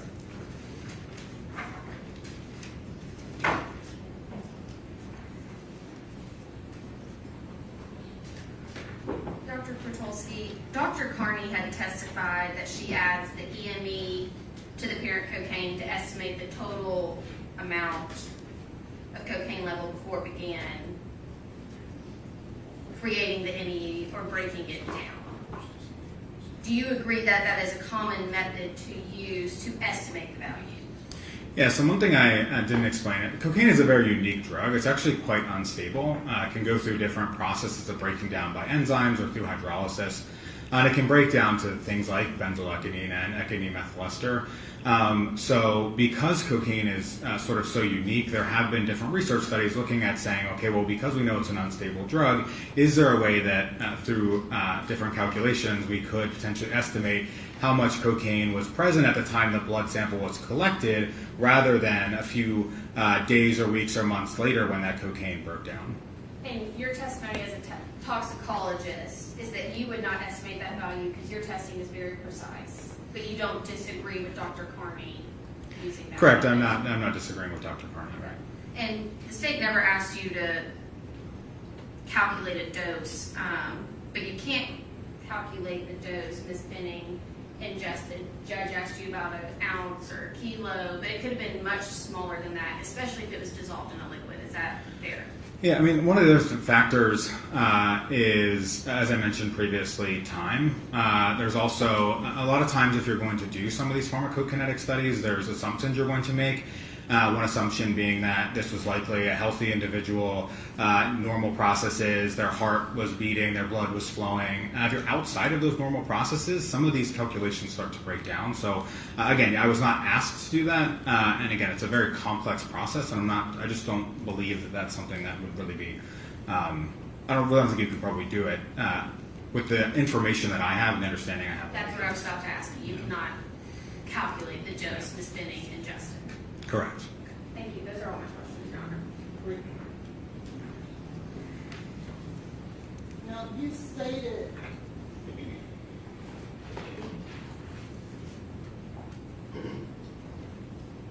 now, when I asked you the question, you told me that that was not a method you would use because it wouldn't be a definitive method.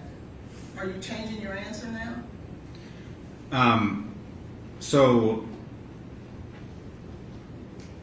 Right. So when you say definitive, No, you said definitive. oh, sorry. When we use the word definitive, for example, in this case, when you have 78 and 7800, I don't think it would be wise to put the two of those together and definitively say 7,778. If you're going to use it as an estimation for the amount, that's one thing. But using the word definitive here, in my mind, that says to say exactly what this concentration is. And again, that's not. I don't know exactly what Dr. Carney's testimony was, but that's what I meant by not being definitive. Actually, I think you said in a legal case like this, you would not utilize that type of method to get a definitive answer. I believe I said that based on the calculation of the dose when you asked me. By adding EME and the parent, right? He's talking about your questions when you wanted to see if he could determine a dose.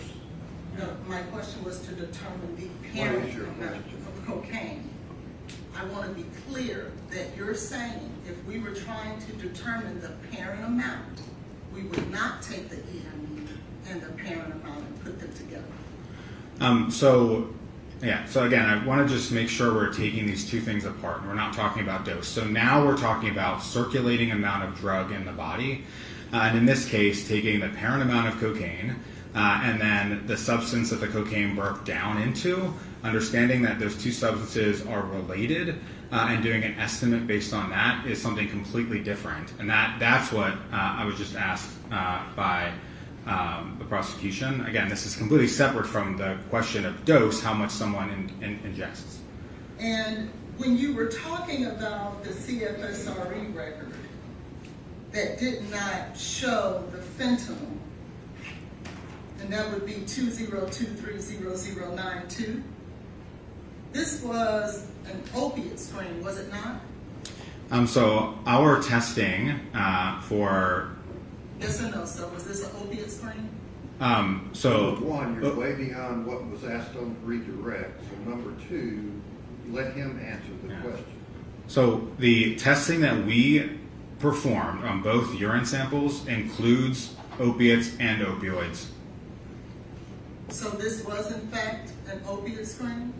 So I would not characterize the testing that we did as an opiate screen. We consider it sort of a broad-based drug screen that includes opiates and opioids, as it does stimulants, benzodiazepines, and everything else. So if fentanyl was present in the first urine sample, it was in the scope of testing, and if we would have detected it, we would have reported it. Okay, so I just want to be clear, it would have, if fentanyl, if it was there, it would have been positive.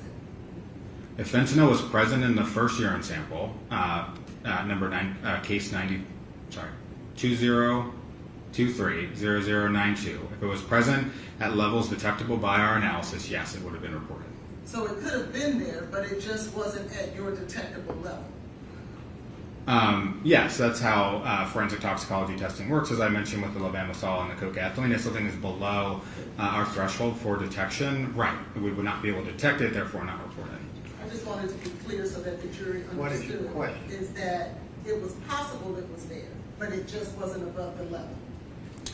Correct, and we have a pretty low detection level for fentanyl. I don't know what it is exactly off the top of my head. I'd have to go look it up. Any other questions? Yes, sir. Thank you, sir. Thank you.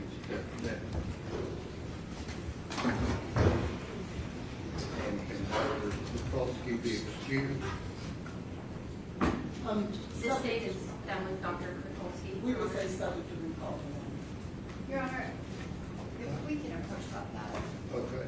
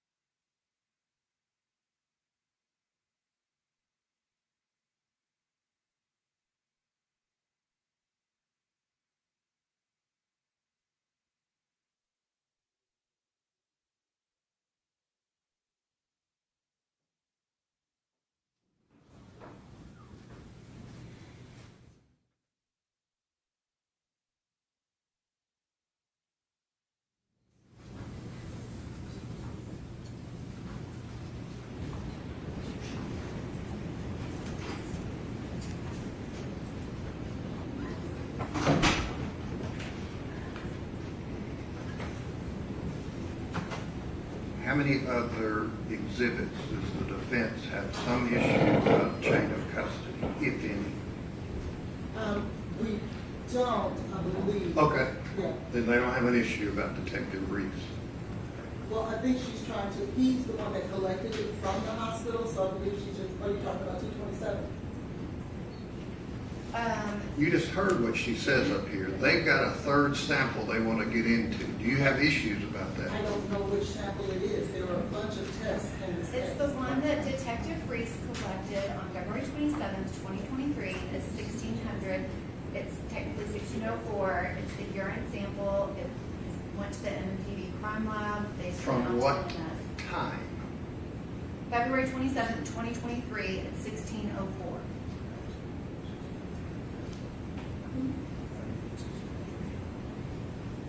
Issues or not? Sorry. I would like for him to testify to establish it. But if he can testify that he was the one that picked it up and labeled it and put it in the Metro Nashville Police Department's vault, I would have no issues with it. Okay. All right, let the jury step back down. So we are calling it just for that limited purpose at this time? Apparently. Okay. I don't know what you're all going to call it.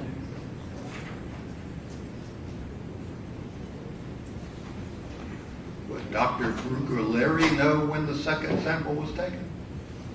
Is she here? Judge, we have Dr. Mitton here, and she has that information. Okay. So we got one. Detective Reese.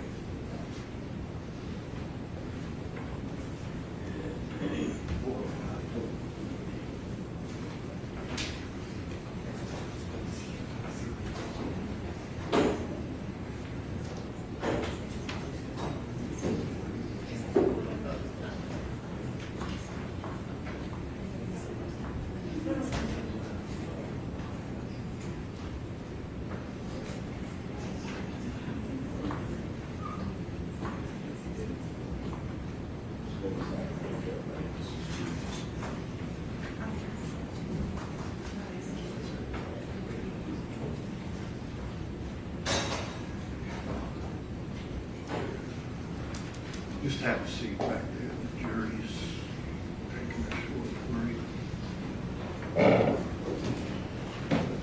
And is Dr. Mitton out there?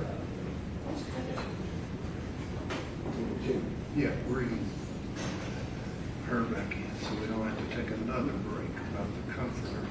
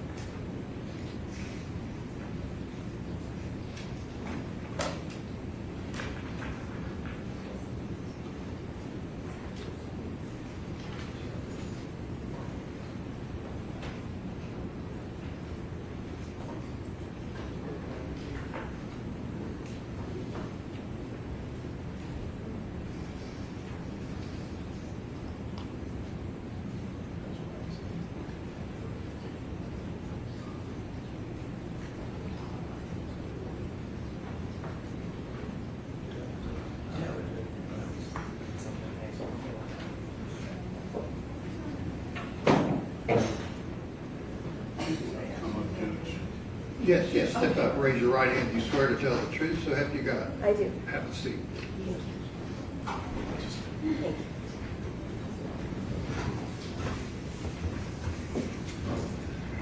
Doctor, you testified previously at the jury out hearing the defense has made a statement that you made up. Did you do testing on the comforter?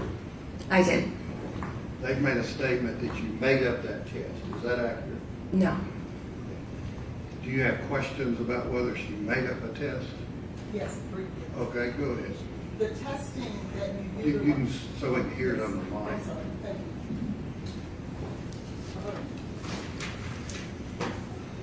The testing, Dr. Mitton, that you utilized for the comforter, was that a standard test that was previously approved and accredited?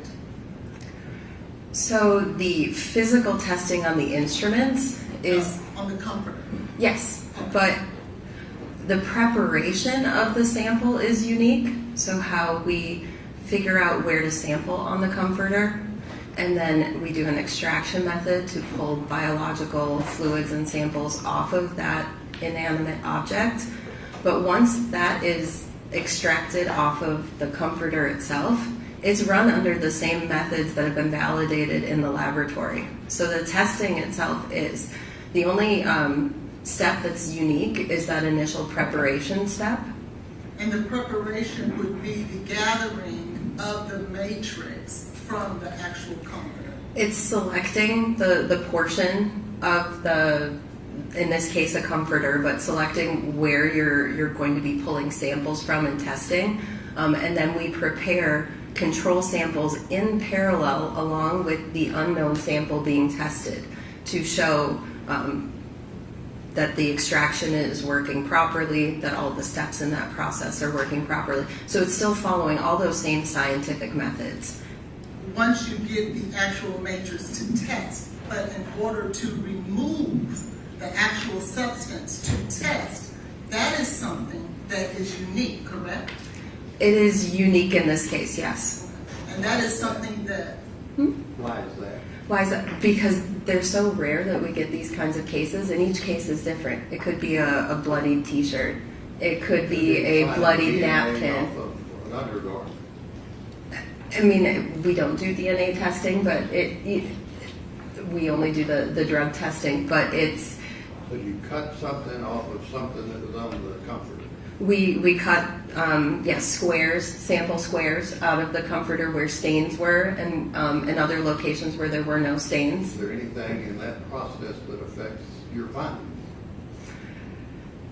We use the controls to make sure that they're not going to impact our findings. Is there anything in that process that affects your findings? Not that I'm aware of. I mean, we run the same internal standards and the same controls that we do with a normal blood sample. Didn't you have to use another control in order to make the test work that wasn't actually assigned to this particular matrix? We do that as a safety control. Hang on. I don't know what a matrix is. Matrix is just another term for a specimen, whether it's blood, urine. It's just a general term. Now, what is your question? The control that you developed originally didn't work, right? No, that's incorrect. The controls worked. What is it that you had to utilize from something else? Oh, Yes. I believe you're asking about the external control. So we take control spaces on the garment when possible, places where there are no stains. We also do an external control. It's called a negative external control. That is an additional quality control sample to ensure the accuracy of the test and ensure that contamination isn't occurring in the laboratory, that our processes are working. It's just an extra safety and control measure performed. But when the lab became accredited, they did not approve the method that you utilized to extract the matrix from this comforter, did they? I'm not sure that is under an accreditation. A forensic investigation like that isn't a category of accreditation. Well, has that method ever been tested by your peers in terms of the one that you created, unique for this test? It was peer-reviewed and published. I'm not speaking about for this test. Prior to this particular testing, that unique test that you created, has that, prior to this situation, been peer-reviewed and or tested and or accredited? Forensic investigations aren't under an accreditation category. So, as far as I'm aware. The actual test itself, the test and the analysis, is valid and accredited. The difference is the preparation, but a preparation may vary even on, say, a tissue sample. I may not use the same preparation for this liver tissue sample that I use for that brain tissue sample. So that's where that preparation step can vary a little bit, but it is done to get that biological matrix into a format that can be tested on those validated methods. Because without you doing that, you can't test it. And my point is, there's nowhere in NMS labs, any of their systems, any of their standards of procedures that you can go to pick out what you had to create in order to test this particular. There's a general standard operating procedure for forensic investigations, but it is highlighted in that standard operating procedure that the exact controls and the exact process for performing that extraction will vary based on the nature of the sample being tested or what we're trying to remove that biological matrix from. So in the past, we've tested, I shouldn't say we, the laboratory has tested things like tampons, used clothing, bedding, sheets. We've been asked to pull blood off of metal. So each one of those matrices is going to be very different, and the ability of us to pull that fluid or that biological sample off of that object is going to vary. So if you've had it, why did you have to create a whole new one? Why did you have to get one that's only unique to this case? Because each one of these requests is different. Each one of these is unique. The stains aren't going to be the same. They're not going to be the same matrices. It could be blood, it could be urine, it could be vomit, it could be brain matter, stomach contents. And so this is one of those instances where you really have to use an experienced toxicologist or person to go in there and try and determine where that location is for the biological sample and pull out the proper sampling from the article of clothing or metal or wood or whatever it is. So can you explain then why is the standard written as opposed to one that NMS normally utilizes? This is not what you normally do, is it? That's my handwritten notes that I was taking contemporaneously, telling you every step that I did that day. Okay. Isn't this what you had to use in order to extract it? That was me writing down exactly what I did during that extraction process. And that is something that was unique to this case that has not been peer-reviewed and or tested. It was technically reviewed. It was technically reviewed by another scientist at the laboratory. After you created it, I'm talking about prior to. But I was still following my standard operating procedure. I was using a methanol extraction. I was creating all the proper controls that are written in that standard operating procedure.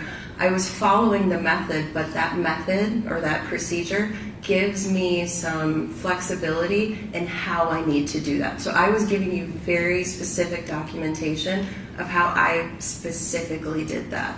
If you could please just answer my question. Outside of the individuals who tested You'll it, just ask a question instead of adding what you want everybody to hear and what you think is very flashy. Just ask a question. Your Honor, I promise I'm not doing that. I just want her Don't to answer the ad-lib question. everything. Has it, outside of the people in NMS, after you created it, is there anyone else that has peer-reviewed this test so that it is Nobody an has to peer accepted review science? this test under 702.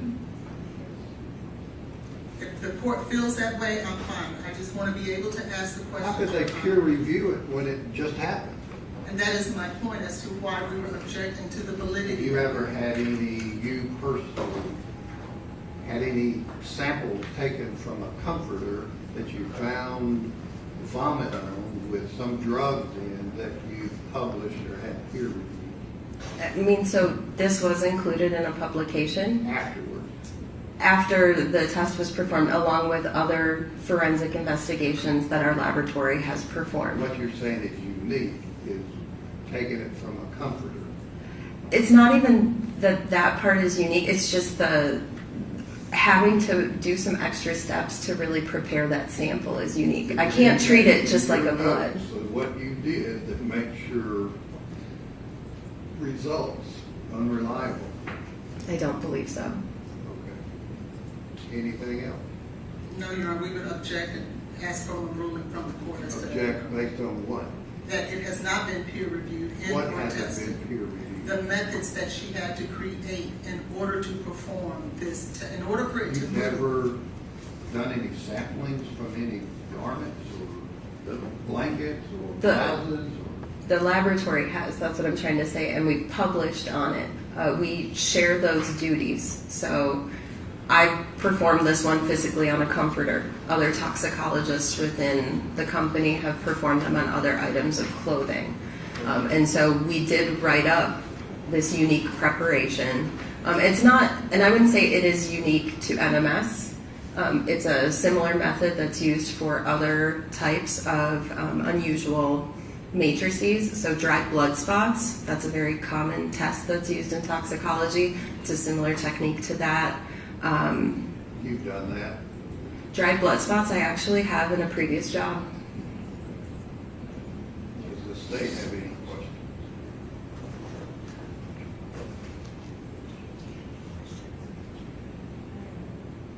On their objection, do you have any questions on this problem? No, Judge, I feel like she's fully explained. Okay, you can step down. Thank you. The court is overruling my objection, Your Honor. I've not gotten there yet. Will. 702 Dauber, GE versus Joyner, Kumo Tire. That list that's proposed under those cases is not all encompassing. It doesn't apply to every field. This lady, according to my understanding, sufficiently says that her findings aren't reliable just because having her notes that she's never cut up a comforter doesn't mean that her findings are not reliable and would assist this jury. So I'll allow her to testify about the comforter. All right, let the jury step out there.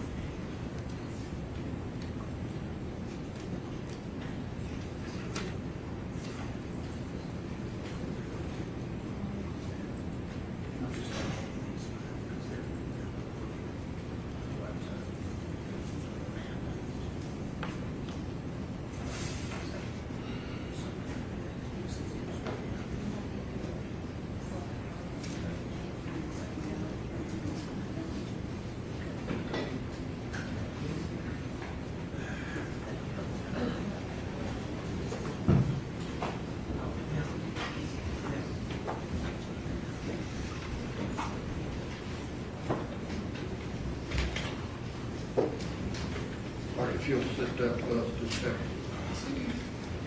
Sorry, just step up. Yes. Raise your right hand. I do.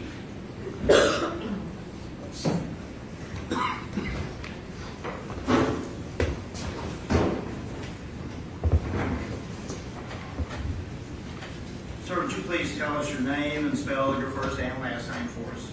It's Detective Adam Reese, Adamreese. And Detective Reese, by whom are you employed? Metro Nashville Police Department. How long have you been, pardon me, with the Metropolitan Nashville Police Department? About 18 and a half years.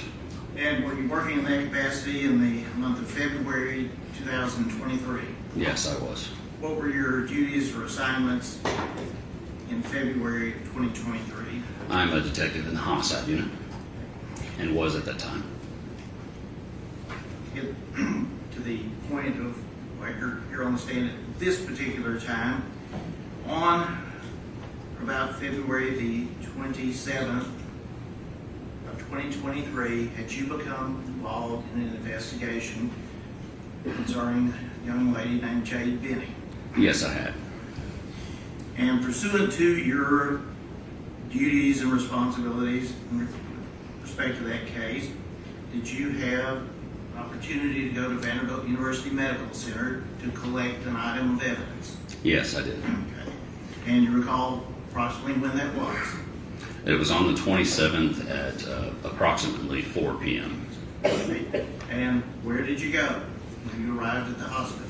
I went to the room that Jade Benning was hospitalized in. Okay.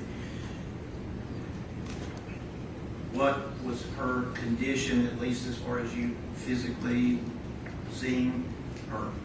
She was unconscious. I don't recall if she was intubated, but she was not in a position where I could talk to her. Okay. Were there medical personnel present? Yes, there were. Okay. Were her family, was her mother present? Yes. And who was that? Bridget Burks. Okay. And was there a reason for you being there and collecting evidence? Yes, I was advised to come collect a urine sample directly from Miss Bennett. And did you do that? Yes, well, a nurse I was going to say, collected you it collected.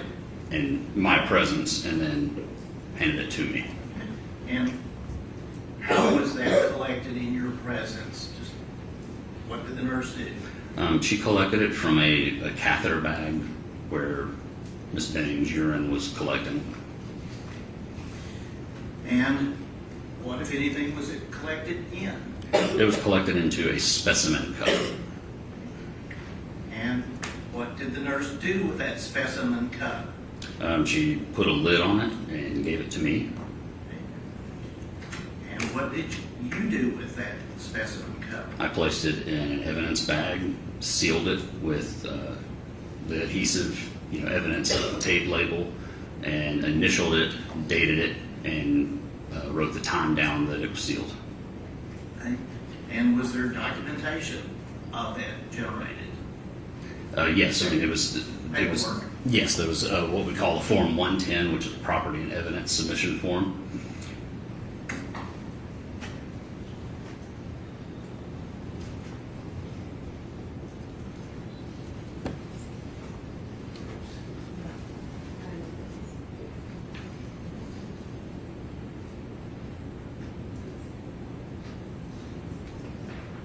No objections. All right, if I could have this group of 5 photographs be passed to Detective Reese.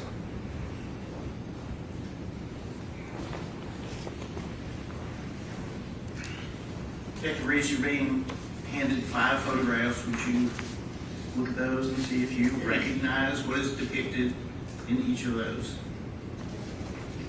Yes, 4 of these is the bag, the biohazard bag that the item was placed in.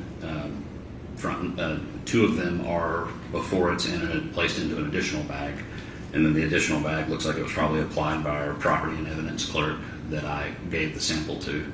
And then the item that's a document is a photo of the property and evidence submission slip that I completed at the time that I submitted the urine sample.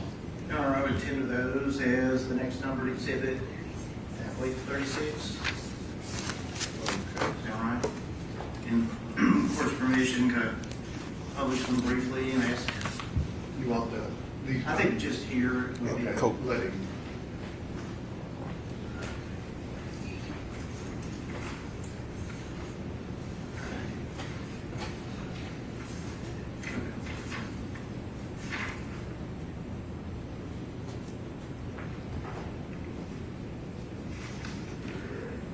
I put up what I believe I just arbitrarily labeled A, which is now 36A, but what are we seeing in this photograph?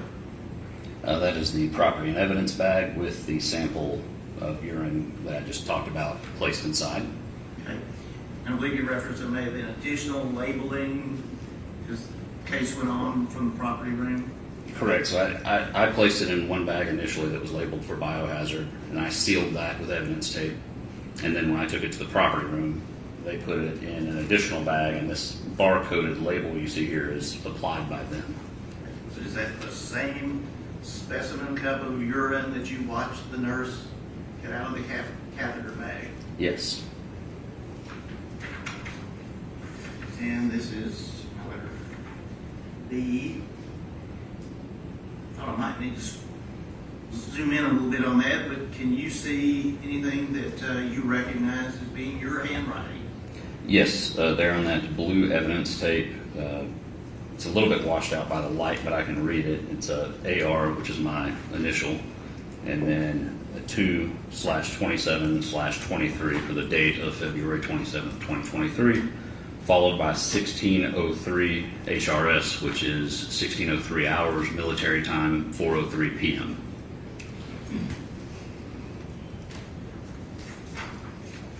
You referenced there was a photograph or two before the real packaging took place. Is that one of those of the clear bag? Yes. And then as things went on, biohazard added Yes, and that's just the other side of the bag. that other side.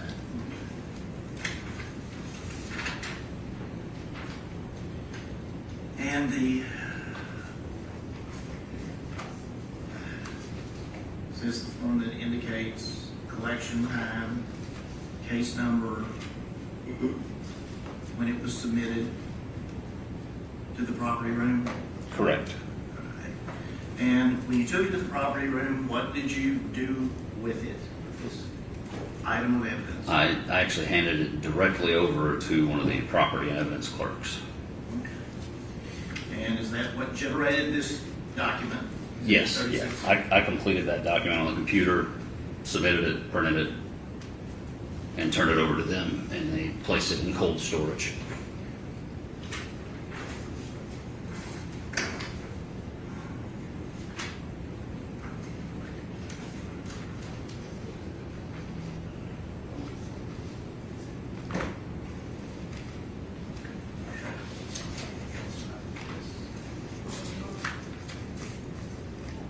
Those are my questions relevant to this issue.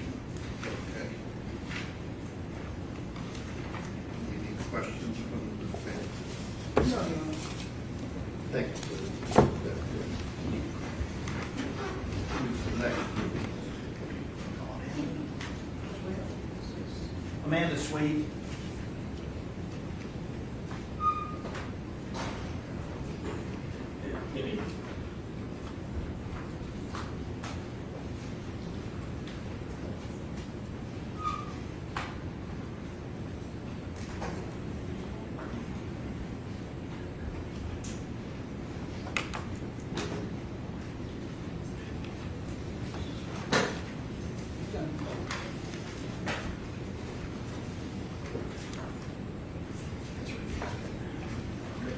Here's the others.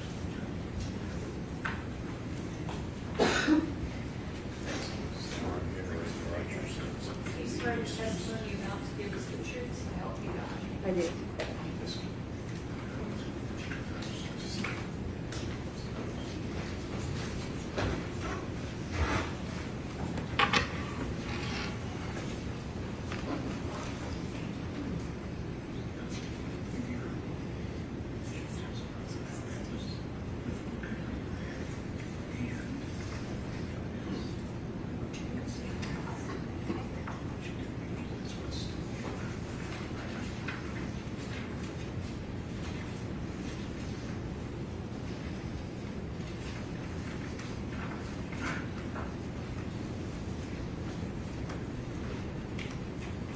Thank you, Ryan.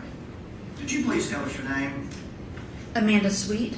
And could you please spell your first and last name for us? Amanda, Amanda, Sweet, Sweet. By whom are you employed? I'm employed by the Metro Nashville Police Department in the crime laboratory. And what do you do in the Metropolitan Nashville Police Department Crime Laboratory? I am the Forensic Services Division Director, which includes the crime laboratory and our crime scene investigation unit. How long have you been employed by the Nashville Police Department? Since 2013, And when you first became a member of the police department, what were your duties? I was hired to be the Toxicology Unit Supervisor and to help start the Metro Nashville Police Department Crime Laboratory. So there, my duties were to oversee hiring of staff, procurement of instrumentation, method validations, and things to be able to do toxicology analysis. But then in 2019, I moved into a managerial role as an assistant director, and then as the crime lab director, and most recently the forensic services division director. And where is the crime lab located? It's located above the Madison Police Precinct in Madison, Tennessee, northeast of Nashville. And what types of examinations can be performed by the crime lab? So we are considered a full-service laboratory that consists of several different forensic disciplines. We have latent fingerprints, tin print, firearms identification, drug identification, DNA testing, and toxicology testing. Are there some things, though, that the lab does not do and Yes. are outsourced? Yes, so even though we're a full-service laboratory, for example, our toxicology unit specifically does DUI testing, so driving under the influence analysis. And the best specimen for that type of testing is blood. So our panels for testing are limited to drugs that you would see in impairment cases. So anything outside of the realm of DUI testing, we will sometimes send to a private laboratory like NMS laboratories, because they can do testing on different matrices like urine that we're not capable of doing just because it's outside of our scope of testing. In pursuant to your duties and responsibilities, are you essentially a supervisor over what comes in and what goes out of the crime lab? Yes, so as the division director, the crime lab falls underneath me in all those disciplines. Those supervisors report to a crime lab director who ultimately reports to me. So I oversee the operations and what samples come into the laboratory, what evidence we accept, and make sure that it's within the scope of testing that we can perform. And are there certain protocols as far as accepting evidence into the crime lab? Yes, we have an evidence receiving unit that has their own set of standards of how evidence is received and accepted. And we also follow accreditation guidelines. Our laboratory is accredited by ANAB, so we follow a set of national guidelines on how we receive evidence, how things are documented, and how reports are issued from our laboratory. And is that documentation retained with each specific case? It is. We have a software called Justice Tracks, in which we image all evidence that's received. That's where we have all of our notes, all of our analytical testing results, and our reports are issued through that system so that everything is tracked and documented.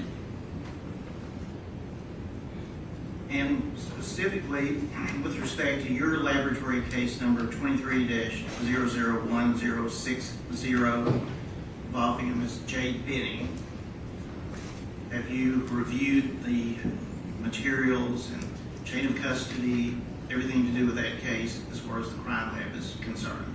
Yes, I have. Right. All right, this time, could she be handed exhibit number 9? It's the previously introduced.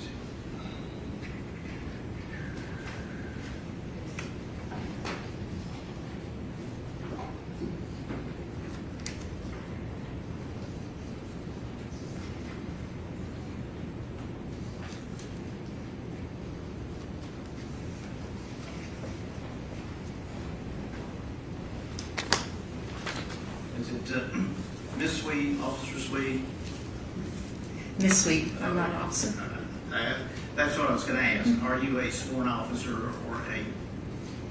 I'm a civilian within the police department. All crime lab employees are civilians. Nobody are sworn in the police department. Crime laboratory. Yes. You've just been handed our exhibit 9, the exhibit 9 to this proceeding. Would you look at that document and see if what is depicted in those photographs, if you recognize that? Yes, I recognize this as a blood alcohol kit that we would routinely receive in our laboratory. You can see it has the Metro Nashville Police Department property and evidence label on it, and we routinely receive these for DUI cases. Okay. And jury's previously seen these, so I'm not going to redo that, but if you could turn to the, I'll put this up, the next to last, well, third from the last page.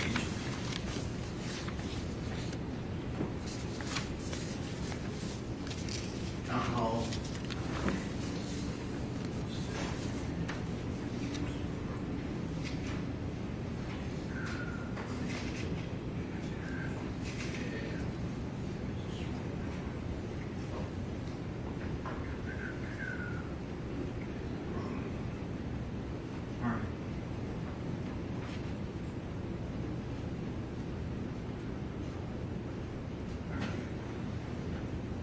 Something like it's coming back up hopefully here now. Again, it was previously introduced, but do you recognize that document? Yes, I do. And does that indicate there's alcohol toxicology request?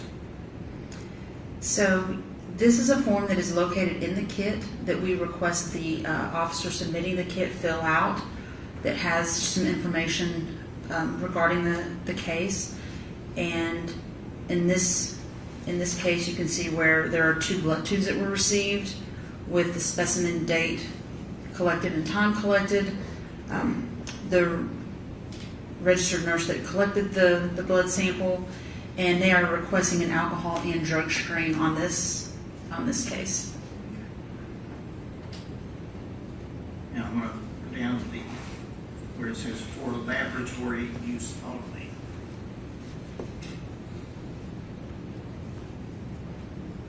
What is that part of the document reflecting? So the top half of the document is where the officer will fill out the form. The bottom half is once we receive it in the laboratory, the technician that receives the blood actually opens the kit up, will document the specimen, the session date and time. So that's the date that she received this into the actual toxicology unit from our evidence receiving unit. The time that she opened the kit, she's indicating that the kit is sealed, what the unique crime lab number that was assigned this kit is, her name, and what specimens were received. So in this case, there were 2 blood tubes. They were labeled 001-01, 001-02, an approximate amount of blood in those. And these were full tubes, so there were 10 milliliters of blood. And down, excuse me, at the very bottom of is that a picture of the tubes? Yes, it is. That's a picture of the tubes that were received within that kit. You say received. How does that take place? From the Metropolitan National Property Room, or where it's stored? How does that get to you? And is that accounted for in your chain of custody document? So we receive samples directly from our property and evidence storage location. An officer will bring evidence out daily to the laboratory and hand it off to our evidence receiving technicians to log it into our system and to store it in the evidence in a vault until it's ready to be analyzed by a scientist. The property room is also ran by the Metro Nashville Police Department. It's located off of Trinity Lane, and they will go around to police precincts daily and collect evidence that is submitted, or people can drop evidence off at the property room directly. Can we say people can drop evidence off? I'm sorry. Would it be law enforcement? It would be law officers? enforcement. My apologies. Yes, it would be law enforcement officers would drop evidence off at the property room. Just briefly show you the last photographs. Again, there is a little bit of a glare, but can you see what is depicted? Yes. This is a copy of how the tubes are currently located in the laboratory. So the first page was how the tubes were received from the hospital with the hospital labels. This is an image of the tubes once we received it, once we put our labels on it and how it's being stored currently. There appears to be a little something that looks yellow. You can see on one of them. Does that have any significance? Yes, so that is a return label from NMS Laboratories. So we kept tube 1 in-house to perform an alcohol analysis. We shipped tube 2 out to NMS to perform drug testing on this sample. So tube 2 came back to us with a return label from NMS Laboratories.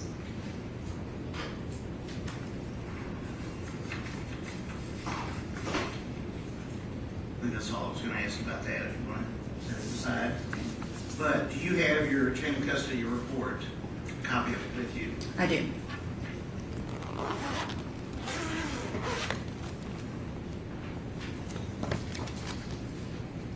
And counsel has been provided a copy of this. You referenced that one of the tubes was designated as 00101, is that correct? Yes. And the other was 00102? Yes. All right. Now, does it start off, though, as just being collective 001? That is correct. 001 is the actual kit. It's given that number, and then any item within that kit is sub-itemized and given a unique number. And that's where the 001-01 and 001-02 come into play, the two separate tubes. Okay, when you say kit, was that the collection box? Yes. Evidence box. All right. And does it indicate when and from whom that item came into the crime lab's custody? Yes. The kit was received by the crime laboratory on February 27th, 2023 at 10:25 a.m. by Daryl Osment, and that is an officer with our property room. And was it then logged into the crime lab? Yes, it was received by Barbara Reed, and she is an evidence receiving technician with the crime laboratory. And she, once she received it, that's when she would image the kit, and then she would give it a unique crime lab number, and then it goes to a storage location, which is a vault within the evidence receiving unit.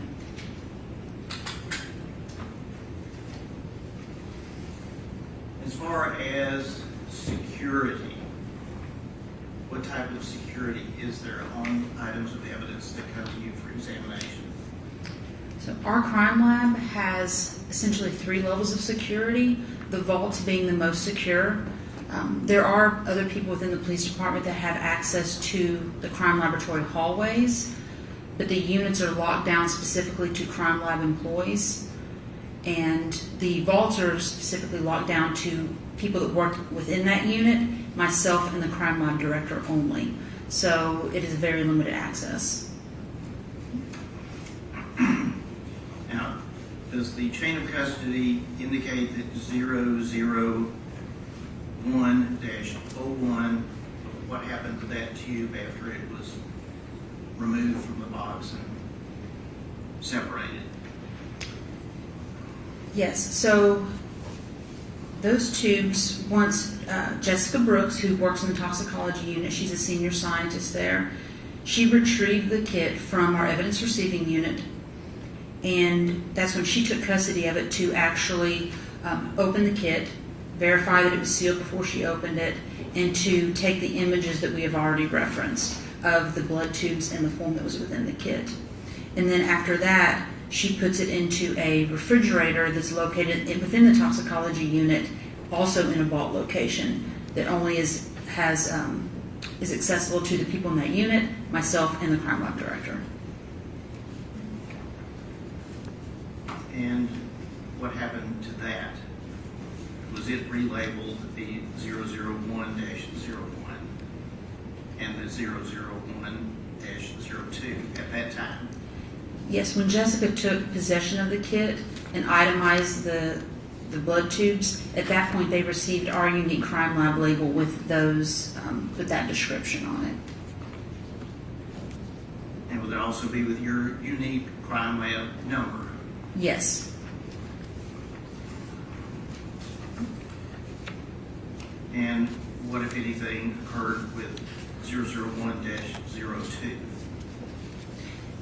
It followed the same steps where she took images of the evidence and she put a crime lab label on it with our unique crime lab number, and labeled that second tube 001-02. And those are also on the images that we previously referenced, where you can see the unique number on each tube. And what, if anything, happened with that tube, the 02? Was it examined by a tube lab or referred out? 02 was the tube that was sent to NMS laboratories. 01 is the tube that remained in-house for the alcohol analysis that was performed. Now, are you familiar with NMS labs? I am, yes. And how so? We have worked with NMS labs for approximately 6 years to provide some testing for our toxicology unit. We had to use them for testing, we have to make sure that they follow the same accreditation standards that our lab does as part of our accrediting body requirements. So they are also accredited by ANAB, so we know that they follow the same set of guidelines that we would follow in testing. And we also had to get approval from the police department to send cases to NMS laboratories for testing. And was 02 sent to the NMS labs? Yes, it was. And when was that done? That was sent to NMS laboratories on March 6, 2023 at 10:45 a.m. That's when it was packaged and scanned out to NMS laboratories. And in this process, it's going to be put in a sealed kit within a sealed box. And we have a FedEx tracking label so we can see where that is in the process. And with respect to that particular item, after it is FedExed to NMS, did it return to your possession? Yes, it was returned to our laboratory from NMS Labs on March 30th, 2023, and we took possession of it at 3:09 p.m. And where are those two tubes today? Those two tubes are currently being stored in a hold refrigerator within our toxicology unit at our crime laboratory.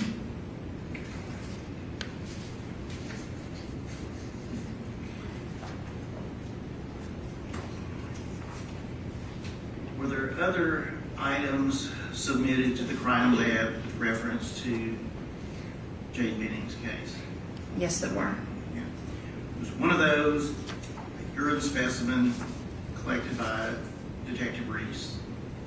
Yes. And did it go through the same protocol as far as being brought to the lab, checked in, and given its own number? It did. Okay. And what was that particular item? What number was it given? The specimen cup of urine was given item number 002. And, pardon me, when was it received into the crime lab? That was received on March 2nd, 2023 at 12:21 p.m. from our property room. The same officer, Daryl Osmond, also brought that sample to us, and it was received by Barbara Reed, our evidence receiving technician, and then placed into an evidence freezer for storage. So by being an evidence freezer, was the urine sample frozen? Yes, it was stored frozen at that time. And is that protocol? Yes. Policy? What was the progression of that item from the freezer? So that item, the original container that the urine came in stayed within our laboratory, but we took an aliquot, a portion of it, to send to NMS laboratories. We did not want to send the entire specimen. We wanted to preserve some at our laboratory. So it was itemized as the cup of urine was 002-01, and then the aliquot taken to send to NMS laboratories is 002-01-AA. When you said aliquot, could you spell that and tell us what that is? So that's essentially taking a sample of it. We took a portion of the urine from the original cup, so that we didn't send the entire sample out in case we needed to do additional testing in the future. So it's just a portion of it that was put in a separate vial and given a separate label with the 002-01-AA to recognize that it came from 002, but it was a separate portion taken out, and that followed its own chain of custody that was being sent to NMS Laboratories so that we could track the original container as well as that sample that was taken. Did the original container ever leave Metropolitan National Crime Lab? The original container never left our crime laboratory. It just moved from an evidence vault into the toxicology unit for storage in a refrigerator there. And is it still there today? It is. Now, with respect, though, to the sample, what happened to it, the one that was taken from the original container? So that portion of the urine was sent to NMS Laboratories on March 6th, 2023 at 10:45 a.m. That's when it was scanned to be put in the box to be sent via FedEx. Same procedure as they discussed previously, correct? Yes, it is. And, pardon me, was that ultimately received back from NMS, or did they keep it? That was received back from NMS on March 30th, 2023 at 3:09 p.m. And then it has been stored in a vault location within the toxicology unit since it was received back. And are there photographs documenting what you just testified about with respect to the items and their receipt into the crime lab? Yes. Or if I could ask this to be passed to the witness and counsel.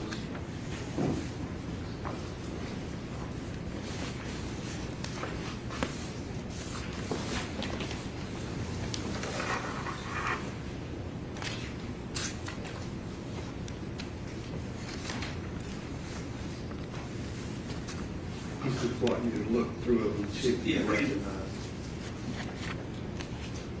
And see if they're pertaining to the urine specimen we've just been discussing.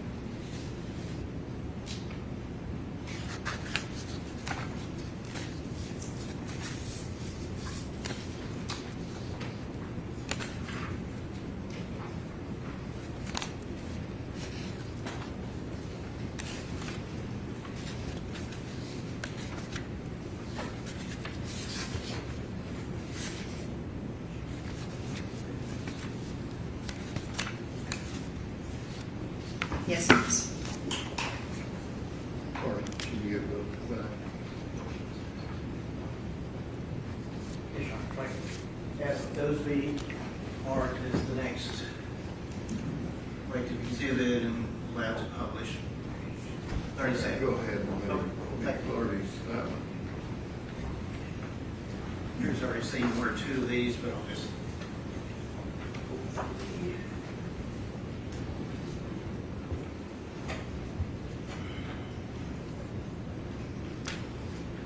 And does that appear to be standard Metropolitan Police Department packaging and have the documentation? Yes, it does. You can see that the larger label, that is our property room label where it went there prior to being submitted to the laboratory. And then the label kind of on the right with the barcode is the crime laboratory label with unique crime laboratory number. And it's hard to see here, but it says 002 is the number.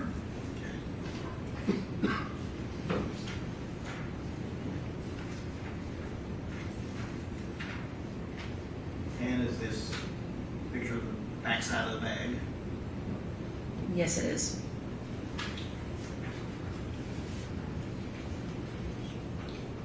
You've sort of seen this, but picture of the bag, of the urine container in the bag prior to it being labeled. Yes.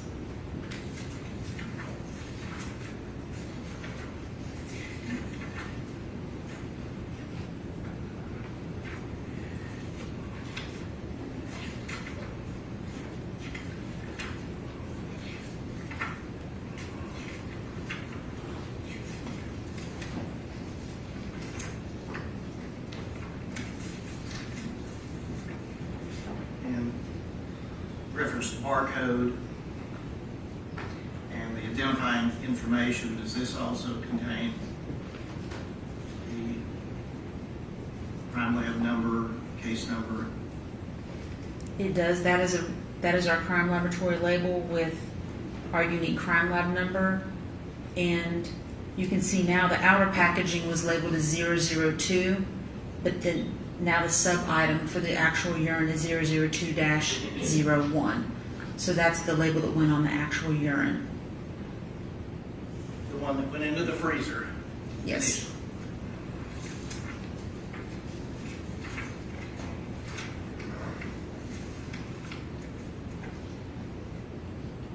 And what is this a photograph of? This is a photo of the aliquot or sample of urine that was taken from the original container that was going to be shipped to NMS Laboratories.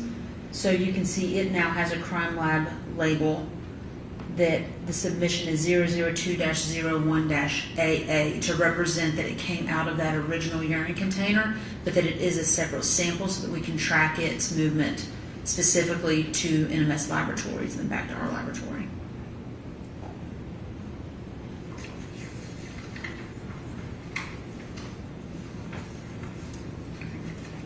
And last one.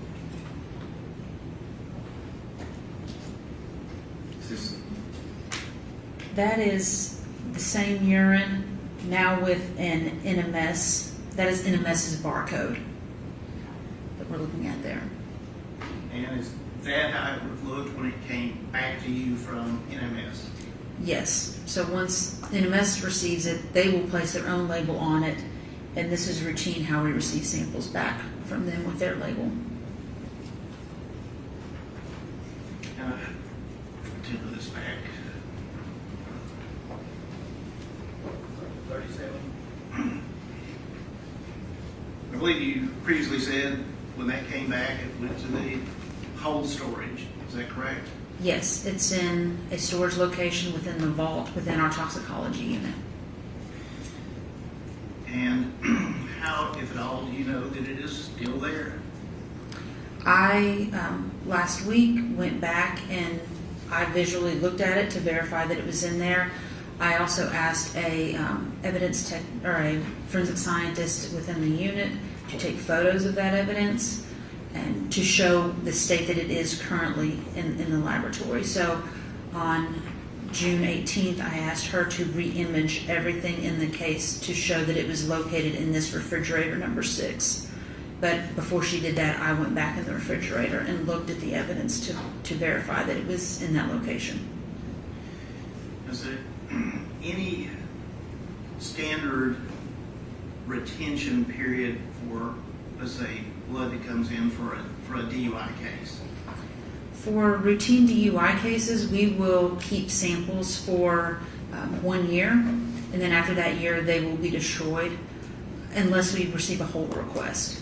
But anybody, the defense counsel or the prosecution or an investigator can always send us an email requesting a sample to be held.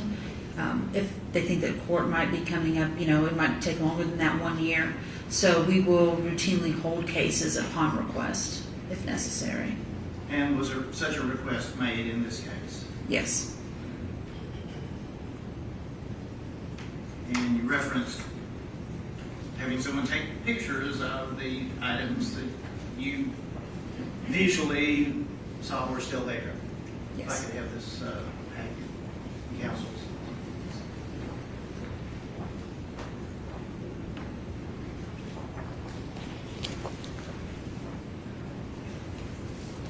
If you take a look through those and see if you recognize those photos.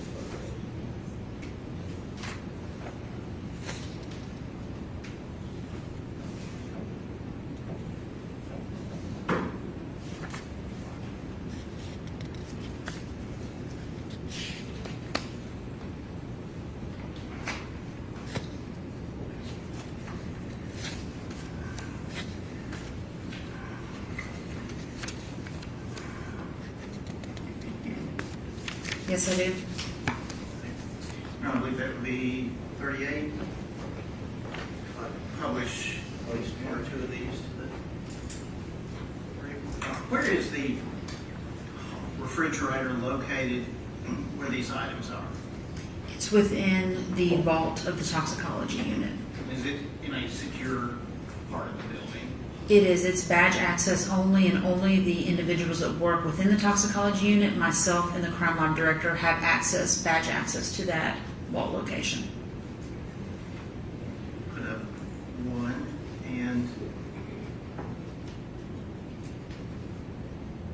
this appeared to be a, well, you tell us, what are we seeing here? This is with the refrigerator door open. This is the location where the case is being stored in the refrigerator. And one thing I'm going to try to zoom in here, if I can. There in the corner, what do you see there? So anytime that we take an image and upload it into the case file, it is, an annotation is burned into the image. So this represents the case number, the technician that took the photographs, and the date that she took the photographs. And June 18, 2026, last week. Yes. And does that image appear on any and every photograph of everything that's at the crime lab? It does, because our software actually puts that in there, whoever's logged into the computer that scans the image in. So it's a timestamp that's put by our software on that image. So if somebody scans that picture, we know the date. We know the date.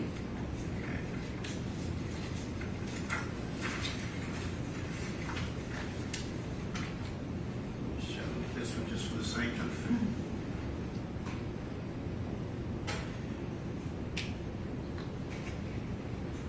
So we see the word hold on that. They write that on the bag just to make sure that it doesn't get destroyed.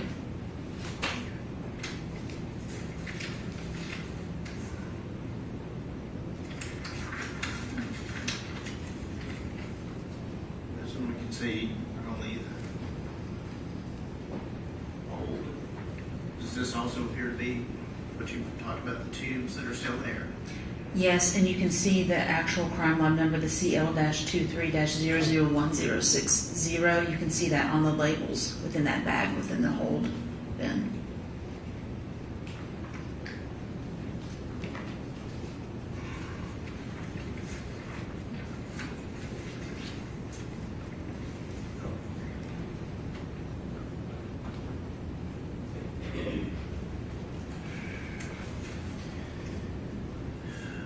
Anything about the handling of evidence involving this case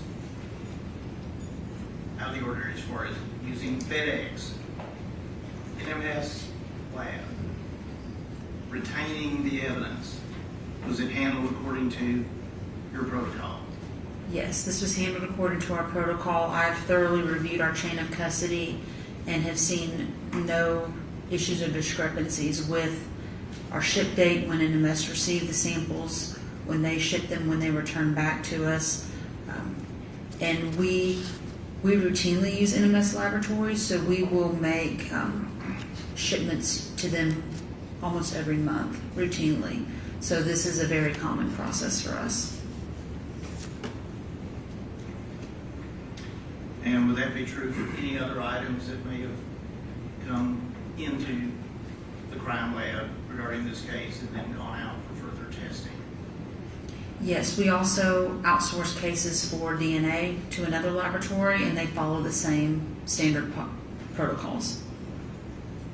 And larger items or items, containers, do they eventually go back to the property room? So it depends on the type of analysis requested in the unit. Toxicology cases do not go back to the property room. They stay in-house for 1 year, and if we have no hold requests, then the evidence will be destroyed after 1 year. Those are my questions, Rob. My question. Yes, thank you.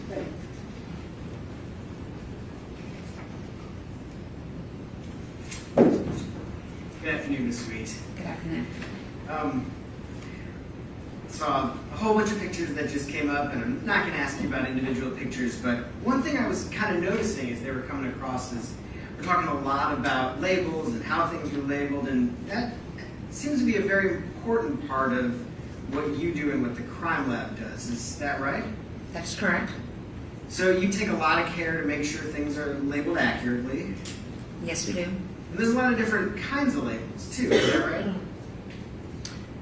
We have, in our laboratory, our labels are pretty uniform in what we put on the case as far as a crime lab number and specific item number. Well, let me clarify that, because that was kind of a bad question. I noticed different types of labels, like you have a label for your crime lab, right? Yes. And NMS Labs has their own label. Yes. There's sometimes tape across the top that says evidence on it. That's a kind of label, right? That would be, I would consider that a kind of seal. Okay, Yes. seal. And that's important too, right? It is. There was even on one of those outside bags that someone wrote in marker hold on it, right? Yes, that was somebody in our toxicology unit. That's a direction, but that's kind of a label too, right? Yes. So there's all, and I'm being a little like, big picture here, but there's all kinds of labels that help people know what to do with certain kinds of specimens, right? Yes. And it's important that those labels are accurate, right? It is. And part of your job, you're maybe not doing all the labeling, but you're kind of overseeing, making sure that everything is done in the right way, or that your lab is operating in the right way, right? Yes. And that's part of because you're a manager, right? Yes. And then, am I right, and did I understand it that in your managerial role, you're kind of like a in-between person for communications between these different entities? I am. I'm an in-between person communicating with our police department, with other laboratories and agencies, yes. Sure, so you work for the police department. Yes. In the lab, but still for the police department. Yes. Sometimes you communicate with the actual detectives or whoever's investigating the case. Yes. Right? Sometimes you communicate with NMS Labs. Yes. Sometimes you communicate directly with the district attorney's office. Yes. And as part of that, you're one of the people that helps make sure everybody knows what needs to be done at various parts of the investigation. Yes. So if NMS Labs needs some information on what kind of test needs to be done for what specimen, are you the person that helps kind of connect that information between agencies? Myself or the toxicology unit supervisor specifically would probably be more involved in that in most scenarios with our DUI cases.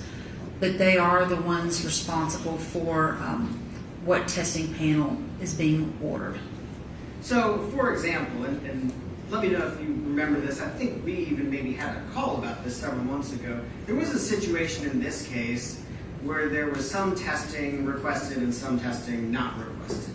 Do you remember that vaguely? And I'll ask more specifically if that helps. Yes, if you could, that would be helpful. So do you remember there was a comforter in this case that there was some testing done? Yes. And some initial, and we don't have to talk about the reasons for this or the specific results necessarily, but like initial panels suggested that there was cocaine, fentanyl, marijuana, and amphetamines at a very kind of low-level screening. You remember that? I do remember that. And that there was some subsequent communications about what do we want further testing on. And you were involved in those communications, right? I was with some of the specimens. I don't know, I'm not aware of all the specimens, only what came through our laboratory and was sent. But I was involved in some of what was being tested as far as ordering the panels. Sure, and ultimately the decisions were made, we're just going to test for cocaine and fentanyl, right? Yes. And there were probably reasons for that. There was a lot of communication surrounding that. You may or may not have been the person making that decision, but you're involved in the communications, right? I was. And those communications are really between kind of the toxicologists and maybe the DA's office and law enforcement who are investigating the case, right?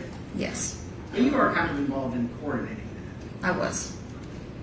And ultimately, you did end up being kind of present at like this final team meeting before a charging decision was made in this case, weren't you? I was involved in a meeting to discuss some of the the samples and what was ordered and things like that, yes. And that was sort of with the detective and the district attorney's office, and you were kind of there to help explain what was done in the toxicology in this case, right? Yes, what samples we had received, what samples had been sent out in regards to what we had in our laboratory. Thank you. Those are my questions. Any redirect? No, Your Honor. Thank you. Thank you.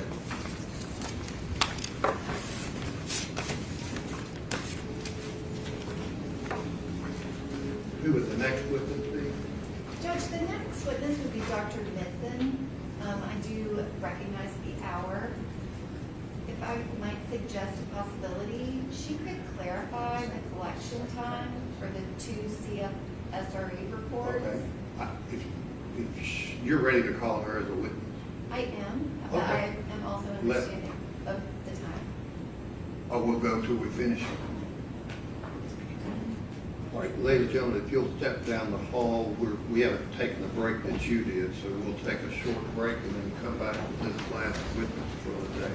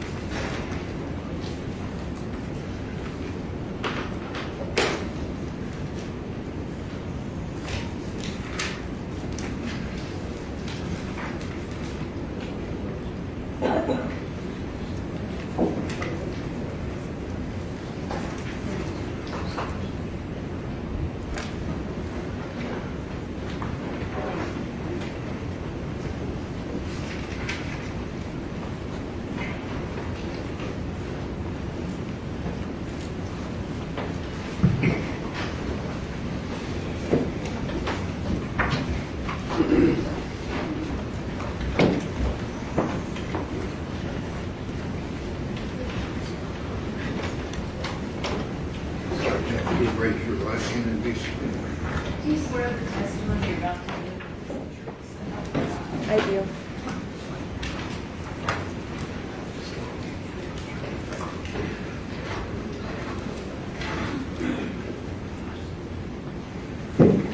Good afternoon, Dr. Mitton. Could you please state your full name for the record? Carrie Mitton. And could you please spell your first and last name for the court reporter? First name is Kari. Last name is Middthun.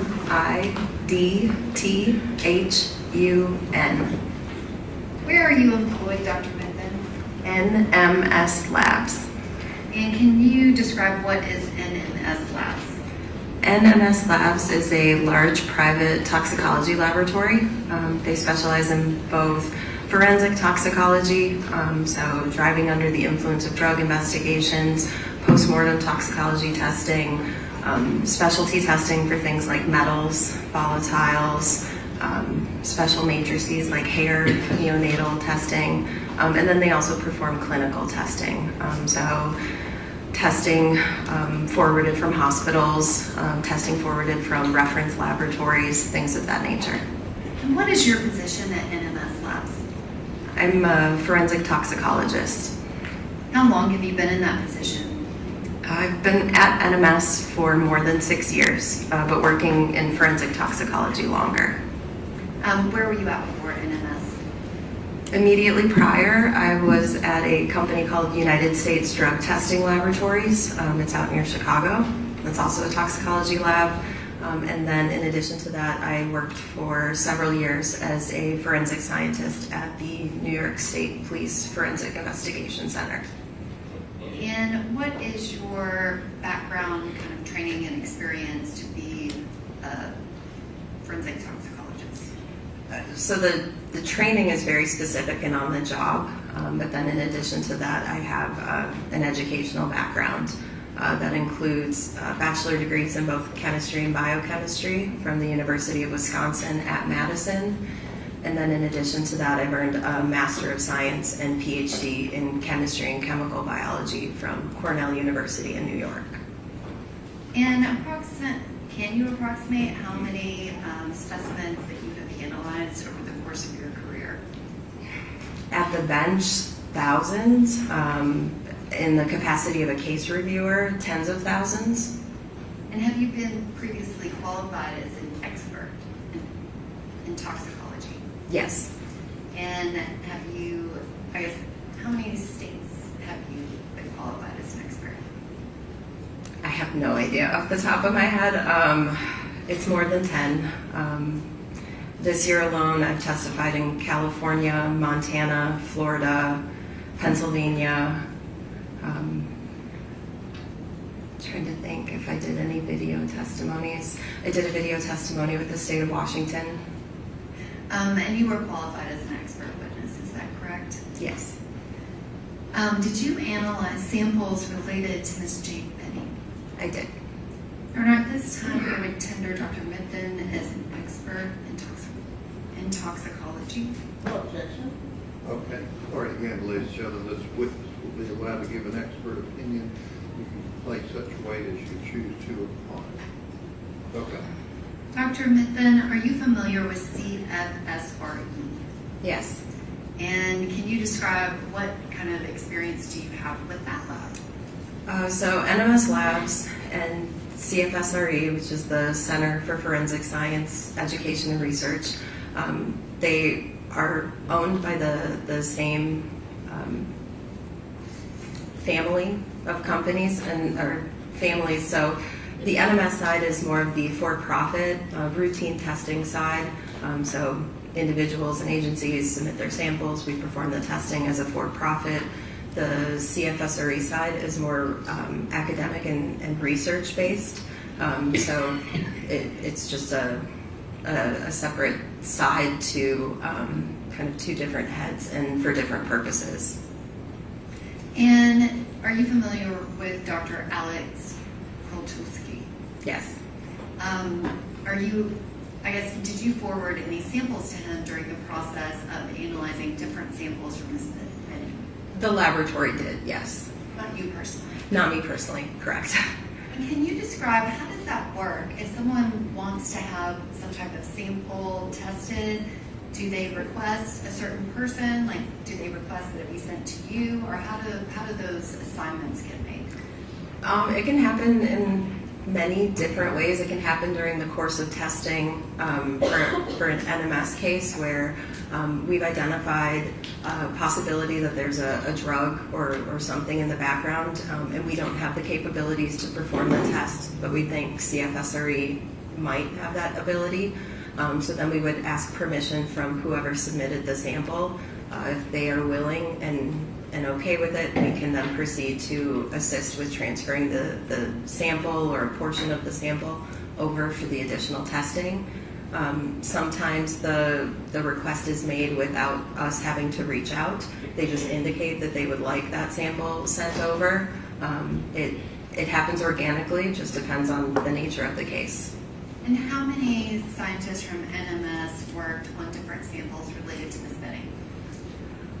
I have no idea what the total number is. NMS works in a very departmentalized system, so we have different departments performing different functions. So one department may just perform the alcohol testing. Another department may just perform the screen test. A separate department may perform some of the additional tests, such as a marijuana cannabinoids test. And so all of those different pieces are working simultaneously. When that finishes, it comes to my department, which is the toxicology department. We perform a final case review. So we're bringing all those pieces back together. So before the case ever reaches me, it could have touched dozens and dozens of individuals, depending on how much testing was required. But were there other toxicologists that performed the same testing that you do that tested different items related to Ms. Benning's samples? Yes, there were at least 2 others. Actually, there were a total of 5 that were involved in the case review for the number of cases that came through with that naming. And have you reviewed and done your own testing for any of the samples that we're presenting in court today? I re-reviewed 2 of them by request. And the others, you were the original examiner, is that correct? All but 2 of them. All but 3 of them. One of them went out without a signature. It was a clinical request that did not require a forensic toxicology review. And then 2 separate work orders were reviewed by other toxicologists within the department. I am going to ask that this witness be handed Exhibit 34. And Dr. Mitton, I'm also going to hand you several pages from your litigation packet related to NMS Work Order 230788891.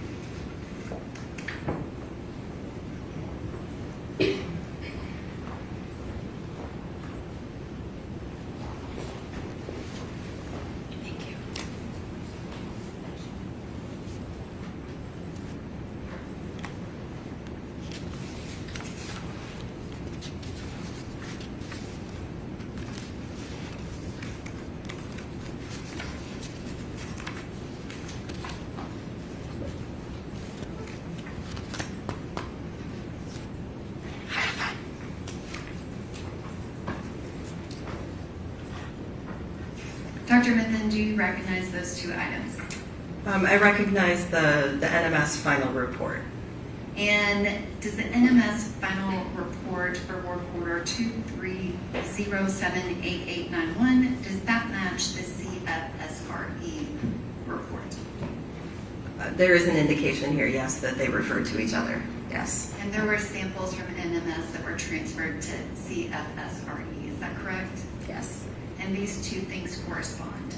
Yes. There was a page denoted with a post-it in the litigation pack paperwork. Yes. Can you describe that barcode in the middle of the page that is titled Analysis Requisition?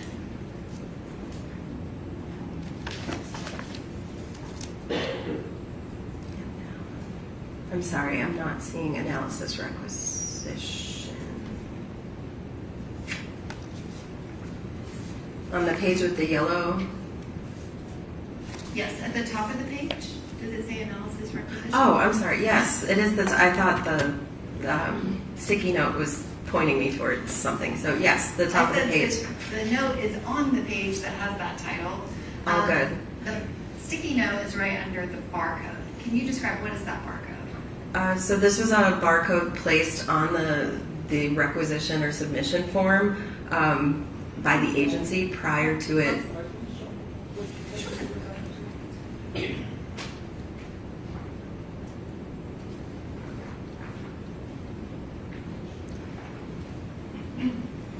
So it's some form of a sticker barcode placed by the agency prior to them sending it to NMS. So it is adhered to the form, and then this is a photocopy of that. And can you read out the barcode specimen ID number that's under the barcode for the record? Yes, there's 23-056-007049A. And can you also read for the record what the patient name as well as the date of birth is on this requisition request?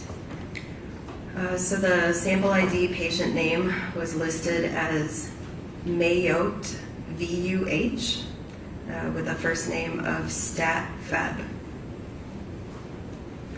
And at this time, I'm going to ask the witness be handed 2 pages from Exhibit 11, is page 70 and page 279.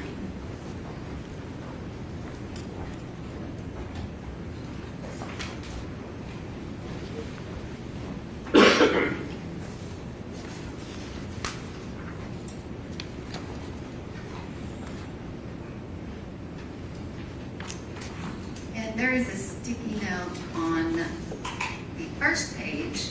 Is there a corresponding specimen ID number on that page 70 of the medical record?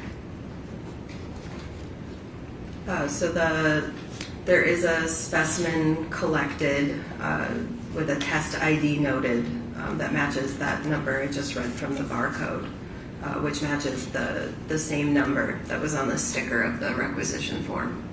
And is that specimen collected at 22:59 on February 25th of 2023? According to the timeline here, yes.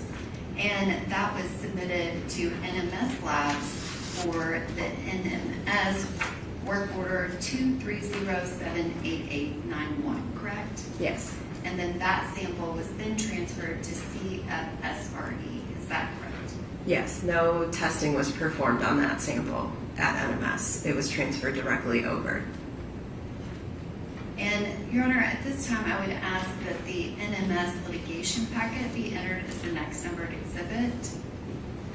And I would also ask to publish the first page of that along with previously introduced exhibit number 34. Okay, cool. Let them pull out the exhibit they're wanting more.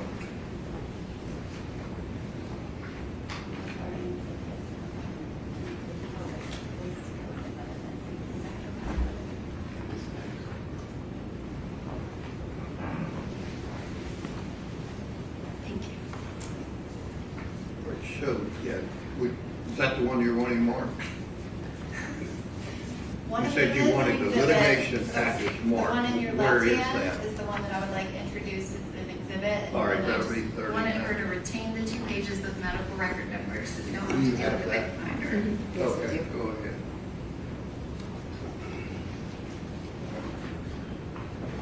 Is there anybody that can turn on the system? Yeah, switch it over.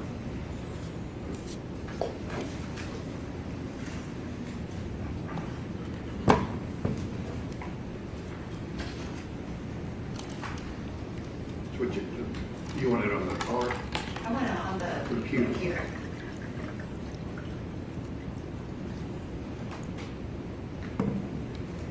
Great.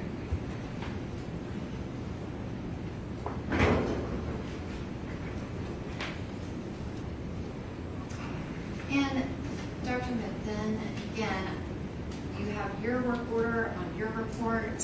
And then that same work order number is on the CFSRE report, correct? Correct. And this is for the urine specimen from Vanderbilt University Medical Center, February 25th, 2023, collected at 22:59, and you have matched up that specimen ID, is that correct? Correct. And this is for patient Jade Benning, date of birth March 6, 1998.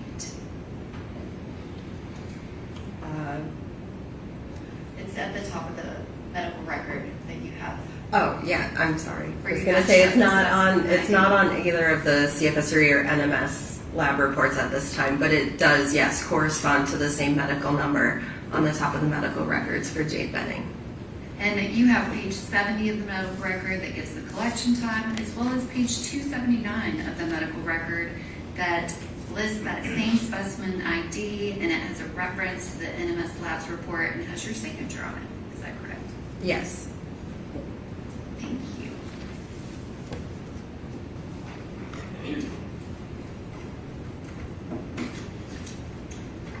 And I can ask that the witness be handed exhibit number 35.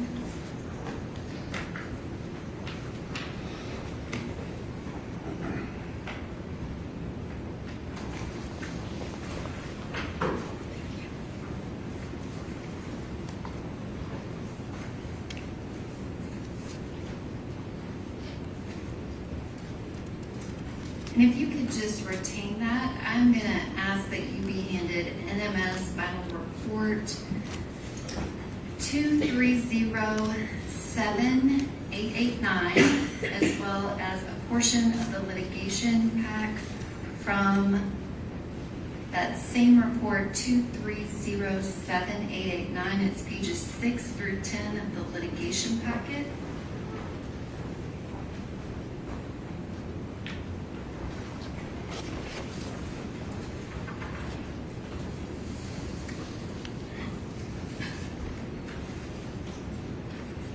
Do you recognize those documents, Dr. Mitton?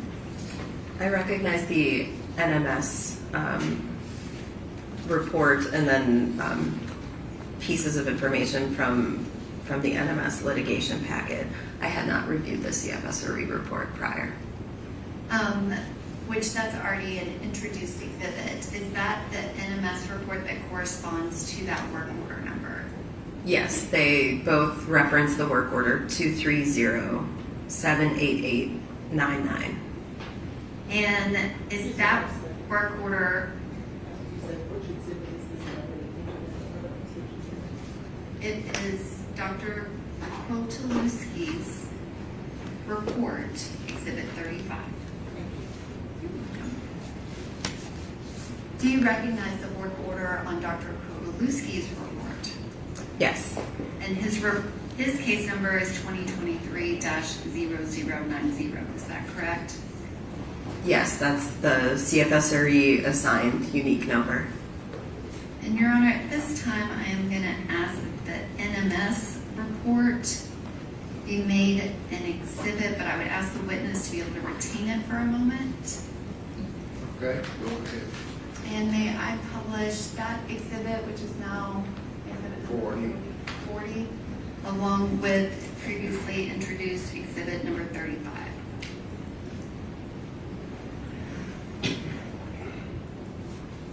And again, Dr. Mitton, do we have the NMS work order number on both of these reports?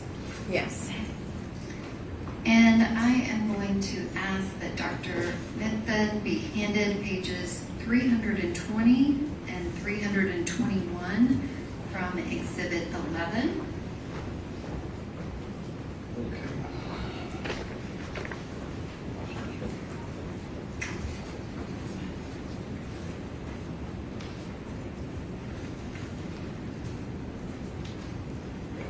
Dr. Mitton, do you have the analysis requisition form as part of that paperwork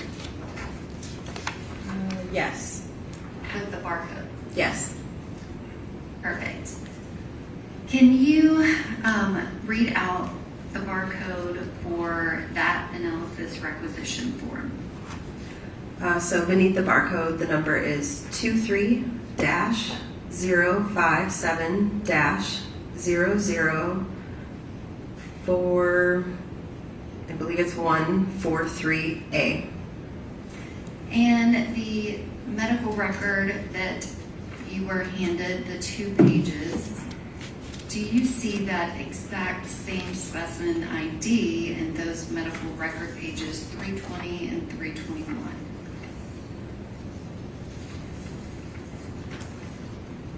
I do see it on the bottom of page 321. I'm looking on page 320.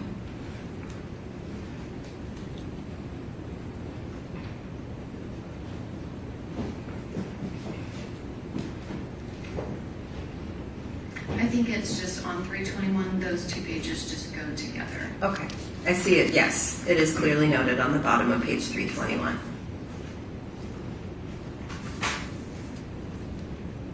And does that have that specific specimen ID? Yes, it does. And do your NMS records reference the date of collection for that specimen? They do not.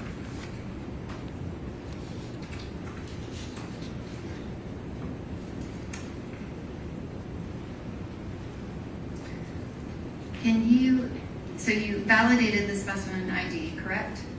The Barcode. Yes. Oh, I mean, there is a collection noted on page 321. However, NMS was not provided that, so it's not on the NMS report. But you have that specific barcoded specimen ID, correct? Yes. And that specific number is also listed on page 321 of the medical record. Is that correct? Yes. And that collection date is February 26th of 2023 at 13:35. Yes. Is that correct? Yes. And that is page 321 of Exhibit 11. And just, can you verify that at the top of that medical record, it also has Jade Benning's name as well as her date of birth of March 6, 1998? Yes. And Your Honor, at this time I would ask that that litigation paperwork be entered as the next numbered exhibit. I believe it was pages 6 through 10.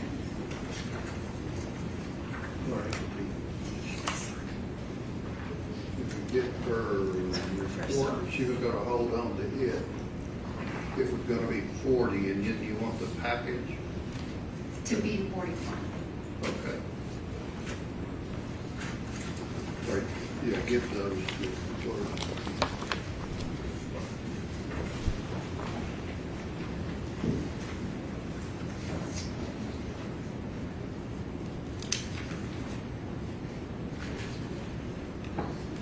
Your Honor, may I ask that the witness be handed exhibit number 32?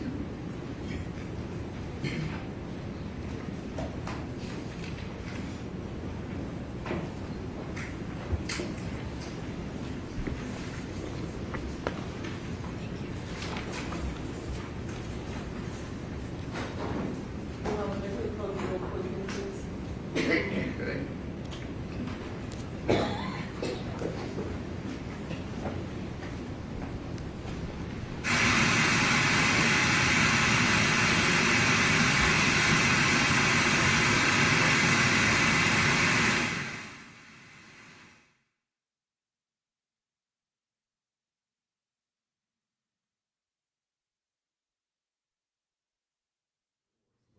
Litigation.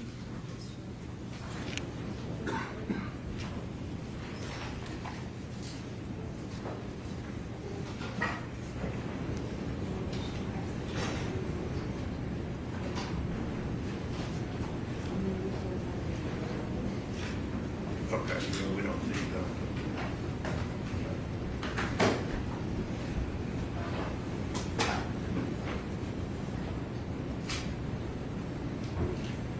Do you have exhibit 32, Dr. Mitton? Yes, I do.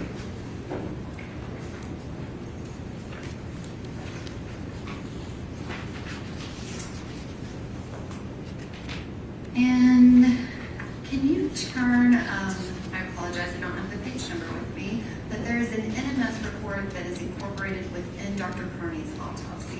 Do you see that? I do. And I have pages 15 through 27 of the litigation packet, as well as a copy of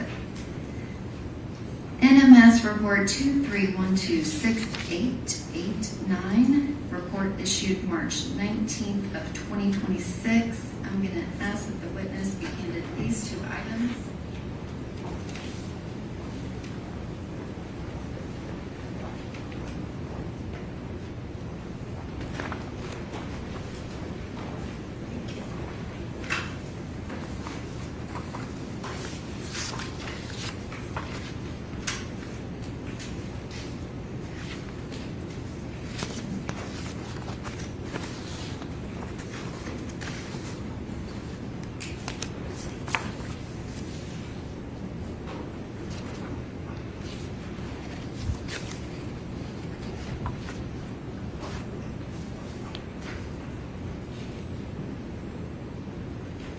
Okay.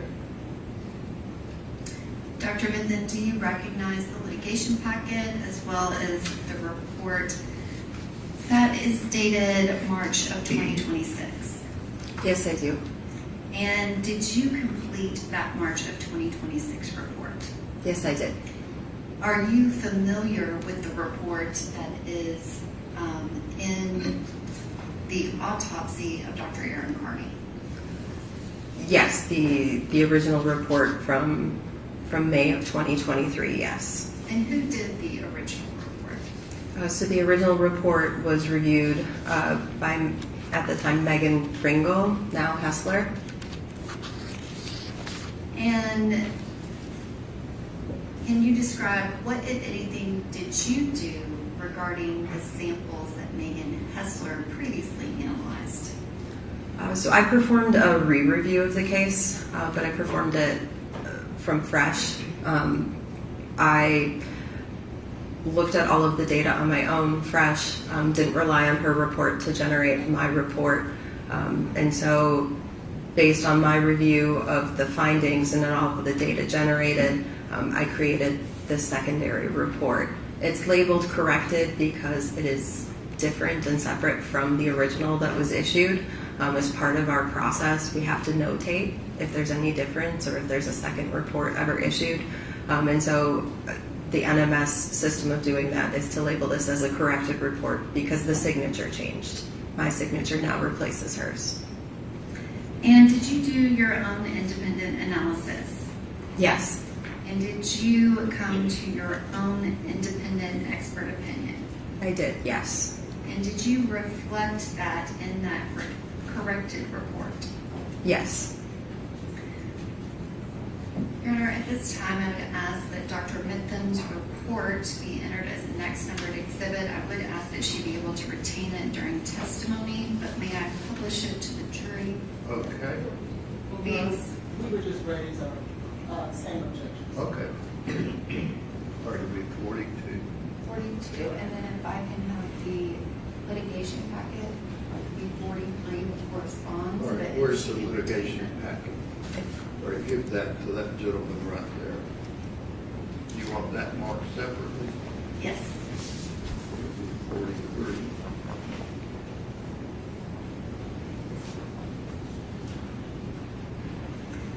And Dr. Mitton, do you recognize the document that is on the screen next to you? Yes. Which this is just the first page of your report. Your report is actually multiple pages, is that correct? Correct. But does this summarize your findings? Yes, the front page is a good summary of the findings. And can you state for the record the work order? The work order here is 23126889. And is that the same work order that is on the original report of Ms. Hessler that's part of Dr. Carney's autopsy in Exhibit 32? Yes, it is.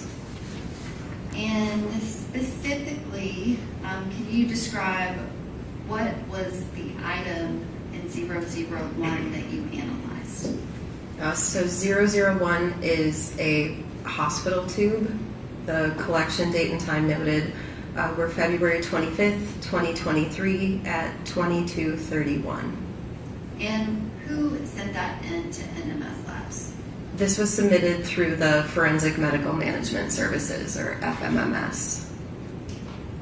And can you describe what is the collection date and time that is listed on the report? So the date and time provided was, again, February 25th, 2023 at 22:31. And this is kind of a zoom in. It still has your work order as the collection date and time. Can you describe your findings for hospital blood 001? Yes, the sample confirmed positive for the presence of cocaine and metabolites, including benzoyl-ecgonine and ecgonine methyl ester. And are your results consistent with forensic scientist Megan Hessler? Or toxicologist, I apologize. Yes, they are. And are you familiar that Dr. Carney, who does something completely different than you do as a toxicologist, that when she is trying to estimate the number of the parent cocaine when she has ecgonine methyl ester, that she adds those two numbers together? I became aware of it while preparing for today. It was mentioned to me, yes. And is that something that you as a toxicologist, you do not estimate these? We do not. You are finite, very specific numbers. We like our facts and figures, yes.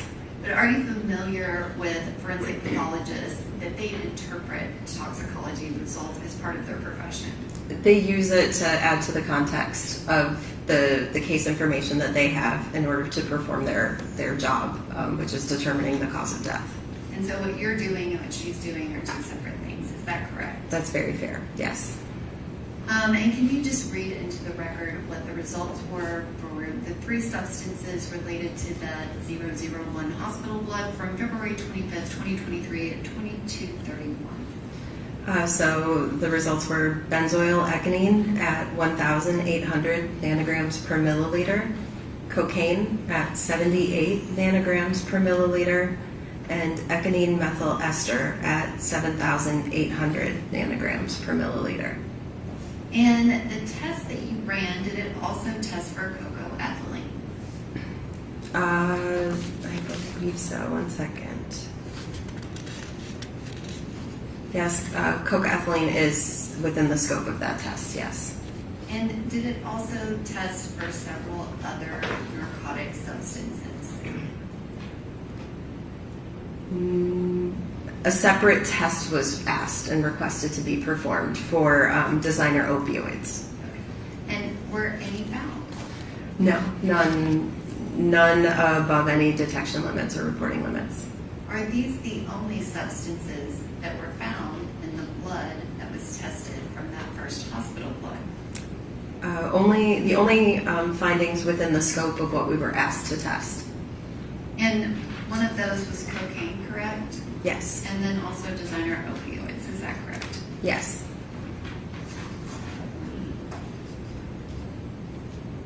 And specifically, did you also test the item 003 of the liver tissue?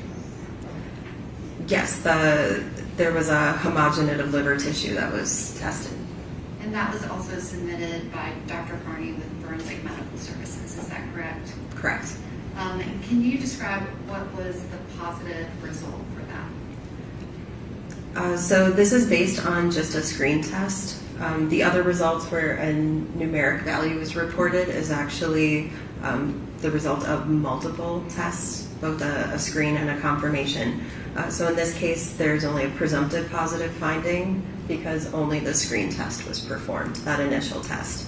And it was positive for fluconazole. And are you aware if there were any other substances that were under the level? There were indications of things under the level. There was some additional testing performed on the liver to try and confirm those results, and all findings were below any detection limits. And so if Dr. Carney said she called and spoke with someone and said there was cocaine that was detected, but it was not at the reportable limit, would that be consistent? I saw the same notes and reviewed the same data, yes. So there were additional cocaine tests performed on the liver tissue.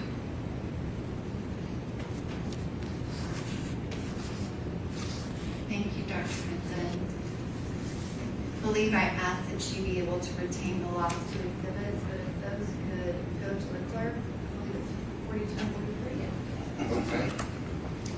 I think you already took the one. I think it's just that one.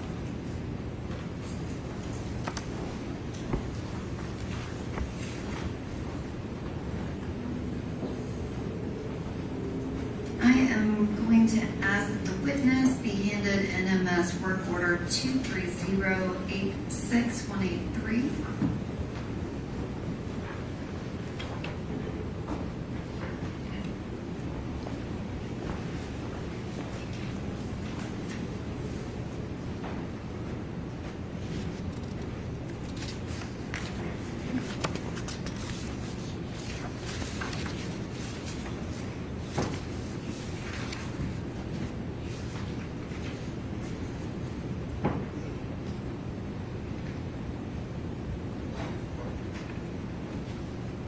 Do you recognize the report that was just handed to you? Yes, this is the original final report for work order 230-86183. And is that report dated March 17th of 2023? Yes, it is. And I am going to ask that the witness be handed a second item, which is also labeled work order 230-86183, but with a report issue date of March 19th, 2026.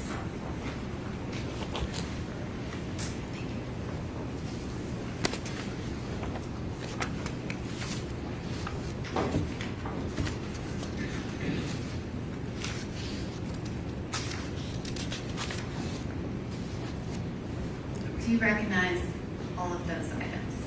Yes. And can you describe what is the report that has an issue date of March 19th, 2026? So this is the corrected report that I personally issued for the same work order when asked to perform a re-review in preparation for today. And did you analyze those samples independently? Yes. And did you form your own expert opinion about the results? Yes, I did. And did you document those results in the report issued on March 19th, 2026 at 1500? Yes. And if I can ask that the witness be handed another item, it is pages 17 and 18, and then I believe 41 through 43 of the litigation paperwork.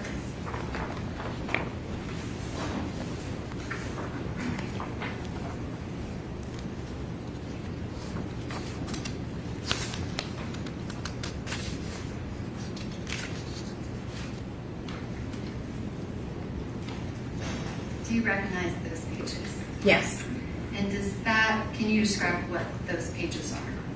So this includes the submission form and then documents noting the inventory of the items received for work order 23086183. And can you describe what was the item that is labeled in your report as 001 antemortem blood? It's a gray stopper glass tube. And does it have a date and time associated with it? The collection date and time provided to us was February 27th, 2023 at 2:17. And that is one of the items that you reanalyzed and have findings on. Is that correct? I re-reviewed, yes, the data and the information generated. Your Honor, may I publish to the jury the first page of Dr. Mitton's report dated March 19th of 2026? Okay. Dr. Mitton, do you recognize the image on the screen? Yes. And is that the summary of your findings related to the the antemortem blood collected by NMPD and submitted to you by NMPD on February 27th, 2023 at 2:17 p.m. Yes. And I am going to zoom in to just the results related to that antemortem blood. Was there another item that was submitted under the same work order? Yes. So just focusing on the antemortem blood, can you describe what testing you performed and what your results were? So in this instance, the request made by the Metro Nashville Police Department Crime Lab was to perform a more expansive blood test. So this includes looking for common drugs of abuse and misuse. It includes looking for common therapeutic prescription drugs, over-the-counter drugs, things of that nature.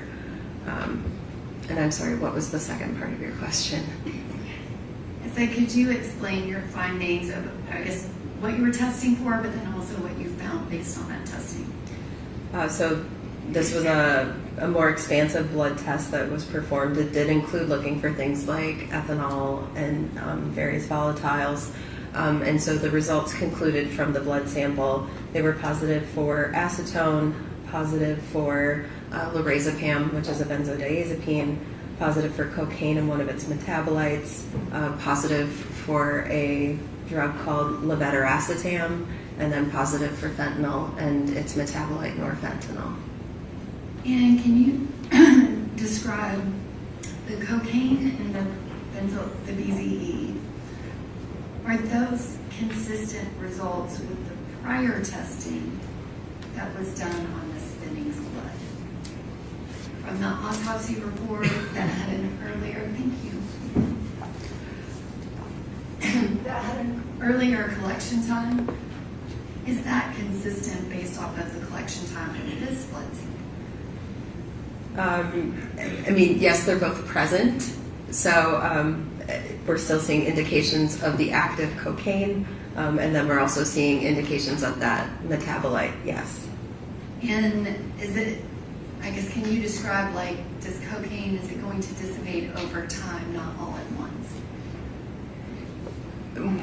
As the body is metabolizing it, yes, your body metabolizes a portion of it at a time.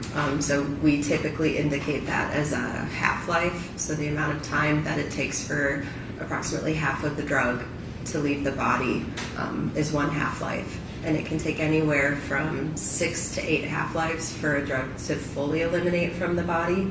But there can be some very big variations there, depending on the drug involved. Some drugs have a longer half-life, some have a shorter half-life. In the case of cocaine, it gets complicated because cocaine itself is a very unstable drug. It can actually break down even when it's in a glass tube. So we have to keep that in mind. That's why it's hard to really compare apples to apples there. The cocaine, it's possible it broke down when it was in the first tube. It's possible that some of it broke down in this tube as well. And have you seen results of cocaine in blood samples of this level before?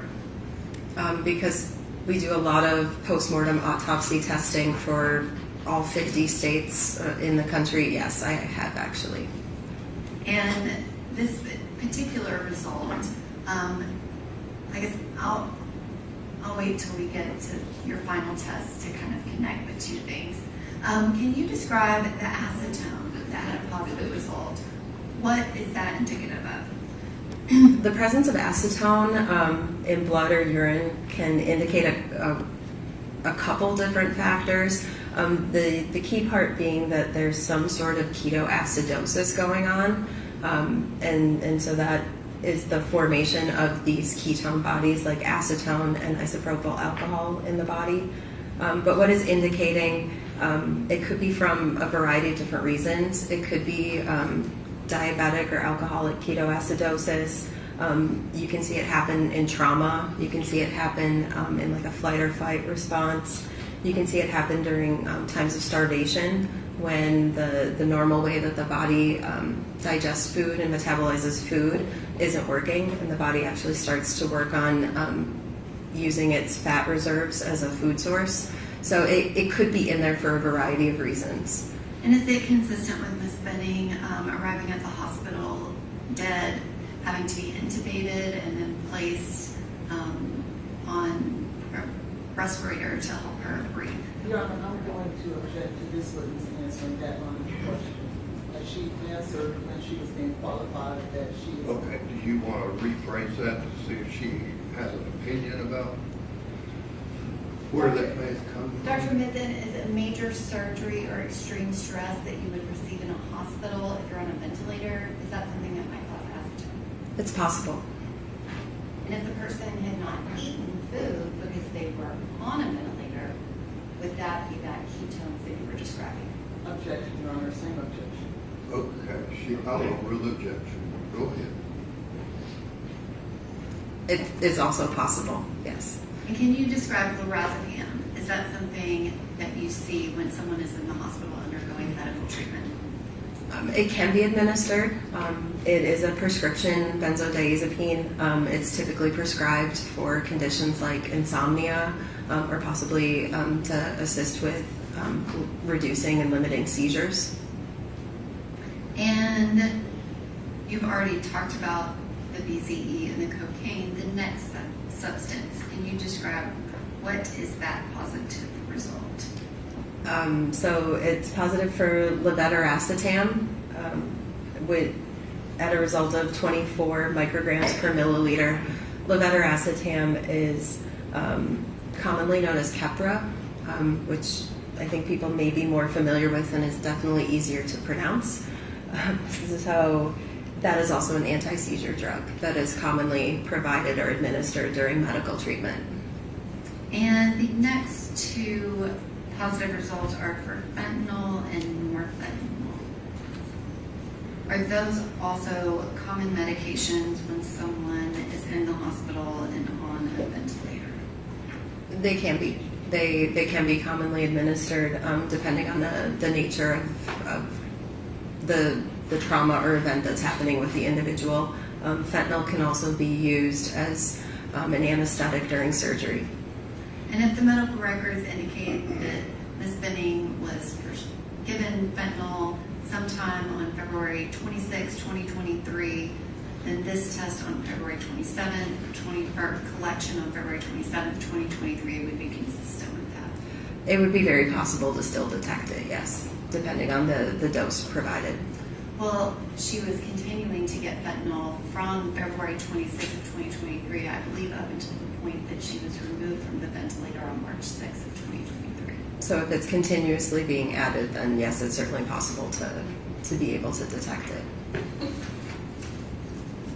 Thank you. And going back to, this is the exact same report that you have been testifying to. There is a second item, which is the 002 urine. Can you describe what testing did you perform on that? So similar idea. The request made was to do an expansive test on the urine sample as well. The scopes may be slightly different for the drugs that are being tested for between the urine and the blood. That's just due to the nature of those two samples. Urine tends to see more metabolites because the body has processed it. It's on its way out of the body. And so the scopes are slightly different between the two. And can you refer to the analysis requisition that is part of the litigation paperwork as it relates to that item 002 urine? Can you describe the information listed for the collected date, time? We were not provided any specific information for a time, but a date of February 27, 2023 was provided. And can you indicate which officer requested that testing be done? This was requested by Adam Reese with the Metro Nashville Police Department. And can you review the subsequent pages of the litigation paperwork, and can you verify where that sample came from and where it was returned to?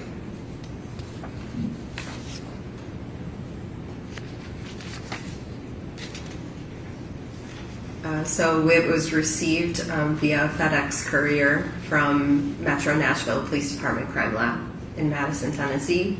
And then as far as return, it was returned to the Evidence Return Department at the MNPD Crime Laboratory in Madison, Tennessee.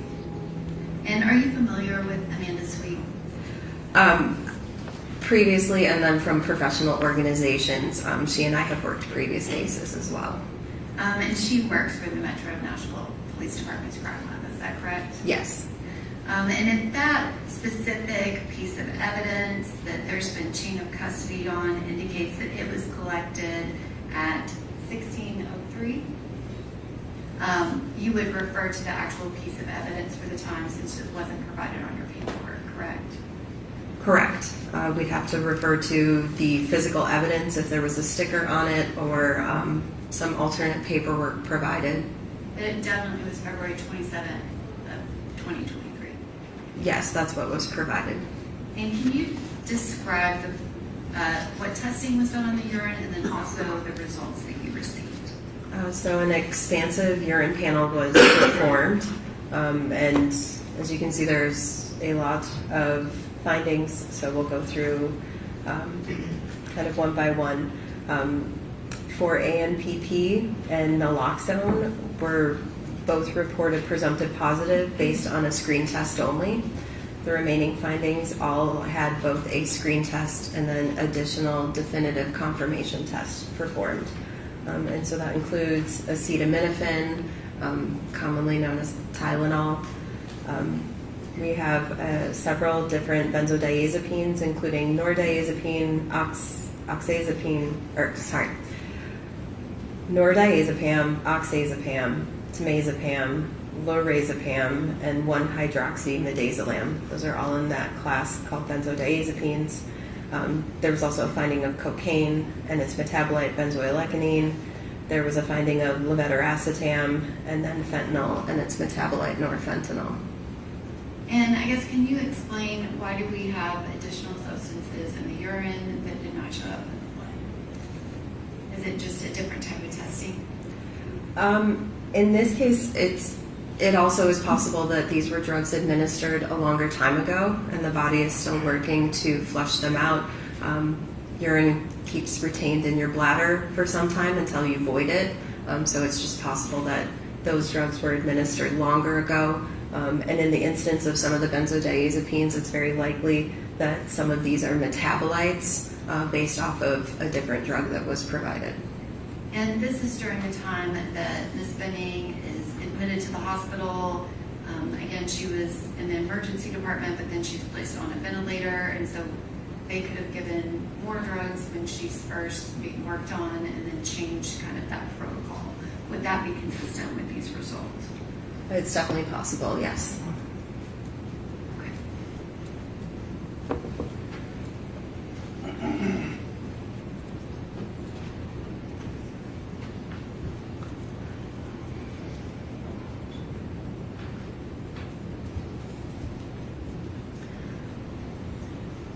And I guess kind of comparatively, the urine result of the 4,000 nanograms per milliliter of cocaine compared to the result in the blood, can you kind of give some context to that?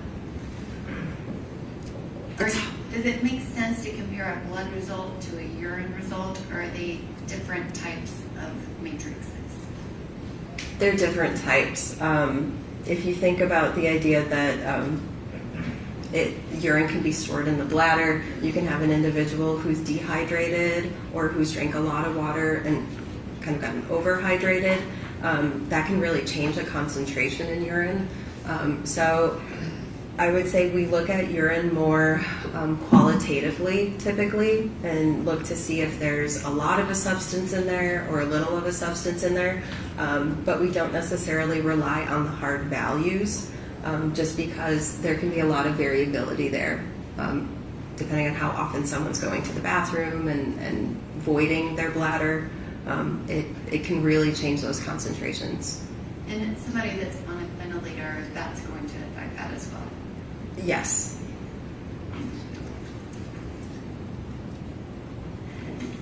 And Your Honor, at this time I would ask that the original her report, the original report, and the litigation packet.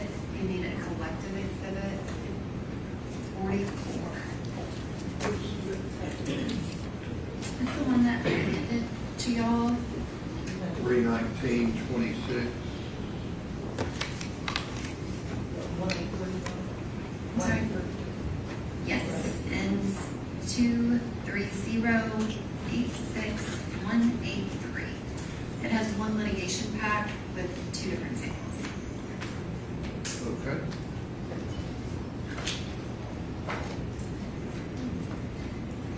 And Dr. Mitton, I have a set of 11 photographs, as well as an NMS report, work order number 23129-285. I'm going to ask that you be handed both of these items.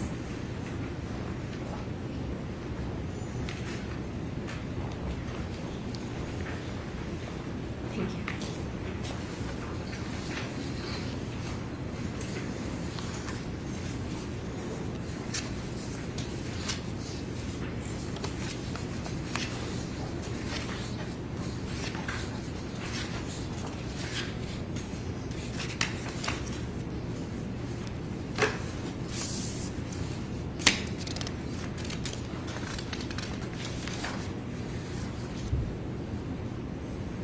Dr. Mitton, do you recognize that report? Yes, I do. And can you describe what is that a report of? This is a manually created report that I authored with regards to a request that came for testing of both a washcloth and a comforter that were received with biological stains on them. And who submitted those and made that request? This was submitted at the request of Metro Nashville Police Department in care of Officer Adam Reese. And do you recognize the 2 samples that you received? Are they reflected in those photographs? Yes. And did you examine, at least visually examine, both of those items during your analysis? Yes, I physically performed actually I took most of these pictures myself too, but I physically performed the visual inspection and the inspection of the items. And did you do the original sample collection and analysis of these 2 items? I did. I did the original sample selection, so where we were going to be testing which parts of the fabric we were going to physically cut out and test, because we obviously can't test a full large bedside comforter. And then I prepared the samples and got them to a point where they were then able to be entered into the laboratory in the normal flow of samples. And the first item that you've just been describing, can you just state for the record, what was that item? The item that we physically tested was item number 2, which was a large blue comforter. And I guess I call it the second item, but it's labeled as 00. Well, I'm sorry, the one that is labeled 23129285001. Sorry, you are correct. I have them flipped. 001 is the large blue comforter, and then there was an item 002, which was a normal sized kind of golden yellow washcloth. Okay. Sorry, I misspoke. It is late in the day. Your Honor, may I publish Dr. Mitton's June 30th, 2023 report, work order number 2312928?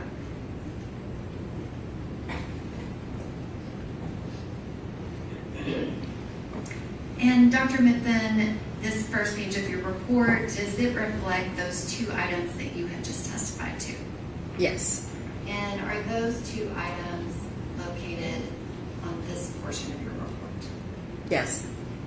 And does it actually have the Metro Nashville Police Department case ID number associated with your work order?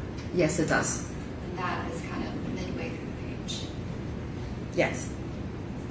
And you said that you did recognize those 11 photographs, is that correct? Yes. And Your Honor, at this time, I'm going to ask that those 11 photographs be introduced as the next number exhibit, which I believe is 45. And I can't remember the 11th number of the alphabet, but I'm sure Madam Clerk will assist me with that. Do you need these back? No, Your Honor. Okay. May I have permission to publish those? Sure. Thank you. Dr. Mitton, this is Exhibit 45A. Can you describe what's shown here? So this is how the items were received. They were received inside of a large red biohazard bag, and then inside that biohazard red plastic bag was in this case, it was actually a brown paper lawn bag, because it was the largest bag that could fit the item. And then once we opened the seals and went in even further, we were able to see what the actual items were. But this is what it looked like when we received it. And that has the Metro Nashville Police Department complaint number 23-0120532, as well as the address of 1522 Lebanon Pike, number 107. It has a February 27, 23, 0219 date, and it is also labeled as blue comforter. Is that correct? Yes. And the next image is 45B. Can you describe this exhibit? This is just the back side of the first image that you had, so you can see the seals and how the item was received, completely taped over and sealed.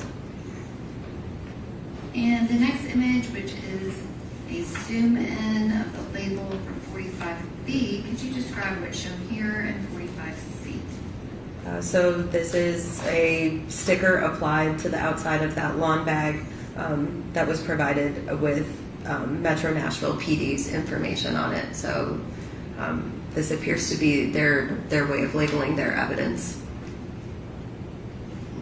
And the next image is Exhibit 45D. Can you describe what's shown here? So this was the biological stain located roughly near the center of the comforter. It's a little hard to see on the picture, but there is a discoloration. It's a darker blue color, roughly the size of a dinner plate. And then there is some pink solid material kind of towards the center of the stain. Dr. Mitton, if you touch the monitor in front of you, you should be able to draw on the screen to show what you're referring to. So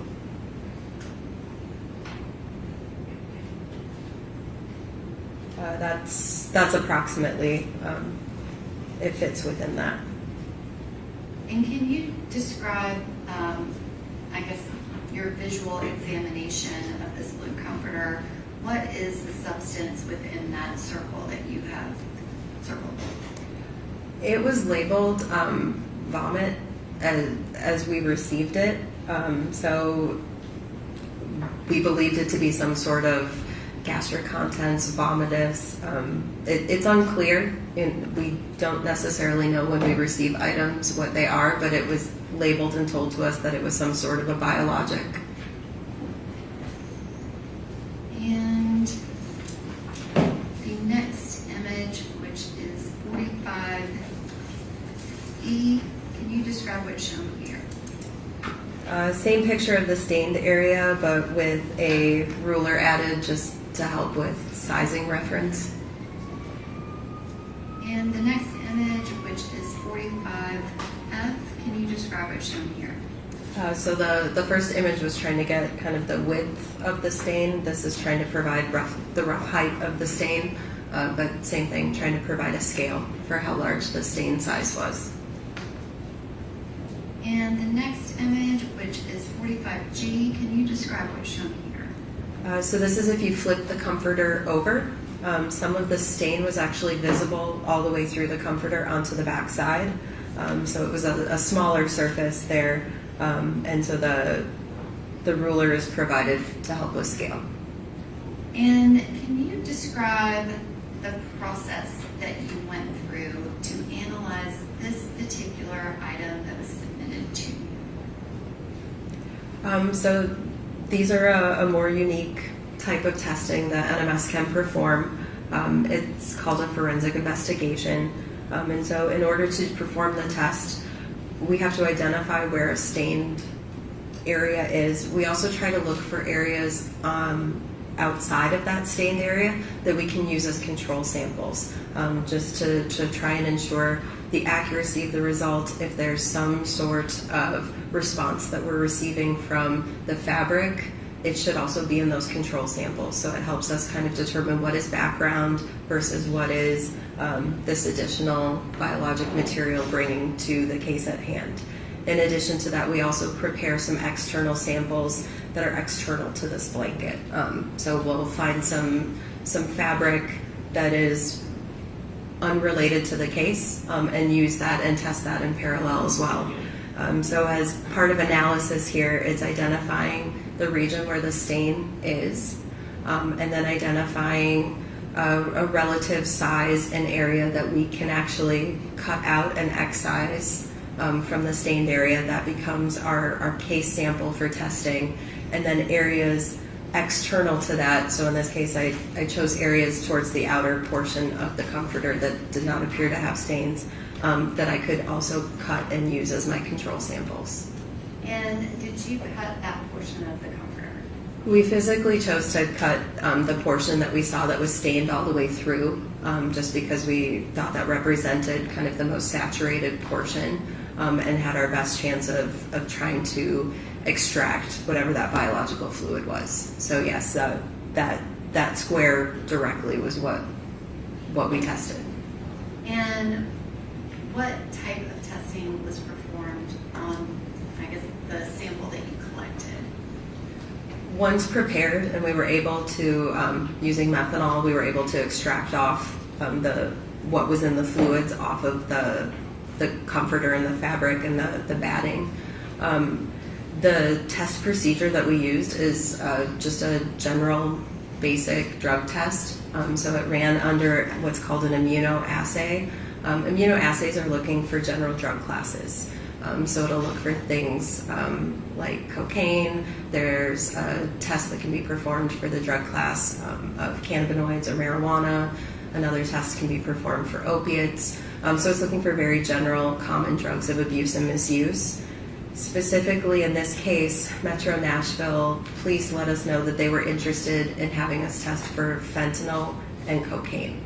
So in those instances, I only prepared controls and control samples with known quantities of cocaine and fentanyl in those controls. I didn't prepare with any additional drugs that could have been within a scope.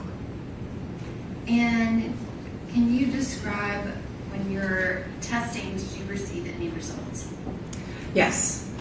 And what were those results? So because we don't know how efficient our ability to extract those biological fluids out of the blanket may be, we don't quantify. It's really a positive or a not present.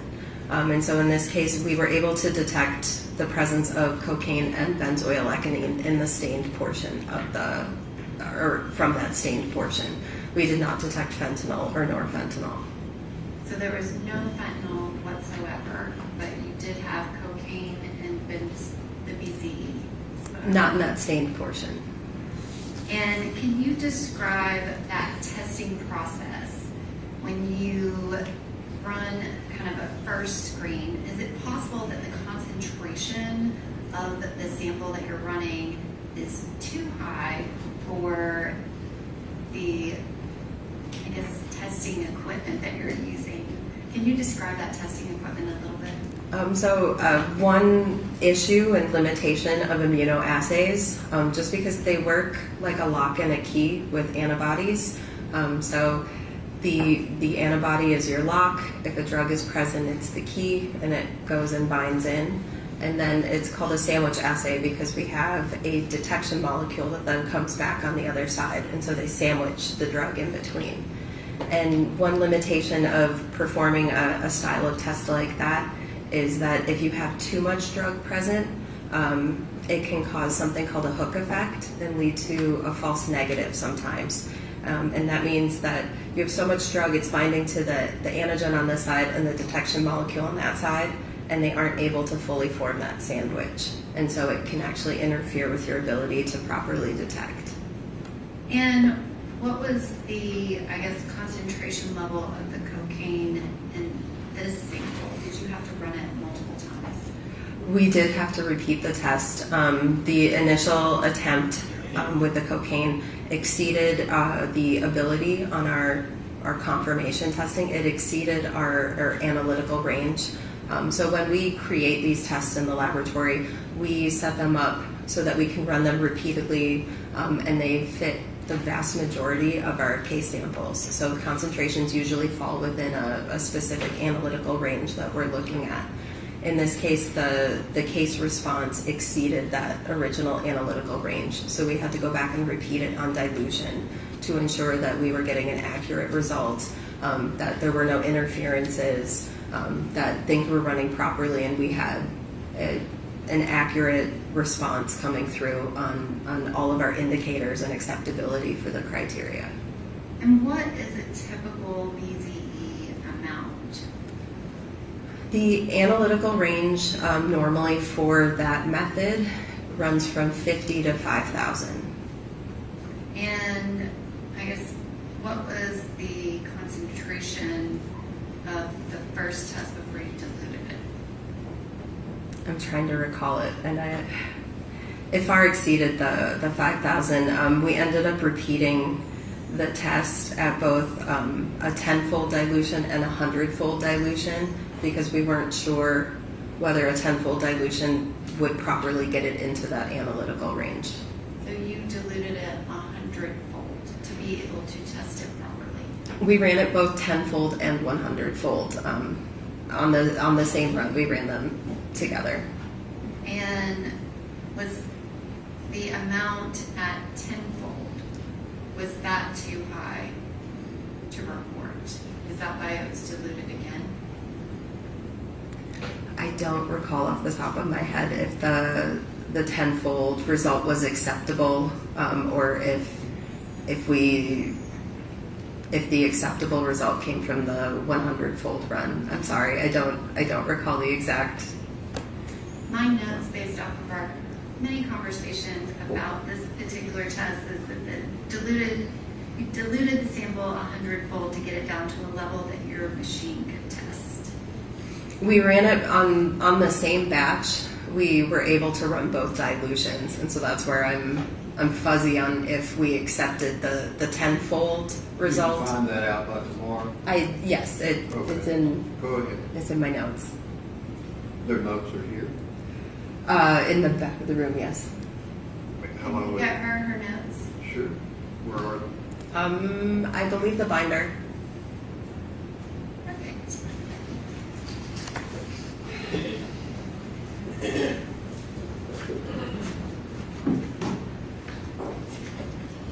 And Your Honor, may we ask that we be allowed to look at those notes as well, please? Are your notes included in the litigation packet? No, these were just my notes for trying to remember all of the runs today and trying to keep all the work orders straight. Notes you've made recently? Yes, in preparation for today. Okay. Find them and we'll make a copy.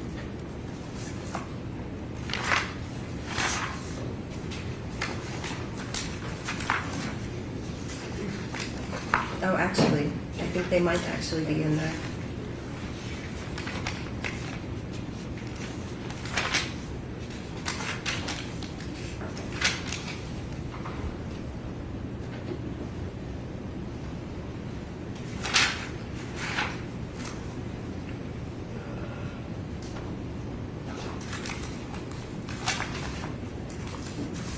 I'm sorry.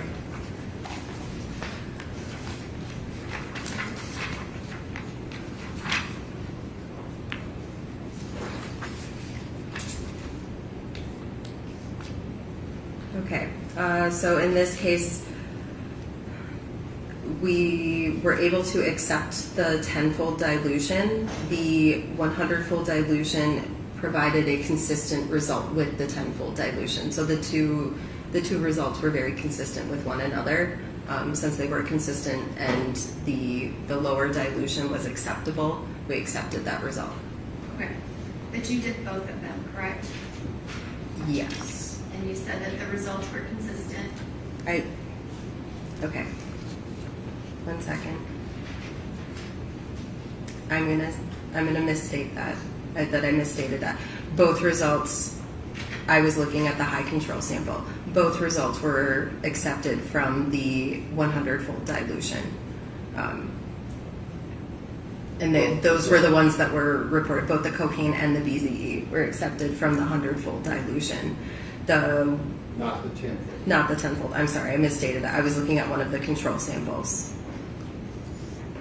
I apologize. The 100-fold dilution, so if the amount that you typically would test would be 50 to 5,000 nanograms, we are now looking at up to 500,000 nanograms per milliliter.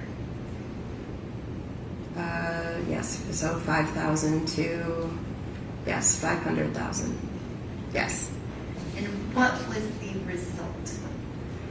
So we reported as positive because we don't have a true quantitation running there. We reported as positive. We don't report that quantity. What was the number that you obtained to be able to report it positive? In the data, the reported result or the quantitated result was over 87,000. Yes, over 87,000.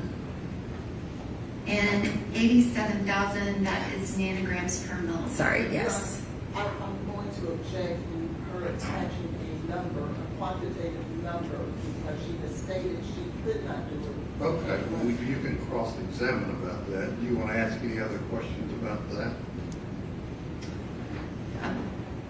I have other questions for her about this. Yes, Your Honor. The data is in the litigation packet. Yes, it was provided to our office as well as defense counsel. They have all of that underlying data. Dr. Mitton, can you explain why the report is just reported out positive? So we don't know the efficiency of being able to extract those fluids off.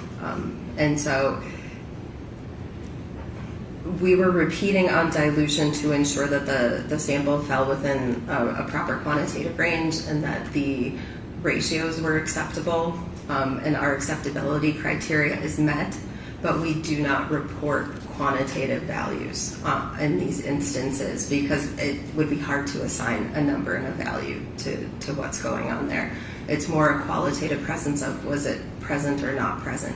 So that's why I do caveat, that is the response off the instrument. Whether that is a true, fair, and accurate concentration, I would hesitate to say that. It was a large value that needed to be run on dilution in order to get an acceptable result. And again, that is because as a toxicologist, everything that you are doing, it is precision, it's very precise, as well as there are certain reporting limits and kind of rules about what actual amount and level you're going to report out versus just a positive. Is that right? There are requirements about what needs to be run, and I'm looking at, there was a note that there may have been some questions on the original calibrator curve for that run. So anything that was attempting to be reported with a qualitative value was going to be repeated to ensure the accuracy of anything that went out with a number attached. We know that the quality controls that we run several quality controls that are just positive at a high concentration, positive at a low concentration, qualitatively, in addition to those numeric controls. Those were all acceptable. So we can accept things as qualitatively positive, qualitatively not detected, but we were not able to report things with a numeric value on that run just due to questions they had with that calibration curve. So that is my hesitation in assigning a numeric value. I would say it's a response. It is a strong response. And that amount of 87,000 nanograms per milliliter with all of the kind of conditions that you have put with it, is that consistent with Dr. Carney's prior testimony that adding the EME to the apparent cocaine in that first hospital blood being 7,878, is the value that you obtained, is it consistent? Objection, this witness has already testified that that was outside of her wheelhouse to be able to make those kind of opinions. Okay, from your perspective as a forensic toxicologist, can you answer that question? I mean, they're different specimens, so I would hesitate to do that. This is... You hesitate to do that. Dr. Mitton, this was determined to be a spit up vomit, correct? Correct. And the analysis included that first hospital blood that you also analyzed, correct? Correct. And is your assessment that the substance of cocaine was ingested orally by Ms. Benning? Objection, outside the scope of her expertise. Okay, she's smart enough to, can you answer that question? I think I From can. your training? This is indicating that there was some sort of oral consumption, yes. I have a ruling, Your Honor, on that. I just did. She answered. I allowed it to answer, so I overruled your objection. And if that substance on the comforter that you tested that came back 87,000 nanograms per milliliter, which I know that is just the Okay, what number. is your question? Is it consistent with the result in the first hospital blood? Objection, same objection. Consistent in terms of some kind of quantitative or that it's positive? That are those two values consistent? Objection. Do you have an opinion on that from your training? I mean, they're separate. They're distinct matrices, so it's not comparing a blood to a blood. They're two separate matrices. What's your next question? Is it a high value? If we're just looking at the numbers, it is higher than the blood number, but again, they're different matrices. They're not the same. And now I have page 2 of your report on the screen. Can you describe the additional testing that you did to kind of verify the validity of this testing? So as I said, we prepared a number of control samples. So in addition to the case sample, the unknown, we prepare a positive control that's at a low concentration of known concentrations. So I physically will go to the laboratory and I took spike solutions of both fentanyl and cocaine and added that to blank pieces of fabric, let them soak in, and then treated them as if they were stained pieces of fabric and ran them through the process. So I have a low control. I also did that with higher concentrations of those drugs. So I have a low control and a high control. We do another sample that is a negative control. It doesn't get any drugs added to it. That's really to test and determine kind of any background noise that may be coming from the fabric and the comforter. And then I also do that external negative control. So that's really a control to ensure that the laboratory hasn't introduced contamination into the sample during its run through the laboratory, that this process works. We can detect our internal standards and the extraction process is working well. And so in all, 5 pieces of fabric were prepared in order to test just this one case sample. And all of those 5 testings were done to validate the results of the testing of the case sample, which is 2312928.5-007. Is that correct? 4 controls and the 1 case sample, so 5 total. And so on your report, it is that case sample with the positive for cocaine and the BCE. Correct. And all of the other results that are listed, that is referencing to those other samples. Yes, there is a result for one of the negative control samples, and then other findings, none were indicated. Can you explain what is the case blank in 004? The case blank is that negative control from the comforter itself. So it was not spiked with any intentional fentanyl or cocaine solutions. It was from the outer periphery of of the comforter in an area that we believe to be void of any stains. And can you describe what area of the comforter did you take that sample from? If I'm looking at the comforter, it was the lower left corner. And did you pick a spot that was as far away from the actual case sample as you could? That was our attempt, yes. And can you describe the testing and the result that came from that case blank in 004? During the course of testing, the result that came back, there was a slight positive indication for fentanyl and fentanyl only on a piece of that negative control piece of fabric. There were no indications of norfentanyl, no indications of any other drugs, and it was just above our instrument's reporting limits. So it was a very low concentration, very low amount. And can you describe, what does that mean that there was no norfentanyl in that trace amount? So it can be contamination. It can be contamination from the environment, from someone handling it. It's hard to know how that got there. It did not appear in any of our other control samples. So it does not appear to be something that was caused during the testing in the laboratory, but how that result got there, I can't explain it other than to state it was likely some sort of external contamination from an environment somewhere.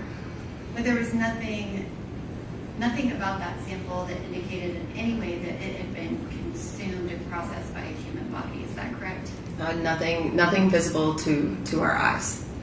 And it didn't have any of the breakdowns of fentanyl that you would see if it had been ingested. Is that correct? Correct. And it's also true. So when I was spiking with the known compounds, I was spiking with a mixture of multiple fentanyl compounds. So fentanyl, norfentanyl, acetylfentanyl, because I used a common spiking solution that we had in the laboratory so that I knew the exact concentrations I was adding. And I didn't see any of those either in looking at the data. Those were not present. So it wasn't from, say, me misspiking the sample or some sort of issue in that way. And can you describe kind of the value? Was it a small amount? It was just above the detection limit for that assay, which was 0.5 nanograms per milliliter. 0.5 nanograms. Correct. And it was just above. The response was just above that, yes. And did you try to duplicate that result? How so? Did you do any testing to try to, put fentanyl on a piece of fabric to get that same result? Yes, that's the control samples we run. So there was a low control sample. I'm trying to remember. I believe I attempted to spike at 2 or 3 nanograms per milliliter of fentanyl in that low control. It might have been higher, but 2 and 3 nanograms per milliliter are ringing a bell in my head. And then the high control was a significantly higher concentration. It was, I believe, 20 nanograms per milliliter. And so are you saying that you weren't able to reproduce it? And those controls came back positive for the drugs that they were supposed to come back positive for. And it was also appropriately resulting with norfentanyl and acetylfentanyl and the other drugs that I spiked in that instance. So those responses were agreeable there and what was expected. And can you describe, you testified that it was a trace amount that you feel like came from environmental kind of contact? It's some sort of contamination externally. I'm going to object to the testifying and the leading nature of the question. I don't remember the witness testifying. You want to ask her again what she's already testified about? Yes, can you just clarify what you mean by external in the environment?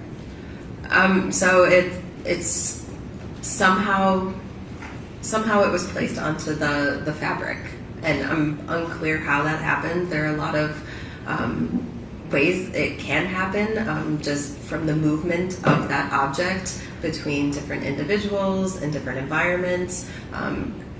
Where that happened, I couldn't say. It happened before it reached the laboratory.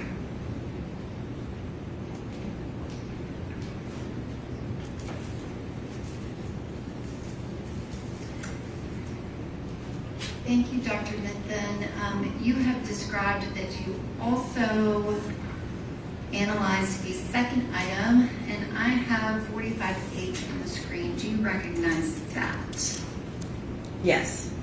And can you describe what it is? So this was a secondary package also received, also noted under the same work order 23129285. And the next image is 45I. Can you describe what's shown here? So it's the backside of that same brown paper bag, and then it contains all of the agency markings when it was submitted. And it has that same address of 1522 Lebanon Pike, number 107. Is that correct? Yes. And the next image, which is 45J, can you describe what's shown here? So this was the yellow golden washcloth that was received. And the next item, or photograph, is 45K. Can you describe what's shown here? So it's the same washcloth. It's just a movement of the ruler so that we can get the width. And did you end up doing any testing on this washcloth? We chose not to. And why is that? It was very difficult to see stained areas on this coloring and on this fabric. You can see some. Can I draw on it? Absolutely. Okay. You can see some pink markings kind of in here, roughly in that range. There's a few spots with that same kind of pink solid material, but it was difficult to tell where any kind of that clear fluid may have been on the washcloth, and so it was very unclear where we could take a case sample versus a control sample and feel comfortable and confident about it. And I am now displaying page 3 of your report. Can you describe what information is on page 3? So you see my signature at the top, because this is the final page of the report. It explains the testing was performed under chain of custody, and then it also provides a summary of what testing was performed and which instruments were used to perform the testing. And again, your result is on page 2 of your report, and the case sample is 007, correct? Yes. And that is for the comforter, and it tested positive for cocaine and BCE. Yes. Is that correct? Yes. Thank you, Dr. Mitton. Your Honor, at this time I would ask that Dr. Mitton's report that is labeled AMS Lab Work Order number 231-29285 be admitted as the next numbered exhibit, which is 46. We did the 11 foot. Who's the ones in your right? Those were 45A through K. Those were my notes. Right, the 11 photos that you said plus the work order. 11 photos So were now you're wanting the work order. is the next numbered exhibit, 46.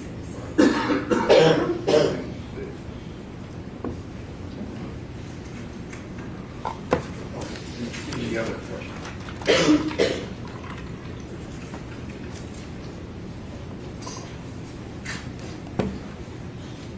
I don't have any other questions, Your Okay, Honor. let the lawyer step up.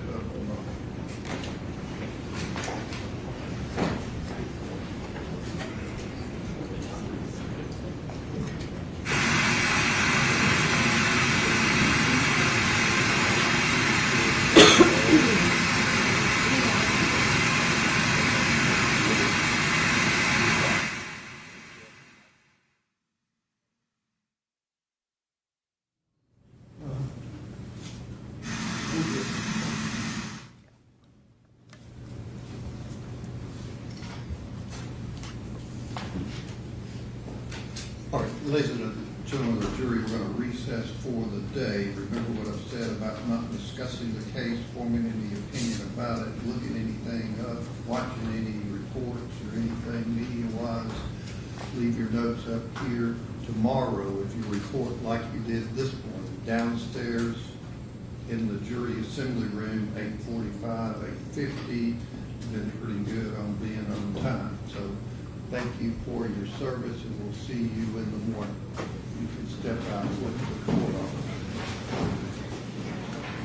Are you making a photocopy of that, or? Okay. Thank you.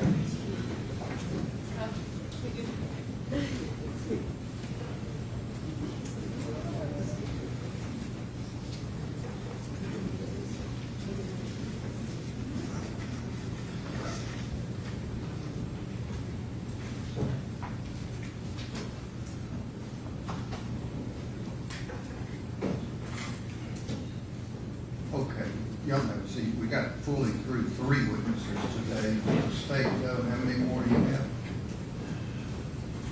Judge, some of it depends on the cross-examination of Dr. Mitton, I would think, before we can develop. Who do you know you've got left? I know that we have 4. Who's that? We have Miss Denny, we have Michael Johnson, we have Detective Reese, and we have Miss Benning's mother, Bridget Parks, that I know we are definitively calling all 4 of those people. Okay. So I'm just trying to give the defense, they can have some of their people ready tomorrow.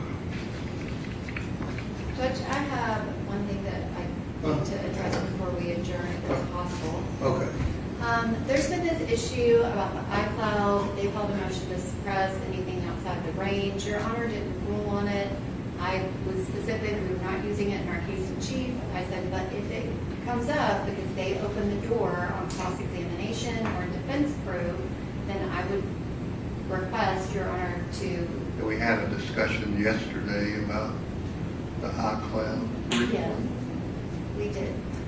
So there is a message that was in the iCloud search warrant return from 2018. It is the message between Ms. Apple Denny and Mr. Blaise Taylor. In that message, Ms. Denny references, it's a longer text message, but she references the girl who I had. May I ask that at least that the media be shut down if she's going to go into any substantive evidence that has not been. How can I shut down the media under Rule 30? Well, maybe approach. No. Tell me how to do that. Well, you don't have to, maybe approach. No. May I ask that she not. The right jurors now, aren't going to hear this. We haven't opened the door to anything, neither do we plan. I don't know. Judge, I'm just making the court. Okay, well, you don't have to read it. You're making them aware that if they mess around too much with Miss Denny, you may try to get into that. Correct. Okay, I mean, like I said Monday, I'm kind of a bottom line kind of person. Yes, I have the same message from Miss Denny that was in the iCloud search warrant return. She has it on her phone. So I have it separately from the iCloud return. Okay, so is it outside the time frame or inside the time frame? Well, this doesn't have a time frame because I got it from her today. Okay. Well, do they have a copy of the items you're holding in your hand? I do. That's why I was You do? addressing I do. the court. Because I am You don't have to providing- give them to them. Are those copies? Okay, let them look at them and then they can go into their thought process and think tank about how they're going to dwell with Miss Denny. And Your Honor, just for the record, there is a separate iMessage that specifically references another part of Ms. Denny's testimony that I may ask the court to be able to use as well, depending on the cross-examination. Okay, well, let's just deal with what the court's approved Ms. Denny testifying about, and then we'll see what the cross is. Thank you, Your Honor. And I'm trying to, Can I just clarify? This is the message from Ms. Denny's phone. This is the message. they're both, one's in the iCloud and one's on her phone currently. And I had Detective Tom Miller. I sent him the images from her phone, and he validated that it was exactly the same. Can I just inquire why the state is looking through Mr. Taylor's iCloud outside the scope of the search warrant? I don't know, I thought we weren't going to do that. Your Honor said that we could not use it in our case in chief. Yeah. The detective already reviewed it. Okay, it was already done when we had our last year. He's making that as fast as he can or two sides. It sounds like they found this message and they asked him to go back in and look through his iPod. No, and right, get yes, this message. did she show you this? I've never seen this before. I'm not Yes. asking you. We asked her if she still Miss had. Denny. We asked her if she still had her messages from Okay, 2018. Miss Denny recently told them about that still in her phone. And then they went into Mr. Taylor's iPod. Had already done that. That was already done. Again, the court said, The tip is, Mr. Brand, be careful. Who made me hear it? You, or whoever's cross-examining Miss Denny. I understand. I understood. Okay. I do understand. Just a polite tip. Could somebody get me those copies? They weren't that lengthy. See where we are. I'm trying to get this lady out of here with her copies.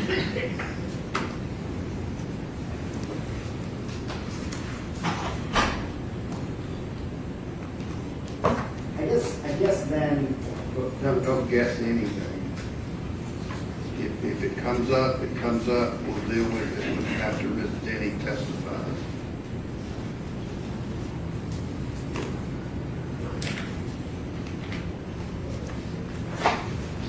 Thank you. Putting it together, but these are her notes. Those are her notes. They're getting, I can take one copy. He putting them together. They're getting you copies of the notes that she's referenced here. You get everything back? Just double checking. Making sure I got all the pages.